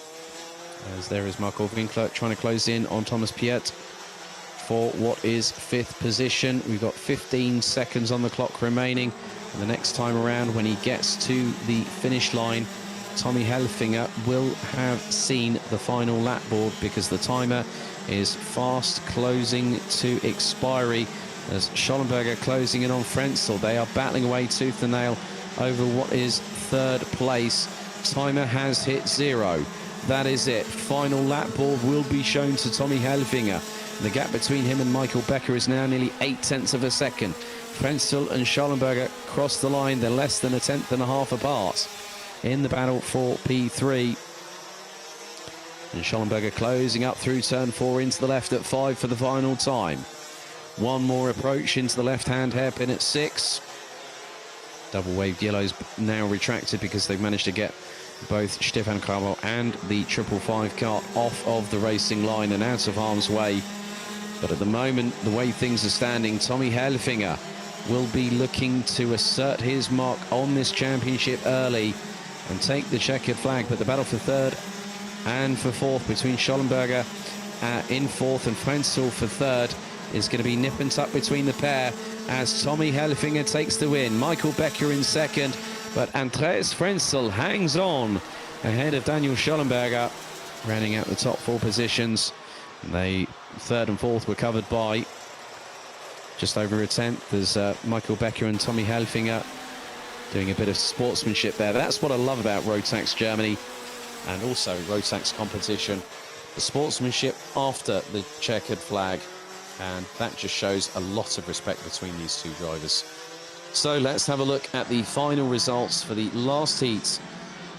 One out of 2 heats for the first day of competition. So Tommy Helfinger wins ahead of Michael Becker by 0.85 of a second. Andreas Frenzel completes the top 3 with Daniel Schollenberger 4th being pipped to the post for the final part of the top three by just over a tenth of a second. Thomas Piet and Marco Winkler ran at the top 6 ahead of Lennart Schreiber, Patrick Weinstock, Tanu Yildiz and Tobias Greif rounding out the top 10. Completing the 13 that finished the full 13-lap distance. Klaus Panner in 11th, Nico Heine in 12th ahead of Konrad Bayer, with unfortunate retirements for Stefan Krabo on lap 11, Andreas Neumann on lap number 10, with Rainer Born unfortunately not making it even to the end of lap number 1.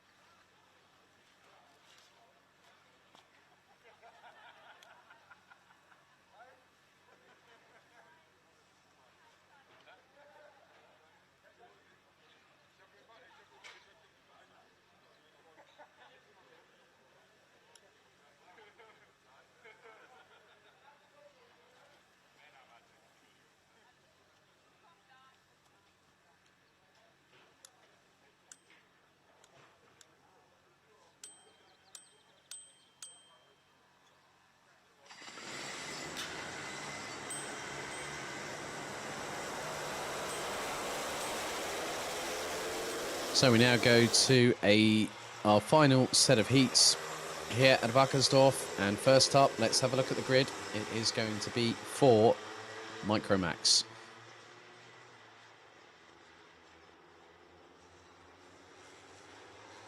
So Gabriel Hoffmann and Noah Janssen will start on the front row of the grid. Noah Janssen took the victory in Heat 1 a little bit earlier on today. Niklas Casarino starts on third position in the number 12. Alongside will be Arjen Kreling in the number 62, running on the Maranello chassis. Christos Malakos in the 27 will start fifth, ahead of Tim Stiger, with Stavros Sotos Francia in the 91, rounding out the 7 strong. And despite the fact that these grids might be on the low side, they have provided us with some fantastic action here so far today.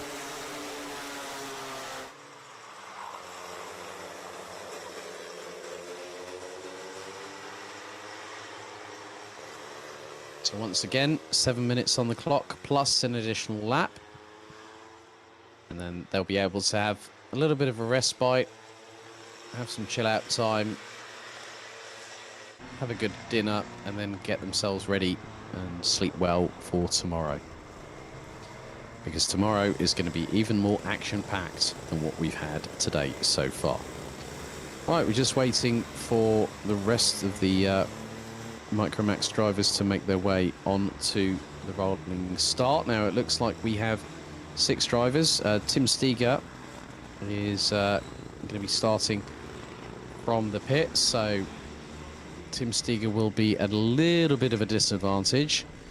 However, it is down to Hoffman and Janssen to control the rolling start formation. So through the final couple of corners we go. They split. They head into the tram lines. Are we ready? Are we steady? Revs rise. The lights go out. We are off and racing. And it's nearly a 3-way scrap. Well, it is a 3-way scrap because Janssen has been passed by Casarino, who's trying to go for the lead already through turn 4. And what's more, Casarino has got it. Oh, my goodness. That was inspired, bravado-filled driving from Niklas Casarino in the number 12. That is one brilliant move. Just looking at it again, absolutely spectacular. As you can see now that there could be a change possibly for second. Well, there nearly was a change for second. There could have been a change for third there if Arjen Kreling was not careful, because Noah Janssen was breathing up the inside. But now Janssen looking to assert a bit of dominance on this race in some respects in terms of the positioning of his karts. And Janssen gets past Kreling, going through into turn 3. Now Casarino leads after lap 1. On to lap 2. A pretty clean affair we've seen before a little bit earlier on. But you can just see from how close these drivers are. Now Janssen and Hoffman were battling away in Adria at the tail end of May. Back at loggerheads again here in Wackersdorf, a few thousand kilometers away. A few hundred kilometers away, because from Wechselsbach down to Adria it's about 950 kilometers, give or take. And here goes Gabriel Hoffman. He's looking up the inside of Casarino again. But as we saw in the first heat a little bit earlier on, Casarino parking the kart where he needed to, but Hoffman looking to get the run. Noah Janssen's trying to get through, and they both get through on Casarino before they even hit the apex on turn 3. Now Janssen decides, right, my time is now, and Casarino again. Oh, Janssen gets mugged, not just by 1, not just by 2, but by 3 drivers going through the exit. It was Hoffman one way, and I mean, effectively, what happened was that Hoffman was around the outside, Casarino was the inside, and then all of a sudden, Arjen Kreling decides, well, I'll jump into the pool party, shall I? And then Noah Janssen deciding, well, I'm going to take back 3rd position. Kreling's trying to do the old, oh, no, you don't, sunshine. You're not going to get past me that easily, but has to back out of it and wait for the next opportunity. This is where things get really, really interesting. Noah Janssen runs a little bit wide coming out of the final corner. That's going to give Arjen Kreling an opportunity to close in.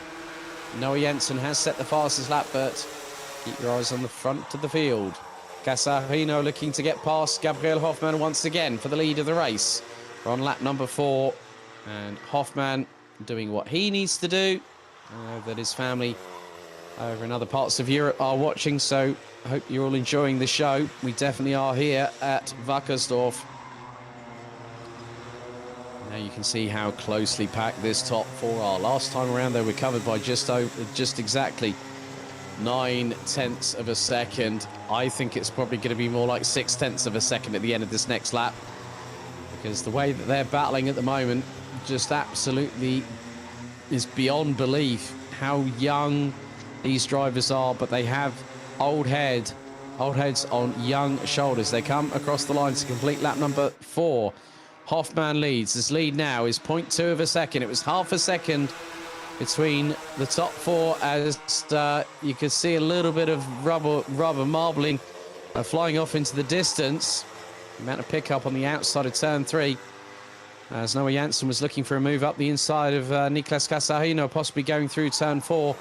The number 12 Praga driver was able to close the door and keep it shut firmly. So Noah Janssen, who won the first race, now having to fight a little bit. And you can see that Janssen sizing up a move through turn number 11 on Casarino. Gets the job done. Now, Kreling looking to go past Casarino.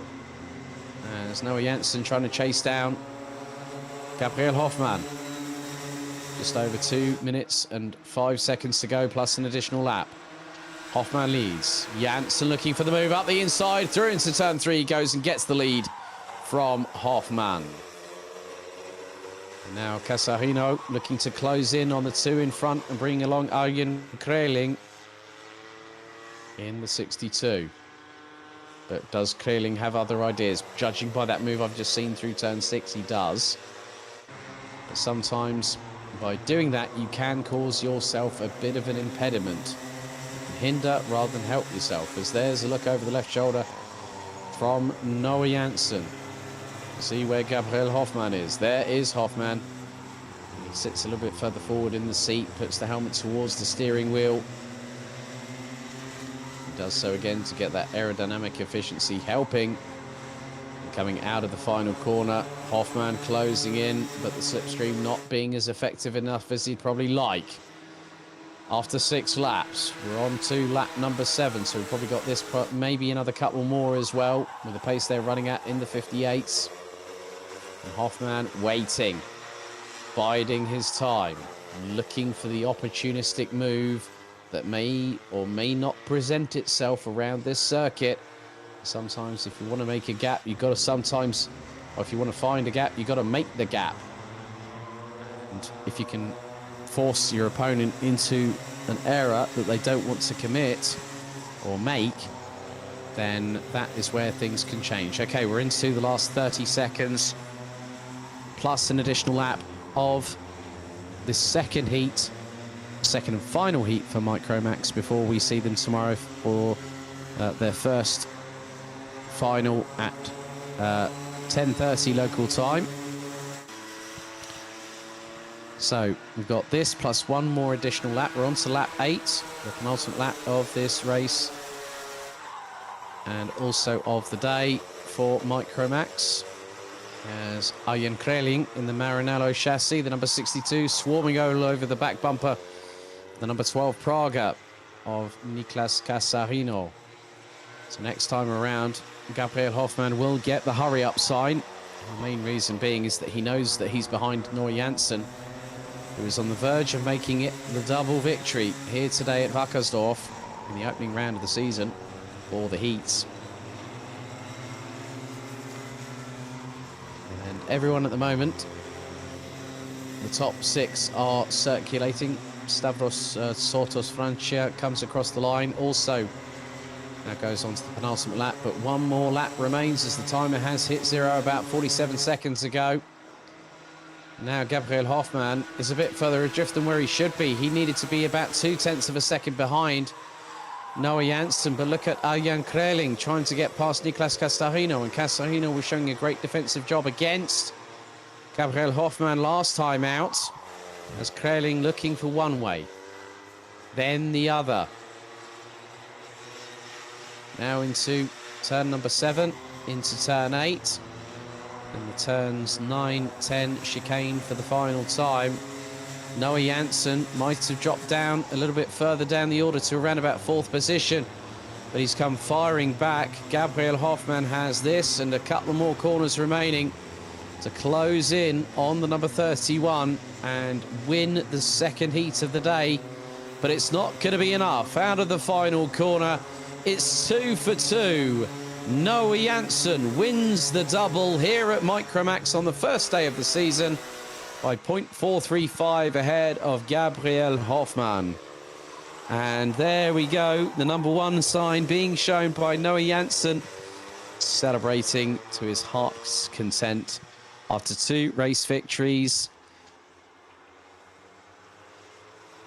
There is the number 91 of Stavros Sotos Francia on the kart, in the kart Schmee colours.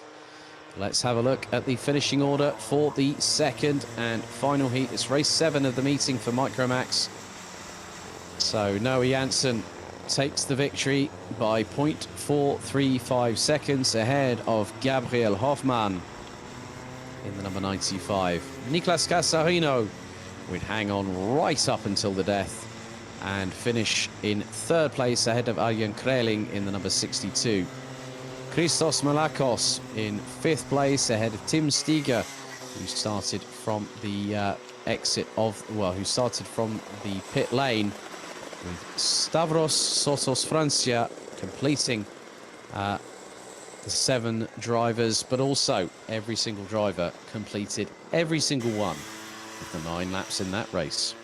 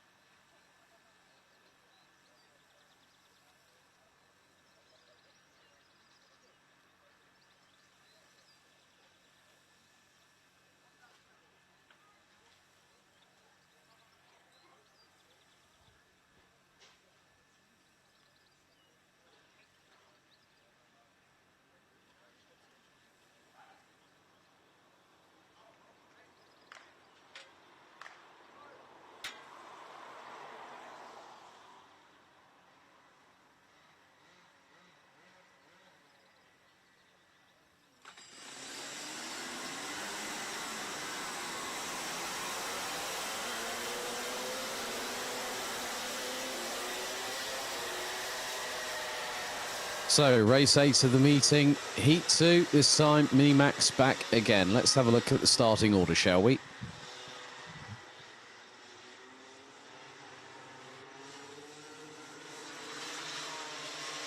So, Alexander Klugel will start from pole position, having taken the first victory earlier on today in Minimax. David Girouche will be alongside on the front row in the 121. Then it's the 145 of Simon Mayer and the 118 of Mika Trapp that round out the top 2 rows. Let's hope for a little bit more of a better time out for Kenyon Washington in the 114, who will be on P5 on the grid. Alongside will be 9 Bretag in the 191. Matthias Schulter in the 150. And Devin Leon Ukar in the 153 rounds out the top 8 with Ramona Hummel in the CRG 104 entry, rounding out the 9-strong grid. So once again, it will be 7 minutes plus an additional lap for these drivers around this fantastic 1,222 metre circuit.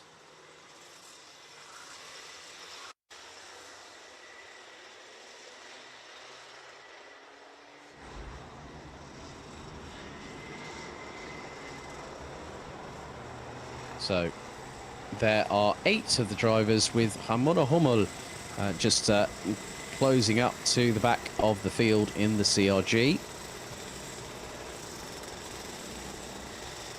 So 7 minutes plus an additional lap to go for their race day, and then they can also have a little bit of a respite ahead of tomorrow's action. The first Minimax race will be at 10:50 local time tomorrow morning.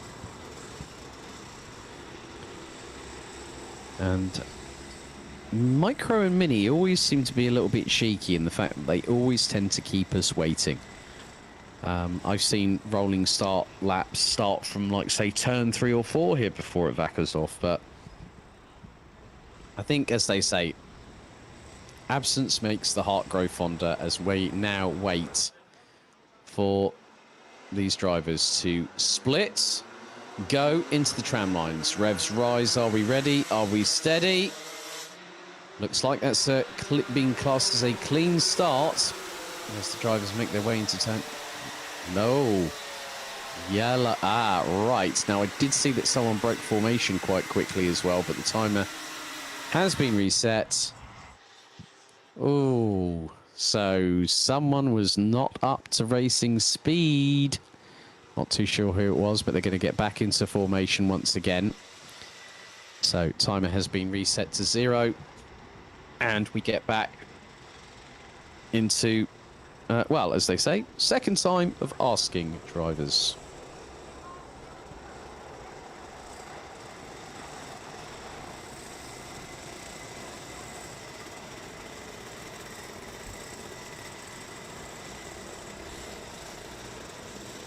So we'll see if this start gets going the right way. As now again, look how they've slowed to an absolute crawl this time. So it is Alexander Klugel, David Girouche, Simon Mayer, Mika Trapp, Kenyon Washington, Naim Bretag, Matthias Schulter, Devin Leon Ukar and Ramona Hummel. That is your 9-strong Minimax grid. Hopefully we get things going in the second time of asking. So the majority of the starts, we have had a couple of full starts earlier on apart from this one. So let's see if the second time around they get things going. So we go into the tram lines once again. Revs rise. Are we ready? Are we steady? Lights are out. We're off and away once again, and this time it is good to go. Alexander Klugel keeps the lead going through into turn 3 for the first time of asking. And there is a 7.5 from Matthias Schulze right up the inside of Kenyon Washington. And he literally lost all that momentum on the apex and now is squabbling over the scraps behind. So that was very, very brazen indeed by Matthias Schulze. He just did the old school of send up the inside of Mika Trapp, up the inside of Kenyon Washington as, oh, Matthias Schulter, very, very wide. That's allowed Mika Trapp to stay ahead in 5th position. But Kenyon Washington, again, looks to be up into P3 and is ahead of David Girouche, but not for much longer because Girouche up the inside. And that is for 3rd position. David Girouche has Polish origins, hence his crash helmet you can see there with the white and red of the Polish flag. Kenyon Washington looking up the inside, and he gets the move done before they hit the apex of turn 4. Right, we've had our first 3-second penalty for breaking formation in Minimax. But a 1:53 of Devon Leonukar will be given a 3-second time penalty post-race. But the battle very much on between Mika Trapp and Kenyon Washington a little bit earlier on. But Mika Trapp now has gotten up the inside of David Girouche. And that is into turn number 11. So he's made the move through. Girouche looking to counter-attack through turn 12. Nice and neat and tidy from the 121 over the bump. And we'll get the inside line for the next couple of corners on Mika Trapp. So Klugel leads. Meyer in 2nd. Washington up into P3. Girouche, Trapp, Schulter, or School of Send Schulter, as I should now nickname him. I'm sure his mum Michelle will like that one. It's nice to catch up with Michelle and Rüdiger Schulter a bit earlier on, or a bit later on last year, especially at the Wittgenborn season finale. Nein Bretag, Devon Leon Ukar and Ramona Hummel still all circulating, so all 9 drivers still out there, but look at this battle that is waging on. This is for 3rd place. So Washington versus Girouche and Trapp, and Mika Trapp goes up the inside of David Girouche, who left enough room for Trapp to go through. But Alexander Klugel being closed in on by Simon Mayer. And Simon Mayer did actually win the drag race a bit earlier on, so you're going to now see the amount of people that are just sort of cheering their drivers on as David Girouche and Mika Trapp nearly going side by side through turn 3. Oh my goodness me. And then all of a sudden, Girouche just sends it up the inside of Mika Trapp going through turn 4 and gets the job done. But Trapp is not going to let that one lie down for very long as he goes up the inside through turn 6. Girouche retakes the position. A lot of swaps he's going there. It's like they've got these trading cards and saying, well, I'll have that one, you have that one, I'll have that one, you have that one, and so on and so forth. It's what does happen in racing.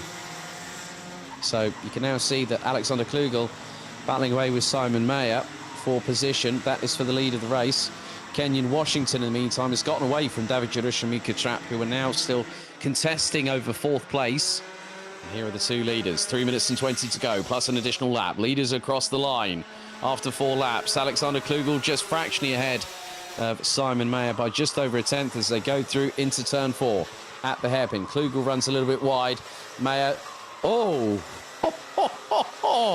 Alexander Klugel threaded the eye of the needle, kept the throttle planted coming out of turn 4, and as he does that, Simon Mayer looks over the right shoulder.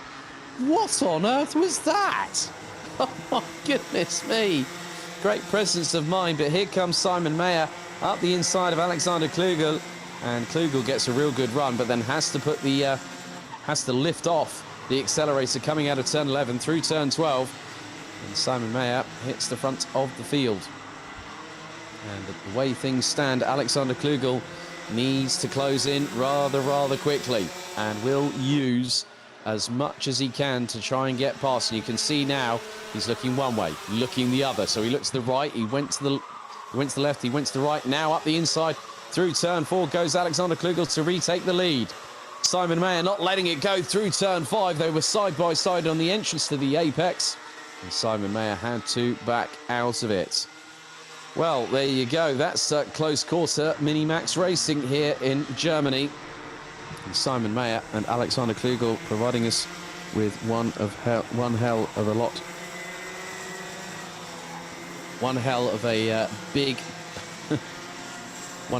a big thing to happen. And also, here's the move up the inside of from Girouche up the inside of Trapp, and they nearly clash. And they got through relatively unscathed. But Mika Trapp still ahead in 4th position. David Girouche in 5th place. You can see now they're trying to go side by side. Girouche looking on the outside of Mika Trapp, going through turn 4. Couldn't make it stick. They were side by side, but Trapp had the inside line going through into the apex. 9 Bretag is closing in on them. 9 Bretag was about a second behind David Girouche, but he's less than that now. Just under 60 seconds to go in the race, plus an additional lap. Alexander Klugel is still leading. And Simon Mayer is still behind. Kenyon Washington in 3rd. Mika Trapp in 4th. David Girouche in 5th. But you see there's 9 Bretag.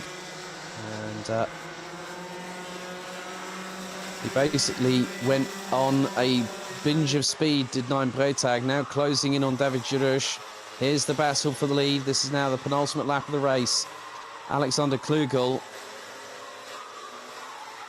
still leading, but by a fraction. It was 3.5 tenths coming across the line last time around. Kenyon Washington still in 3rd, but is about 3.6 seconds away from this battle. Mika Trapp still showing in 4th, but here we go. This is going to be this plus an additional lap. Lap number 8, and Alexander Klugel has held on. But when will Simon Mayer get past? We've only got just a few more moments to find out because the timer has hit 0. And on this particular occasion, Klugel still has a 0.3 of a second advantage. But now it's about whether Simon Mayer can gather that momentum up and really put it to his advantage and try and close in. They've got the back marker just up ahead, which looks to be Hummel. Klugel and Mayer will have to circumnavigate their way past the 104 rather quickly. And a good job, they both do that, and good foresight from Hummel, seeing those two coming and deciding to get out of the way because it's not her battle, it's not the 104's battle to fight. But Alexander Klugel looking to hold on to that lead. He's done exactly what he's needed to do. We go over the bump for the final time, through into the double right-hander. And that is it. Alexander Klugel takes the checkered flag, wins heat number 2 ahead of Simon Mayer by 0.4 of a second. Kenyon Washington takes P3. Mika Trapp takes 4th. Alexander Klugel absolutely jubilant. Good frustration creeping in there for David Girouche. Unfortunately, he knew that he had an opportunity to get up into maybe as high as 3rd place, but it was not to be, and he would have to settle for 5th place at the end of the race itself. So let's have a look at the results, shall we? Alexander Klugel takes the victory in Heat 2 by 0.410 of a second ahead of Simon Mayer in 1:45. Kenyon Washington, a better time out for the youngster. 1:14 takes 3rd at the checkered, ahead of Mika Trapp, who was involved in that absolutely dynamite battle between himself and David Girouche, with Girouche having to settle for 5th place at the end of it. 9 Bretag in 6th, Matthias Schulte in 7th, Devin Leon Okar and Hummel all finished the race after what was an interesting one here in Minimax.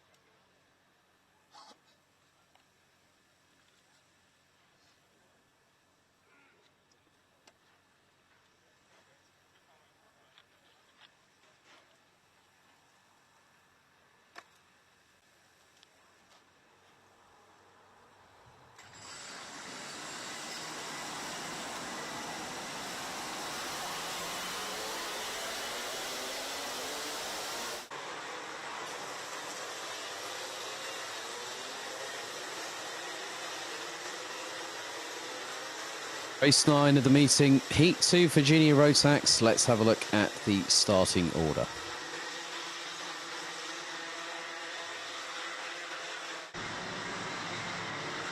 So, pole position will be in the hands of, once again, Farin Mega. Rafael Renhofer will be alongside on the front row.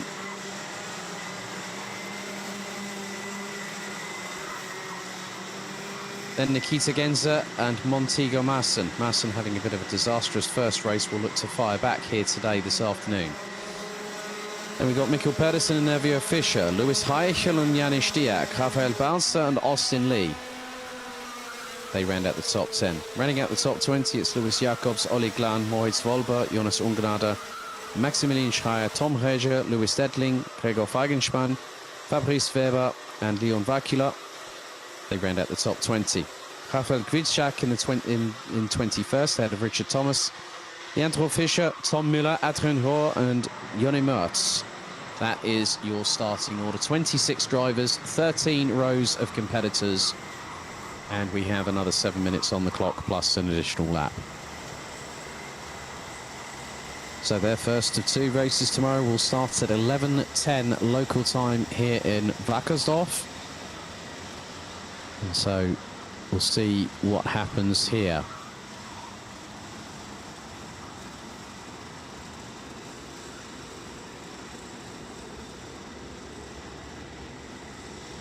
The air temperature currently at around about 23 degrees Celsius as we get ready for Junior Rotax to go into battle once again.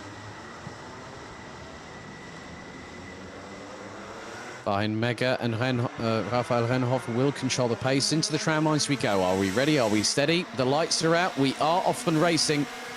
And Fahin Mega has got the lead. Once again, Nikita Genza up into second position, which was pretty much textbook of what we saw earlier on. Montego Masson keeps Mikkel Pedersen at bay, whereas Nevio Fischer is battling away with Janis Diak. Looks like Austin Lee has actually made up a few places in the meantime as well. He started 9th. He looks to be up into what is going to be now. That is... Oh, hang on a minute. He's up to 5th position. So he's already got past Mikkel Pedersen. So Austin Lee had a brilliant start and he got ahead of quite a few of the opposition. Jonny Mertz got past Adrian Hoare for 25th. Tom Müller, 23rd. Richard Thomas, 20th. Tom Reger up to 15th. Jonas Ungnade up into 13th position, and we've had a red flag. Red flag has just been called by race control.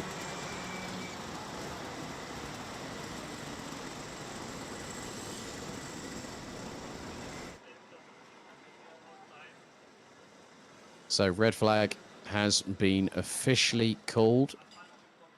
One driver has been involved in an incident, so everyone has parked up. Medical crew is being called. I repeat, medical crew is being called right now. We'll give you an update as soon as we have any further information, but out of respect for the competitor that is going to have the medical team assist them, we will be keeping our view on this point right here on the start-finish line. So red flag with 6 minutes and 17 seconds on the clock as medical team en route to the scene of the incident. We'll be back very shortly.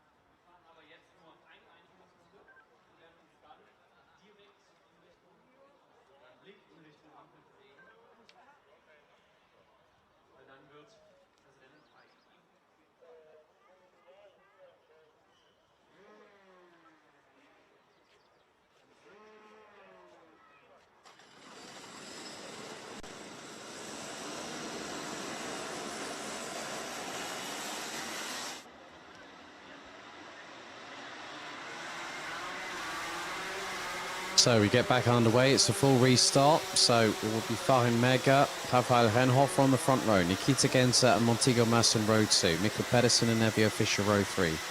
Lewis Reichel and Janis Stiak row 4 with Rafael Balzer and Austin Lee in completing the top 10. Lewis Jacobs, Olli Glan, Moritz Wolber, Jonas Ungnada, Maximilian Schreier, Tom Herger, Louis Stettling and Gregor Feigespan complete the top 18. There is a place that is vacated now, with regards to Fabrice Weber, who is the driver that just had to have the medical team go over after the incident going through turn 4. So there will be a spot on the inside of row number 10. Leon Vakula in the 207 will complete the top 20. Rafael Gridschak, Richard Thomas, Leandro Fischer, Tom Müller, Adrian Rohr and Jonny Mertz round out the 25 out of 26 drivers. They have only done one formation lap, and the clock was stopped when the red flag was brought out with 6 minutes and 17 seconds to go. But we are going to have a full restart. So it's as you were, seconds out. Into the tram lines we go. The revs do rise, lights go out. We are off and racing. And once again, Nikita Genza looking to get the march, but it looks like Mikkel Pedersen has steamrolled in and has gotten up to second. And there goes Renhofer. Genza runs a little bit wide. There's quite a few other drivers. I think even Janis Stiak getting very much in there as they are nearly tripping all over each other's Mojo Racing tyres going through turn 6. I think I just saw Rafael Balzer take a wallop of curb going through the turn 6 hairpin.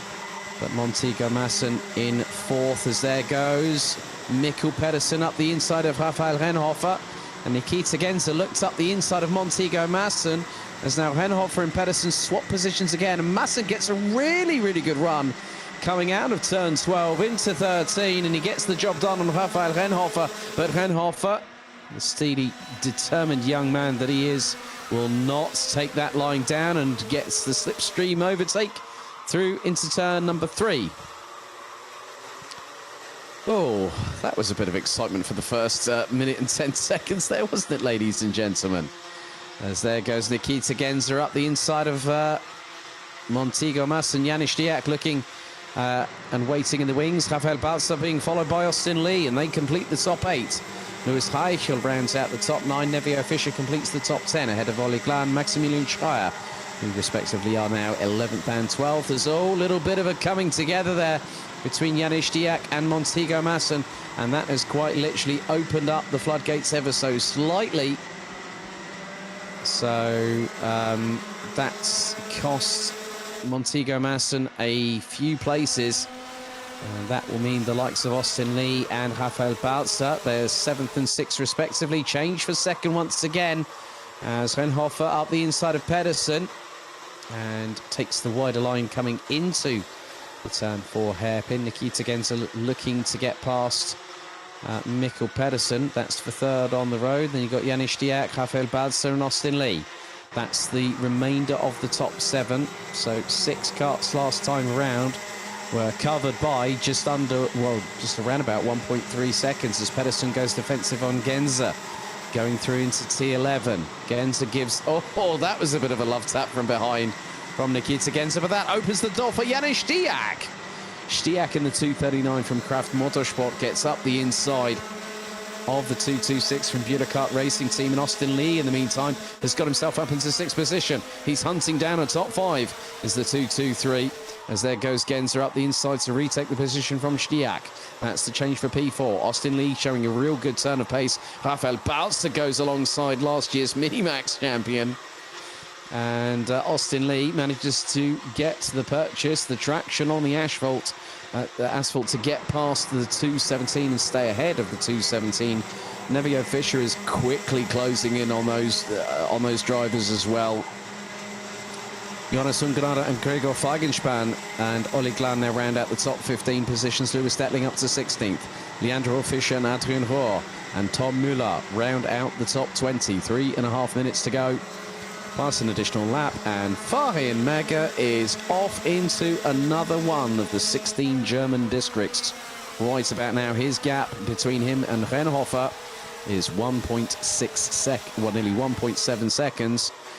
As looks like there has been a little bit of a change. I think Nevio Fischer has got back past Austin Lee, who's got Rafael Balza right up his back bumper. That's the battle for 6th, 7th and 8th place. They dropped a little bit of time to Janis Diak in 5th, who is trying to hunt down Nikita Genza.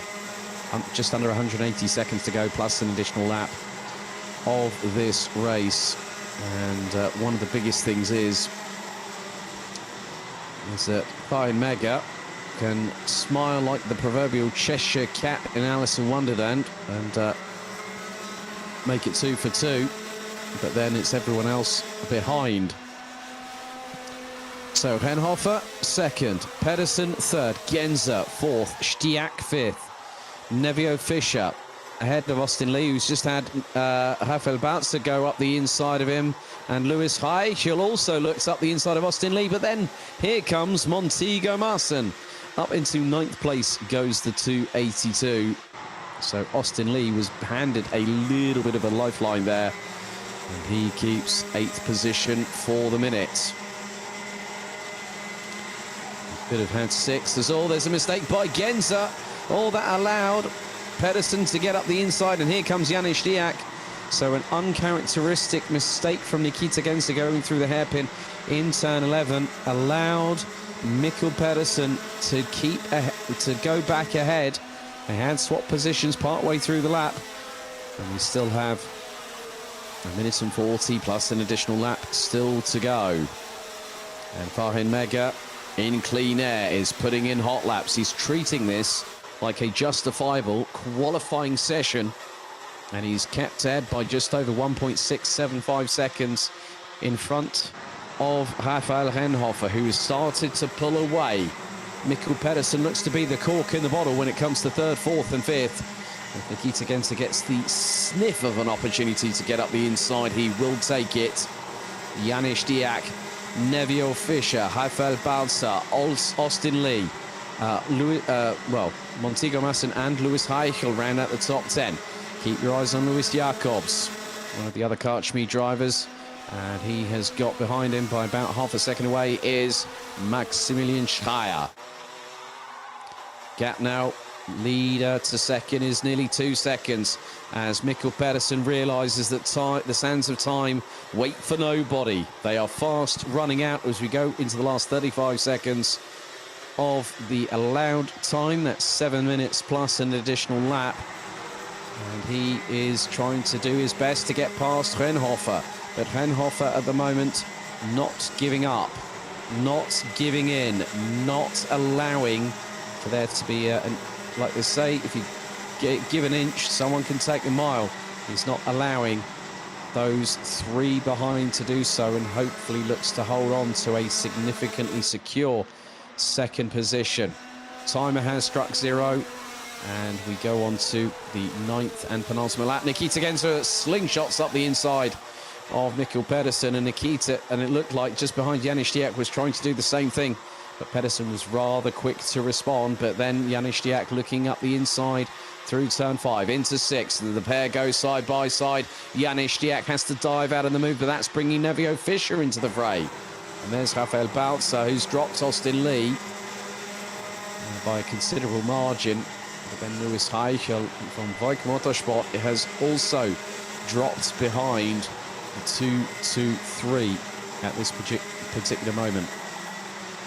So after this, 1 more lap still to go.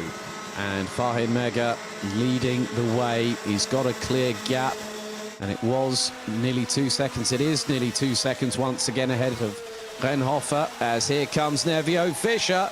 Looks up the inside of Janis Diak, and Stiak rather quick to respond and says, no, sunshine, you need to do a lot better if you want to get past me like that. Jonas Ungrada and Montego Marson both get past Maximilian Schreier, and the former 2 ran out the top 11 drivers as we are on the 10th and final lap. Fahin Mega again remains untroubled this weekend so far. He's going to have a country mile wide gap come the end of this race as he will head his way into the final double right-hander. And there is the 276 from JJ Racing. Comes out of the final corner. Firing Mega up on high, both race victories and pole position in qualifying, winning by nearly 2 seconds at the end of the 10-lap encounter. In front of Rafael Renhofer, Nikita Genza completes the top 3. Mikkel Pedersen takes 4th. And Janne Stiak rounds out the top 5. Top 5 covered by just under 3.3 seconds after 10 laps of racing. Let's have a look at the rest of the results. So Nevio Fischer, close but not close enough to try and secure 6th. Secure 5th from Janne Stiak. Rafael Balzer had a great battle with Austin Lee, the pair finishing 7th and 8th, ahead of Louis Reichel and Jonas Ungnade, who completes the top 10. Monty Gomassen, Maximilian Schreier, Louis Jacobs, Gregor Feigenspann and Louis Dettling complete the top 15, ahead of Olli Glan, Moritz Wolber, Adrian Rohr, Tom Müller and Poland's Rafael Gwiczak in the number 203. Leandro Fischer would end up 21st, ahead of Leon Vakula, Jonny Martz, Richard Thomas and Tom Reger. We have to say get well soon, Fabrice Weber, after the red flag incident at turn 4 in the first start of this race, which means we do have a slight delay here. We're running about nearly 20 minutes behind schedule here on track, but hopefully very soon we'll be getting things underway for our last 3 races of the day.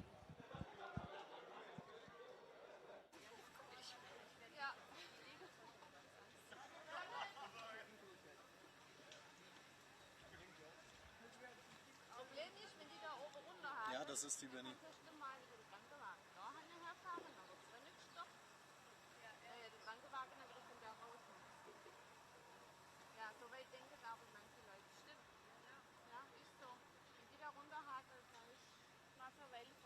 Aber ist das nicht außerhalb der Strecke? Haben die dann damit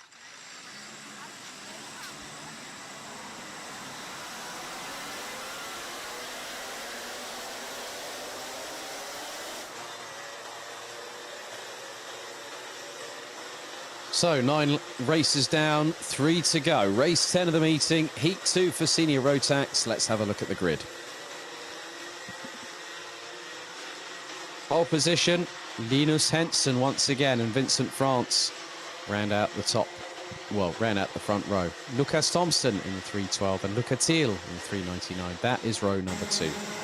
Follow that up with Bennett Ahrens and Morris Schmeis in row 3. Luca Köster in the 366, the 339 of Finch Diak, 308 of Mark Lupfer and the 309 of Lucas Hartmann round out the top 10. Adrian Dobrich and Andrei Petopoulos, that is row 6, ahead of Max Busch and Leander Luke Schneider. Giuseppe Fico in 15th, ahead of Kian Agasade.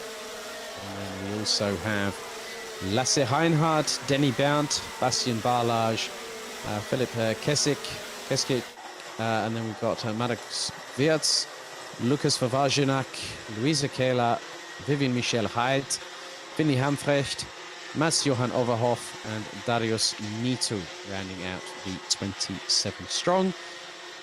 And for this, in the next 2 races will be 10 minutes plus an additional lap on the clock. So just over half an hour's racing here today on the first competitive day of the season.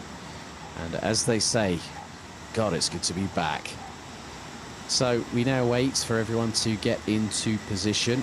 Hopefully Lucas Thompson will not have a howler of a race start like he did last time, because he got clipped going into turn 3. Not too sure. I will have a look with regards to the results from today and be ready and primed for tomorrow. But it's Henson from France on the front row. Out of the final corner they come. Into the tram lines we go. Are we ready? Are we steady? Revs rise. And it looks like we've got a good start. Time has started ticking away as Vincent France trying to get the upper hand on Linus Henson. And a bit of a safer travel for Lucas Thompson going through turn 3 that time around. Luca Thiel, Morris Schmeis, Bennett Ahrens. But it looks like Ahrens has made his way up into 5th place straight away. And the good thing is that has allowed these drivers to move forward. But as we saw in the first race, it was not all smooth sailing for Linus Henson because Vincent France took the opening victory on the road. Lukas Thompson, however, could be someone we need to watch this season. Under the same awning as Linus Henson, Luca Thiel, don't count him out on a month of Sundays, even though it is Saturday afternoon. Bennett Ahrens, Lukas Hartmann, Morris Schmeis, Finn Stiak, Luca Köster, Leander Luke Schneider. They all complete the top 10 as now the battle for the lead really heating up. Top 3 were covered by just 4/10 last time around. And when you have Luca Thiel in that mix as well, there is going to be fire and brimstone being thrown in every single direction. This is where it gets interesting. But Linus Henson on lap 2 continues to lead the race, but not by much, just by a couple of kart lengths.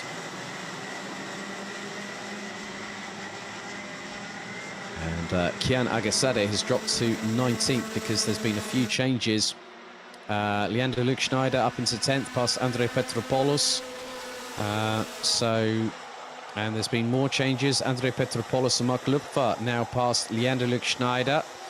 Finley Hamfrecht and Darius Need to round out the 27 strong. Vivian Michel Heit and Mats Johan Overhoff now complete the top 25. Bastien Barlage past Kian Agasade for what is now 19th position as the battle for the lead heating up between Linus Henson and Vincent France. And now Luca Thiel has got past Lukas Thompson. So Luca Thiel past Thompson for third place. And it looks like Bennett Ahrens looking to factor in as well. Ahrens has got the ringside seat for what is P3 at the moment. The entire field covered by 9.2 seconds after 2.5 minutes of competitive action. Come across the line, start lap number 4. Vincent France ahead of Linus Henson now, and the gap was nearly 2.5 tenths of a second. But Henson has the opportunity to use the slingshot momentum down the main straightaway and into turns 1, 2 and 3 to get past. And that's on the next tour. But it is one thing to chase somebody down. It's something else completely different if you are going to try and pass them.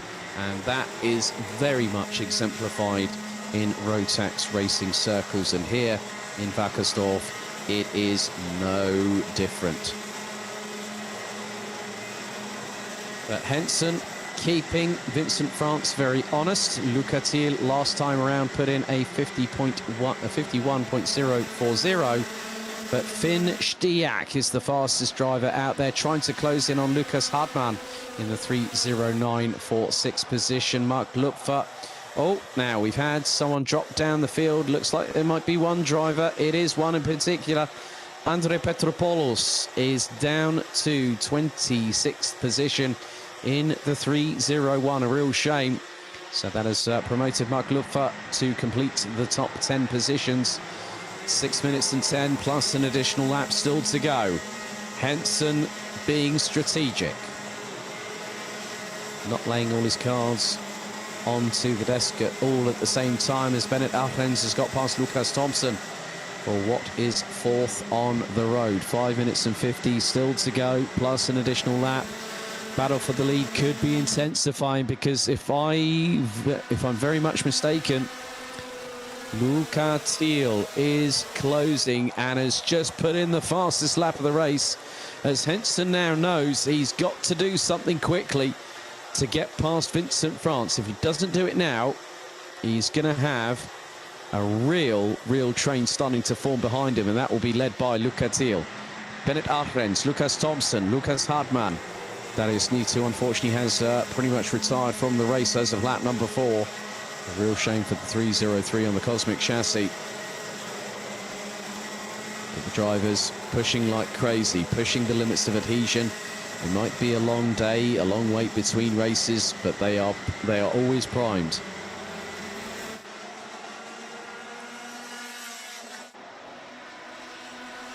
Leaders come across the line. Bennett Ahrens sets the fastest lap of the race, a 50.623.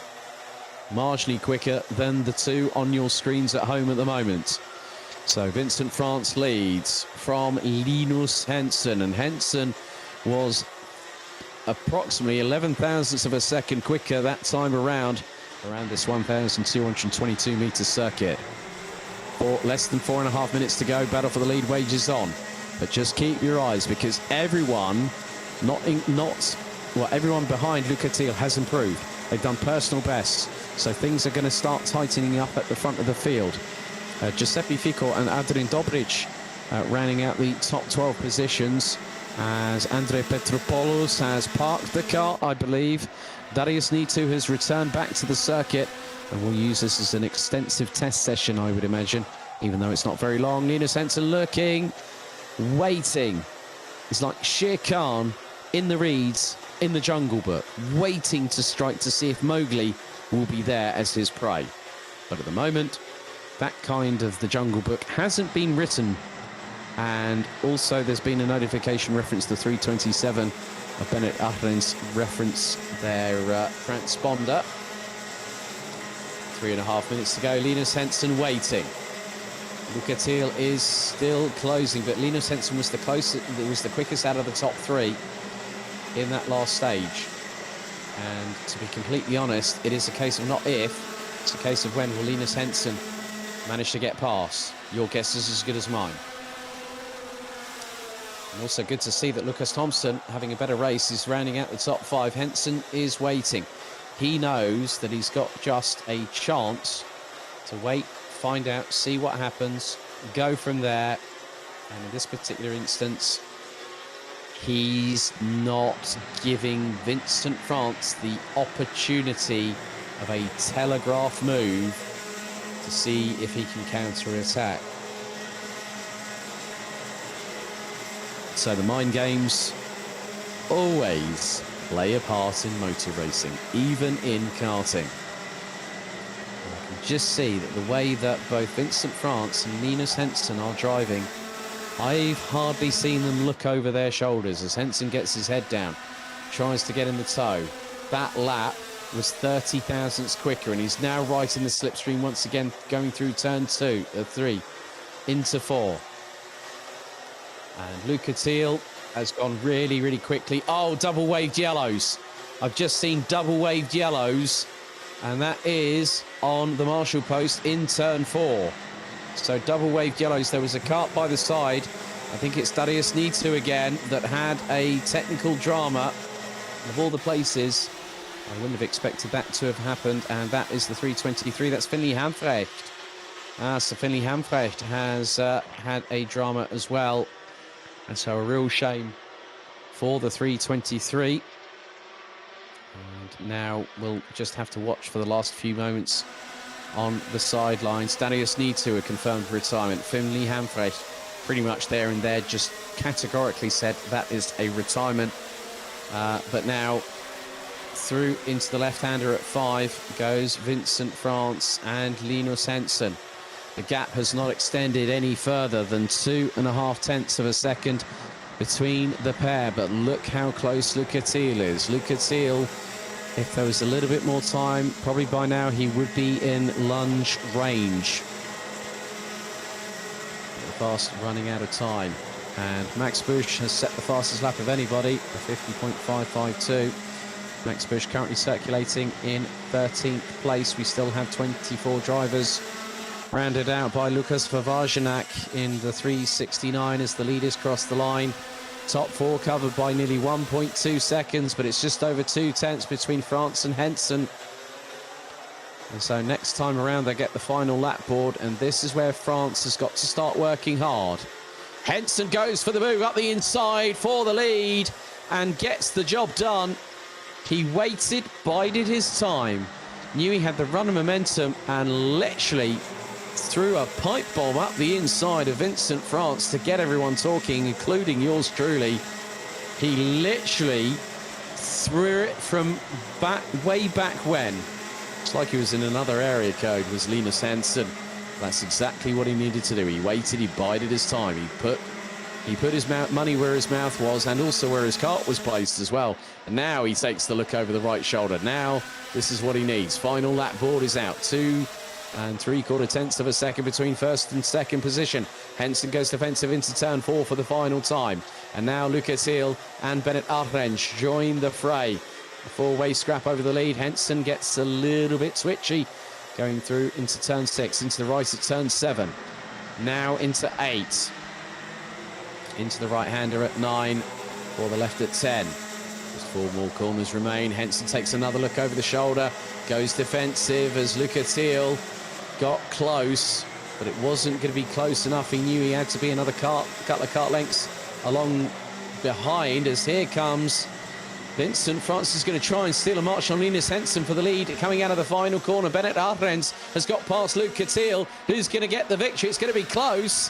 One of the closest finishes. It is Vincent France, and from nowhere, Bennett Ahrens by 9 1/1000ths of a second steals P2 away from Linus Henson. Ach, meine Güte is all I'm going to say on that one.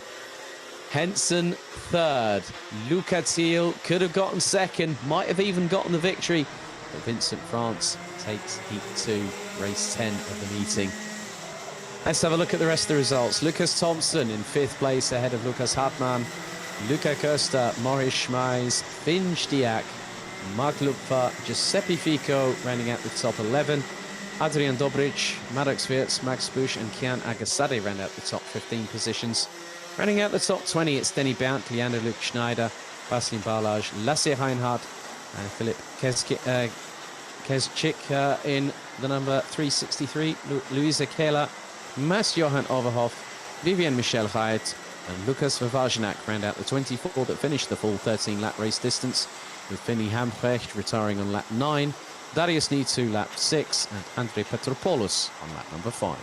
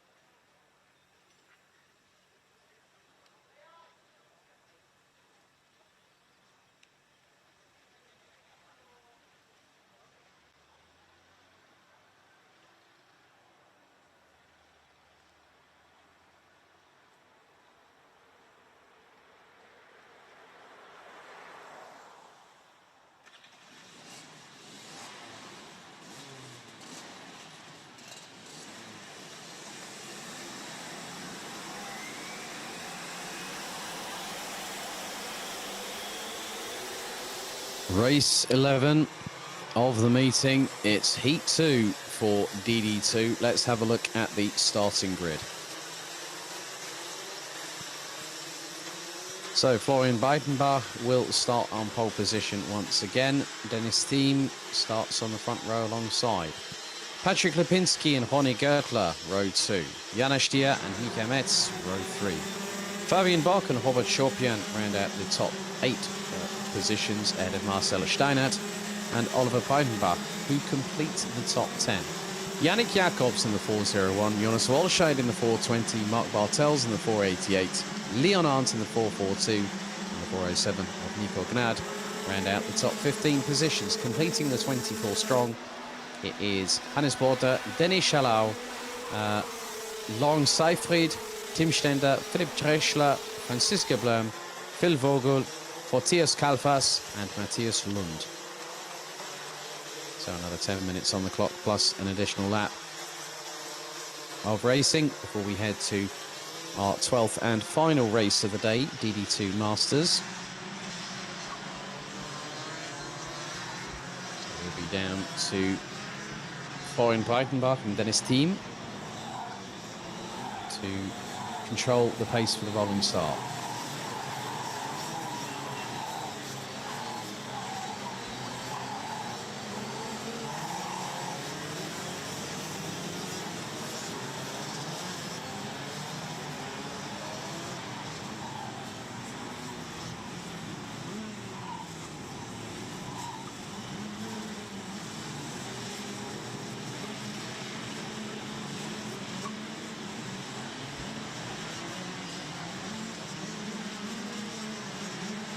So now we wait as the field concertina's up and gets ready to go racing for their second and final heat of the day. Into the tram lines we go, and full start has been called, and already that was Ronnie Gertler that just had a massive loss of momentum coming out of the final court. Is the kart breaking down? Well, Ronnie Gertler has stopped and is trying to fire up the kart again. And that's not going anywhere. Ronnie Gertler out of the kart, I'm afraid, and that gives him a very, very early finish to this afternoon's proceedings.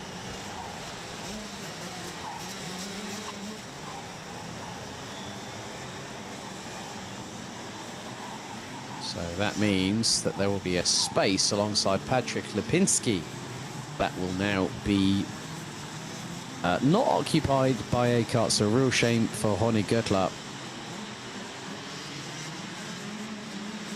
Looks like Phil Vogel also in the 406 not showing up in 22nd position on the grid, so we could be down to 22 before we even get started in this race. But it's still Florian Breitenbach and Dennis Thiem that will have to bring them round again. Out of the final corner they come. Into the tram lines we go. Are we ready? Are we steady? Revs rise, lights go out. We're off and racing. And this time, Dennis Thiem gets ahead of Florian Breitenbach, who instantly counterattacks.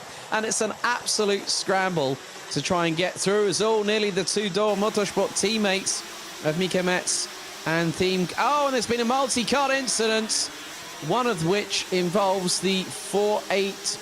Well, that looks like the 403 is in there. And that is Denis Schalau, the 407, Nico Gnad. And also, I think that could have been Tim Stender that might have been the other one. There were 4 to 5 karts that I saw actually involved. So that's how quickly it can concertina. Everyone was fighting over the same bit of tarmac. You throw a handful of karts into the same area on the same part of the track, it is not going to work. But, however, Florian Breitenbach keeps the lead so far, and quite a few drivers. Oh, now I've counted quite a few in there. Hannes Border, Jonas Wolscheid, Nico Gnad, Denis Schalau, and it was Tim Stender. So that is a real shame for those drivers, but it just goes to show how quickly things can exacerbate and intensify, and it's intensifying at the front of the field because now Breidenbach has the Dor Motorsport pairing of Dennis Thiem and Micromax just behind, and then they've also got Kashmir's Robert Schopian for good measure. So that's the top four. They were covered by just under 6/10 last time around. As here comes Dennis Thiem up the inside into the final couple of corners, and Florian Breidenbach has to watch his six because he had to go on the defensive ahead of Micromax, and now Breidenbach trying to get the counter attack and going through into turn 3. He retakes the lead. And Robert Schopian looking rather menacing, but here comes Micromax up the inside of his teammate. Oh, that's not what you want to do. And here comes Robert Schopian. He goes sideways. This is the 477 through turn number 5. Oh, my goodness me. You wanted thrills and spills, you got it. Ronnie Gertler out. Tim Stender out. Jonas Volschei drops behind Nico Gnad. As here comes Patrick Lipinski up to fifth place, and there is Micromax up the inside, as well as Robert Schopian up the inside, and Robert Schopian going for second. He wasn't settling for third, he was going for second, and now here comes Dennis Thiem, and Dennis Thiem now reasserts himself and gets up the inside of Robert Schopian, but Schopian's got the draft going across the start-finish line. 7 minutes 20 to go on the clock, plus additional lap, and also Jonas Volschei has retired from the race. A real shame for the 420 running on the Paralin chassis. Oh my goodness, this is well and truly alive, and now there's another overtake that's just happened. Lipinski's just been pounced on by Yannick Jacobs in the 401 entry. And you can see there is one car just up ahead, a long way ahead. It looks to be Denny Shallow, I believe, that is still circulating, but is going to be caught hand over fist. As there is Marcel Steiner yet again, but look at Matthias Lund. He started in 24th. He's now up into 7th, past Patrick Lipinski. And just behind looks to be Fabian Bock is in the melee there as well. So Breidenbach leads, that's Florian, ahead of Micromax, Thiem, Schopian, Jacobs, Steiner. Matthias Lund has made up. That is a combined total of 29 places he's made up. No, hang on. Yeah, 29 places. Well, he's made up 17 places from P24 on the grid. Philipp Treschler has got past Lawrence Seyfried for 14th position. Fabian Bock and Mark Bartels now round out the top 10. We've got just over 6 minutes to go in this race. Right, okay, jump start has been called. And what's more, it's one of the leaders, Dennis Thiem, will drop out of the top 3. He was classed to have done a jump start by race control. And that gives him an automatic 5-second penalty. But now, again, a swap for position. And that was Micromax and Breidenbach at each other's doors. Dennis Thiem, by my reckoning, he is going to be outside of the top 15. Oh, that jump start has cost Dennis Thiem big time. And what he now needs to do is get past the 2 in front. But he's got Robert Schopian for close company. And he's got to assert himself and get a 5-second advantage at the checkered flag. And this is where things really get dicey, because now Dennis Thiem has got to do the old risk versus reward strategy. And now that 5-second time penalty has cost him dearly. There is a car on the inside going through. So just looking at it, Dennis Thiem, currently third at the moment. 5 seconds drops him to 14th on the road. Phil Vogel, that is the kart that's on at the side of the circuit. But the thing is that Dennis Thiem, if he wants to get past these 2 in front, he's got to do it quickly. He's got to get some clean air, and then he can have some fast lap times. But the one that is really winding up the wick on the kart at the moment is Jana Stier. She's the fastest driver out of this 24-strong field. Currently in P13, she's ahead of Lawrence Seyfried, who's just got past Philipp Treschler in the number 402. Leon Arndt has also gotten up another position and up into P12. Jana Stier looking at 12th at the minute with 4 minutes and 10 to go. But the matter of fact is, Dennis Thiem, the way things are standing at the moment, third on the road. And I'm consistently looking at this 5 seconds that is going to be added onto his time. That's going to put him 13th ahead of Lawrence Seyfried. So that's going to change everything in terms of the running order because Dennis Thiem, having been declared as that jump starter, that's a real shame for him. But meanwhile, Jana Stier, unfortunately, she's tumbled down the order and has ended up behind the 4:25 of Franziska Blum. We've got 4 retirements so far. Ronnie Gertler, before the formation lap even got underway. Tim Stender, after that multi-cart incident on the second time of asking the second restart through the Exeter turn for Jonas Volscheid, out. And it's been a disastrous day for the 420 on the Paralin chassis. Phil Vogel out. Jana Stier becomes the latest fatality, or casualty if you want. Fatality, that's a Mortal Kombat reference. However, the thing is that now means we have 19 drivers out of 24 still circulating. This race has been a bit more attrition affected than maybe a lot of us would have thought. But at the minute, the top 3 are half a second apart. Dennis Thiem isn't really competing for P3. He's just trying to compete for as many places up the order as he can get. And still at the moment, as we wait to see when lap number 9 is completed, because that will give us a real indication as to what will happen for Dennis Thiem. And the gap between Thiem and Chopin is extending. 2 minutes 20 on the clock remaining, plus an additional lap.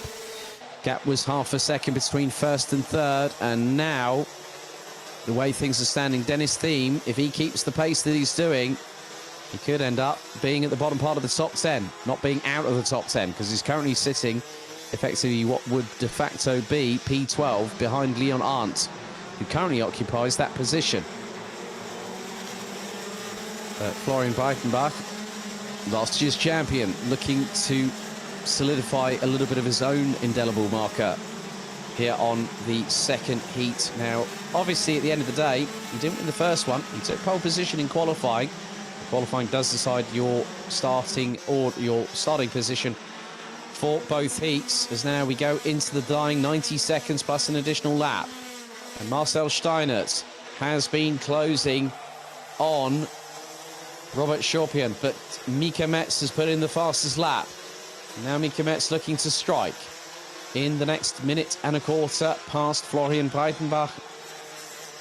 Dennis Thiem will try and do his level best, and at the moment he's looking good for being in 12th position at the finish, but that depends on how further spread out the field behind him gets. And we still have 19 drivers rounded out by the likes of Nico Gnad in 18th, Franziska Blum in 17th, and Denny Schalau in 19th place. So after this lap, we will get the final lap board, because time is fast running out. The sun's starting to set a little bit here, going a little bit downwards. And now Micromax closing in on Breitenbach for the lead. 0.138 separated after 11 laps. We're on the 12th and penultimate lap out of 13 in this race. And Florian Breitenbach still holding on, tooth and nail. It's like one of those climbers going through those without a safety rope, and he's using his mere fingertips to keep the grip there. And Breitenbach doing a fantastic job. He's done a really good job all race, because now the timer hits 0. We're about to go on to the 13th and final lap in this DD2 race. It's the second heat out of 2. And now Florian Breitenbach just needs to pull away from Micromax. And he has done by about 3/100ths of a second. But Micromax closes up in the braking zone. There it looks to be a back marker just up ahead of the 2 leaders. Dennis Thiem at the minute is 0.96 behind. And at the moment you add 5 seconds, that will put him... Oh, that will put him 12th. Oh, yeah, it hasn't really gone to plan for Dennis Thiem in this particular race, but Marcel Steiner has gotten away from Robert Chopin. He's gotten ahead of the 477, and now we come towards the conclusion of the 13th and final lap of this race. And Florian Breitenbach has led from lights out to checkered flag as he takes the victory ahead of Tim Micromax by just over 3.5 of a second. Dennis Thiem finishes 3rd on the road, 1.2 seconds behind. But I'm just looking now, 6.1 seconds. That puts him 12th. So no real advantage gained by Dennis Thiem. He lost a bit of pace. So Marcel Steiner will effectively inherit 4th as we wait for Otteo Kalfas, Franziska Blum, Nico Grad and Denis Chalot to cross the start-finish line to complete the full race distance. And that looks to be the case now, because we will have an adjustment on the timing momentarily. So Florian Breitenbach takes the victory in DD2, Heat 2, race 11 of the meeting here at Wackersdorf by 0.362 seconds ahead of Tim Micromax. Dennis Thiem will be demoted from 3rd place and will be, by my reckoning, dropping down to 12th after a jump start penalty of 5 seconds will be applied. Marcel Steinert, Robert Schorpian, Yannick Jacobs, Fabian Bock, Matthias Lund, and there the change has now happened. So Dennis Thiem will finish in 12th behind Leon Arndt. Patrick Lipinski and Oliver Breitenbach round out the top 10. Leon Arndt, Dennis Thiem, Lawrence Seyfried, Philipp Dreschler, Hannes Bodder, Fortius Kalfas, Franziska Blum, Nico Gnad and Denis Chalot round out the top 19 that finished the race. Jonas Stier retired, unfortunately, on lap 7. Phil Vogel, lap 4. Jonas Volscheid, lap 2. Tim Stender, an incident on the first lap saw him retire pretty much on the spot. And Ronny Göttler didn't even get going before we went lights out.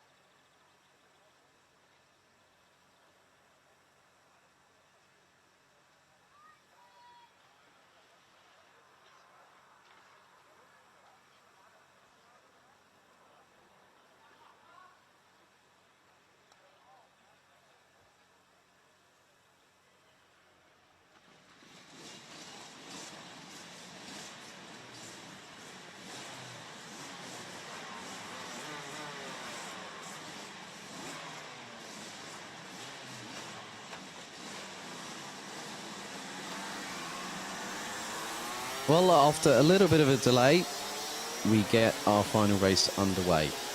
So it is race 12, heat 2, DD2 Masters. After this, the intermediate classification will be discussed, ratified, and then we find out what our grids are going to be like for tomorrow's action, which starts off at 10:30 tomorrow morning for the finals. Let's have a look at the grid for DD2 Masters, heat number 2 here at Wackersdorf. So Michael Becker and Tommy Helfinger ran out on the front row. 5:26 versus 5:06. Then it's the 5:03 and the 5:50 of Andreas Frenzel and Thomas Piet on row number 2. The 5:22 and the 5:02 of Daniel Schollenberger and Klaus Panet. That's row number 3. Row 4, it's the 5:67 and the 5:55 of Andreas Neumann and Stefan Grabau. Completing the top 10, it is the 5:66 and the 5:24 of Marco Winkler and Lennart Schreiber. Then we've got Heiner Born, Patrick Weinstock, Tobias Greff, Tanju Yildiz, and we've got Nico Heiner and Konrad Bayer. That is your 16-strong grid. 8 rows of DD2 Masters competitors, and we have 10 minutes on the clock to go in this race day. Warm-up will start with Micromax tomorrow morning at 9 o'clock local time here in Germany, as we now get things primed, ready to see off the day in style with DD2 Masters. And really looking forward to see how these drivers get on and go through into the next few moments as we close out the racing day here at the Pro Kart Raceland circuit for the opening round of the season, the first official day of competition after 251 days of inactivity in terms of Rotax Max Challenge Germany taking place. So, who's your bets on here for DD2 Masters? Well, I don't know, but I'm sure we're going to find out momentarily because they make their way through the final corner.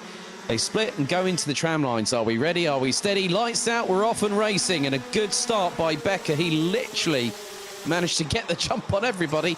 And I'm wondering if Andreas Frenzel has managed to get past. I'm just wondering, no, Tommy Helfinger, as Frenzel gets absolutely mugged by the likes of Daniel Schollenberger and Thomas Piet going into the exit of turn 4, which then made it through into turn 5. So quite a few drivers trying to look to gain the upper hand, but it's Becker versus Helfinger at the front of the field once again, as the rest of the field harry their way through into turns 11 and 12 this particular occasion. So 9 minutes and 15 plus 1 lap to go. Michael Becker will lead them across the line to lead after 1 lap, and it looks like we've got Thomas Piet ahead of Daniel Schollenberger. That's the battle for P3. Andreas Frenzel was quite literally bumped and bored all the way down as Schollenberger up the inside of Piet going through into turn 4. Piet looks for the opportunity to get the switchback, but not on that particular occasion, as Stefan Grabau swarming all over the back bumper of I think it was either Frenzel. No, it was Klaus Panet that he was trying to get past. So Panet running out the top 6 was being nigh on assaulted from all sides possible by Stefan Grabau without any touching happening between side pod or wheels. So well done, guys. Konrad Bayer and Tanju Yildiz, they've made up some positional gains. Bayer up into 14th behind Yildiz.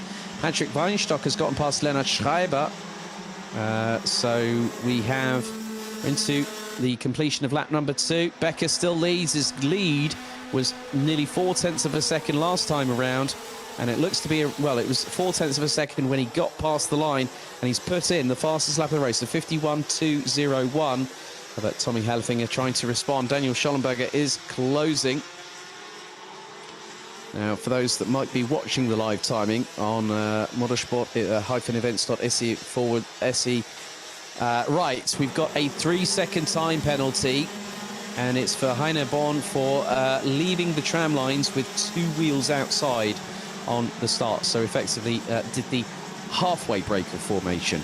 So that's the little slap on the wrist. The bigger slap on the wrist, which might involve a saucepan as well, is the 5-second time penalty for leaving the corridor itself. But Michael Becker completes lap number 3. and now leads by just over 3/10. Stefan Grabau, who had that DNF in the first race, now up into P6 and is closing on the likes of Andreas Frenzel, Thomas Piet. They've all got to watch themselves because Stefan Grabau is absolutely fired up and ready to go for broke. And it looks like Grabau has actually got past Andreas Frenzel. I think that is the case. Let me just have a quick look. Yes, he has. So Andreas Frenzel has dropped to 6th position. And just behind you've got Klaus Parnett and Marco Winkler battling away over 7th and 8th respectively as we head into the last 6 3/4 minutes plus an additional lap. There is Parnett and Winkler as they go through turns 13 and 14. So a good show from both drivers. Marco Winkler was looking at the top 5, but obviously an incident in the first race meant that he dropped down a little bit further down the order than he would have liked. However, the good thing is that he has an opportunity to get into P7, and that we'll see whether he's going to get past Parnett, and he's going to damn sure try. Marco Winkler can be possessed by a whirling dervish, so to speak. Basically had that opportunity to use the inner intestinal fortitude and go for it. In other words, intestinal fortitude can be parlayed by one word with 4 letters: guts.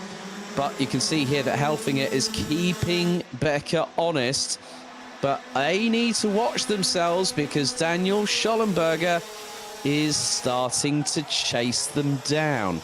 And Schollenberger, not on this lap, but the previous one before that, put in the fastest lap of the race, 50.748. So that gives him the opportunity. But now Tommy Helfinger closing in on Michael Becker for the lead. We're about halfway through the race, and Helfinger really now starting to put the pressure on the 5:26 in the second half of this race, and that could prove to pay dividends for him at this particular moment. But the good thing is that Helfinger got past Michael Becker through the second hairpin. Now here comes Daniel Schollenberger, and Schollenberger's got an absolute good run on Michael Becker. Could second be under threat momentarily, because Schollenberger looks to have a good turn of pace in this second heat. Seems like the drop in temperatures might have helped his setup a little bit, who knows. But looks like Andreas Neumann has parked the kart, I'm afraid. And that effectively means he's now got the opportunity of taking an early bath. But at the minute, Michael Becker is in a quandary. If he was close enough to Tommy Helfinger, and Daniel Schollenberger was right off his back bumper, he'd have the old risk versus reward routine. It's the, do I attack or do I defend? Well, he's got to defend because Daniel Schollenberger has just put in another fastest lap. And what's more, Schollenberger was 7.5 tenths of a second quicker than Michael Becker on the previous tour. Out of the final corner, 4 minutes to go. Schollenberger is close. He's within lunge range. If he was a kart length closer to Michael Becker on that particular occasion going through turn 3, he could have got the job done rather easily. So Tobias Greff has got past Konrad Bayer. Nico Heine rounds out the 15 that are still circulating, with Andreas Neumann unfortunately retiring on lap number 5 of this race, but still at the battle at the front of the field. You can't really separate them, even if you wanted to try and do so. You'd have to pull them apart quite forcefully, I might add. As there is the battle for 4th and 5th. Stefan Grabau closing in on Thomas Piet in the Praga chassis, the 550 versus the 555. As 3.25 minutes to go. Schollenberger yet to find that little bit extra to try and close in on Michael Becker. But yeah, Schollenberger actually found 26 thousandths. But look, Michael Becker knows that Schollenberger's chasing him down and trying to get past him. It's one thing to chase somebody down, it's something else completely different to try and pass. And Becker has got the right of way. He's got the racing line. He can do whatever he wants. And the fact, well, within the regulations, of course, he can. And there, he knows exactly where to place the kart in comparison with Daniel Schollenberger. And straight away, by placing it on the inside apex, he gave Schollenberger absolutely nowhere to get past. Nowhere to get past whatsoever. And that's the good sign of how a racing driver reacts to an intensifying situation. 2 minutes and 20 to go, plus an additional lap. Helfinger has gotten away to the tune of nearly 6/10 from Michael Becker. So it's the battles between Becker and Schollenberger for second and third, and then Piet and Krabal, that's for fourth and fifth respectively. Marco Winkler has finally got cut past Klaus Parnett for what is seventh position, and has already gotten away quite a considerable distance. He's about 2.4 seconds up the road from the number 502, as again Becker goes defensive on Schollenberger. Schollenberger not giving up without a fight. He's trying to bring the fight to Michael Becker. And effectively, what he is going to have to do, Becker is going to have to make that rear axle of that 526 Comcart chassis as wide as possible over the next minute and a half, plus an additional lap. And this is where Becker is going to feel the heat. And as they say, if you can't stand the heat, get out of the kitchen. But the pressure is on for Michael Becker to hold on to second place. But Tommy Helfinger now knows, he's probably had a quick cheeky look over his left or right shoulder to say, oh, Becker and Schollenberger, that gives me a chance to get away from them. And he's already started doing so. 60 seconds, not 60 minutes. I'm getting ahead of myself there. Could have put myself in for another hour in the broadcast, and I know our stream director would not be very happy with that one. So, however, Michael Becker has been soaking up the pressure from Daniel Schollenberger like a sponge. We go on to the penultimate lap of the race day here at Wackersdorf for the opening round of the 2021 Rotax Max Challenge Germany season. And Helfinger still just over half a second in front of Michael Becker. Daniel Schollenberger has now got I think he sensed that he now knows that he needs to put the frighteners on Michael Becker before it's too late. And then Thomas Piet holding on for fourth ahead of Stefan Krabau. It's going to be close between second and third and fourth and fifth. And now I've just looked that Andreas Frenzel has got Marco Winkler for close company. Oh my goodness, the battle for six is now really heated up as the timer now strikes 0. That is it. The race day is pretty much done and dusted. However, Tommy Helfinger will get the final lap board of the day ahead of anybody else. Becker still ahead of Schollenberger, and Schollenberger's he's got the hurry up sign he needs. Is he going to be close enough to get a move past on Michael Becker? I don't think he will do. Thomas Piet now staying ahead of Stefan Krabau. Andreas Frenzel ahead of Marco Winkler. Klaus Parnett is being closed in on by Lennart Schreiber for 8th place. So the battles have really started being 2 by 2 by 2. Hurrah. But you can see there that Michael Becker now knows that he's got to go defensive one final time. Schollenberger's got to mount an offensive going through the last 3 corners. He's got to do it now if ever there was a time to do it. And here comes Schollenberger, but Becker's going to put the defensive move on early into the final corner. He's not going to allow it to drift wide, but the win goes to Tommy Helfinger. Michael Becker hangs on to second ahead of Daniel Schollenberger. Thomas Piet beats Stefan Krabau by 0.118 of a second across the line to take fourth. Andreas Frenzel in 6th. Marco Winkler a fraction away from hitting P6 by just over 0.16 of a second. Klaus Parnett, Lennart Schreiber and Patrick Weinstock round out the top 10. And completing the running order, we'll have a look at the rest of the results now. That Tanju Yildiz takes 11th. Konrad Bayer, 12th position, ahead of Rainer Born, who was hit with a 3-second time penalty post-race for leaving the corridors leaving the tram lines by 2 wheels, with Nico Heiner and Tobias Kreef rounding out the 15 strong that finished the full race distance. But unfortunately for Andreas Neumann, it was a technical issue that caused the 567 to retire on lap number 5.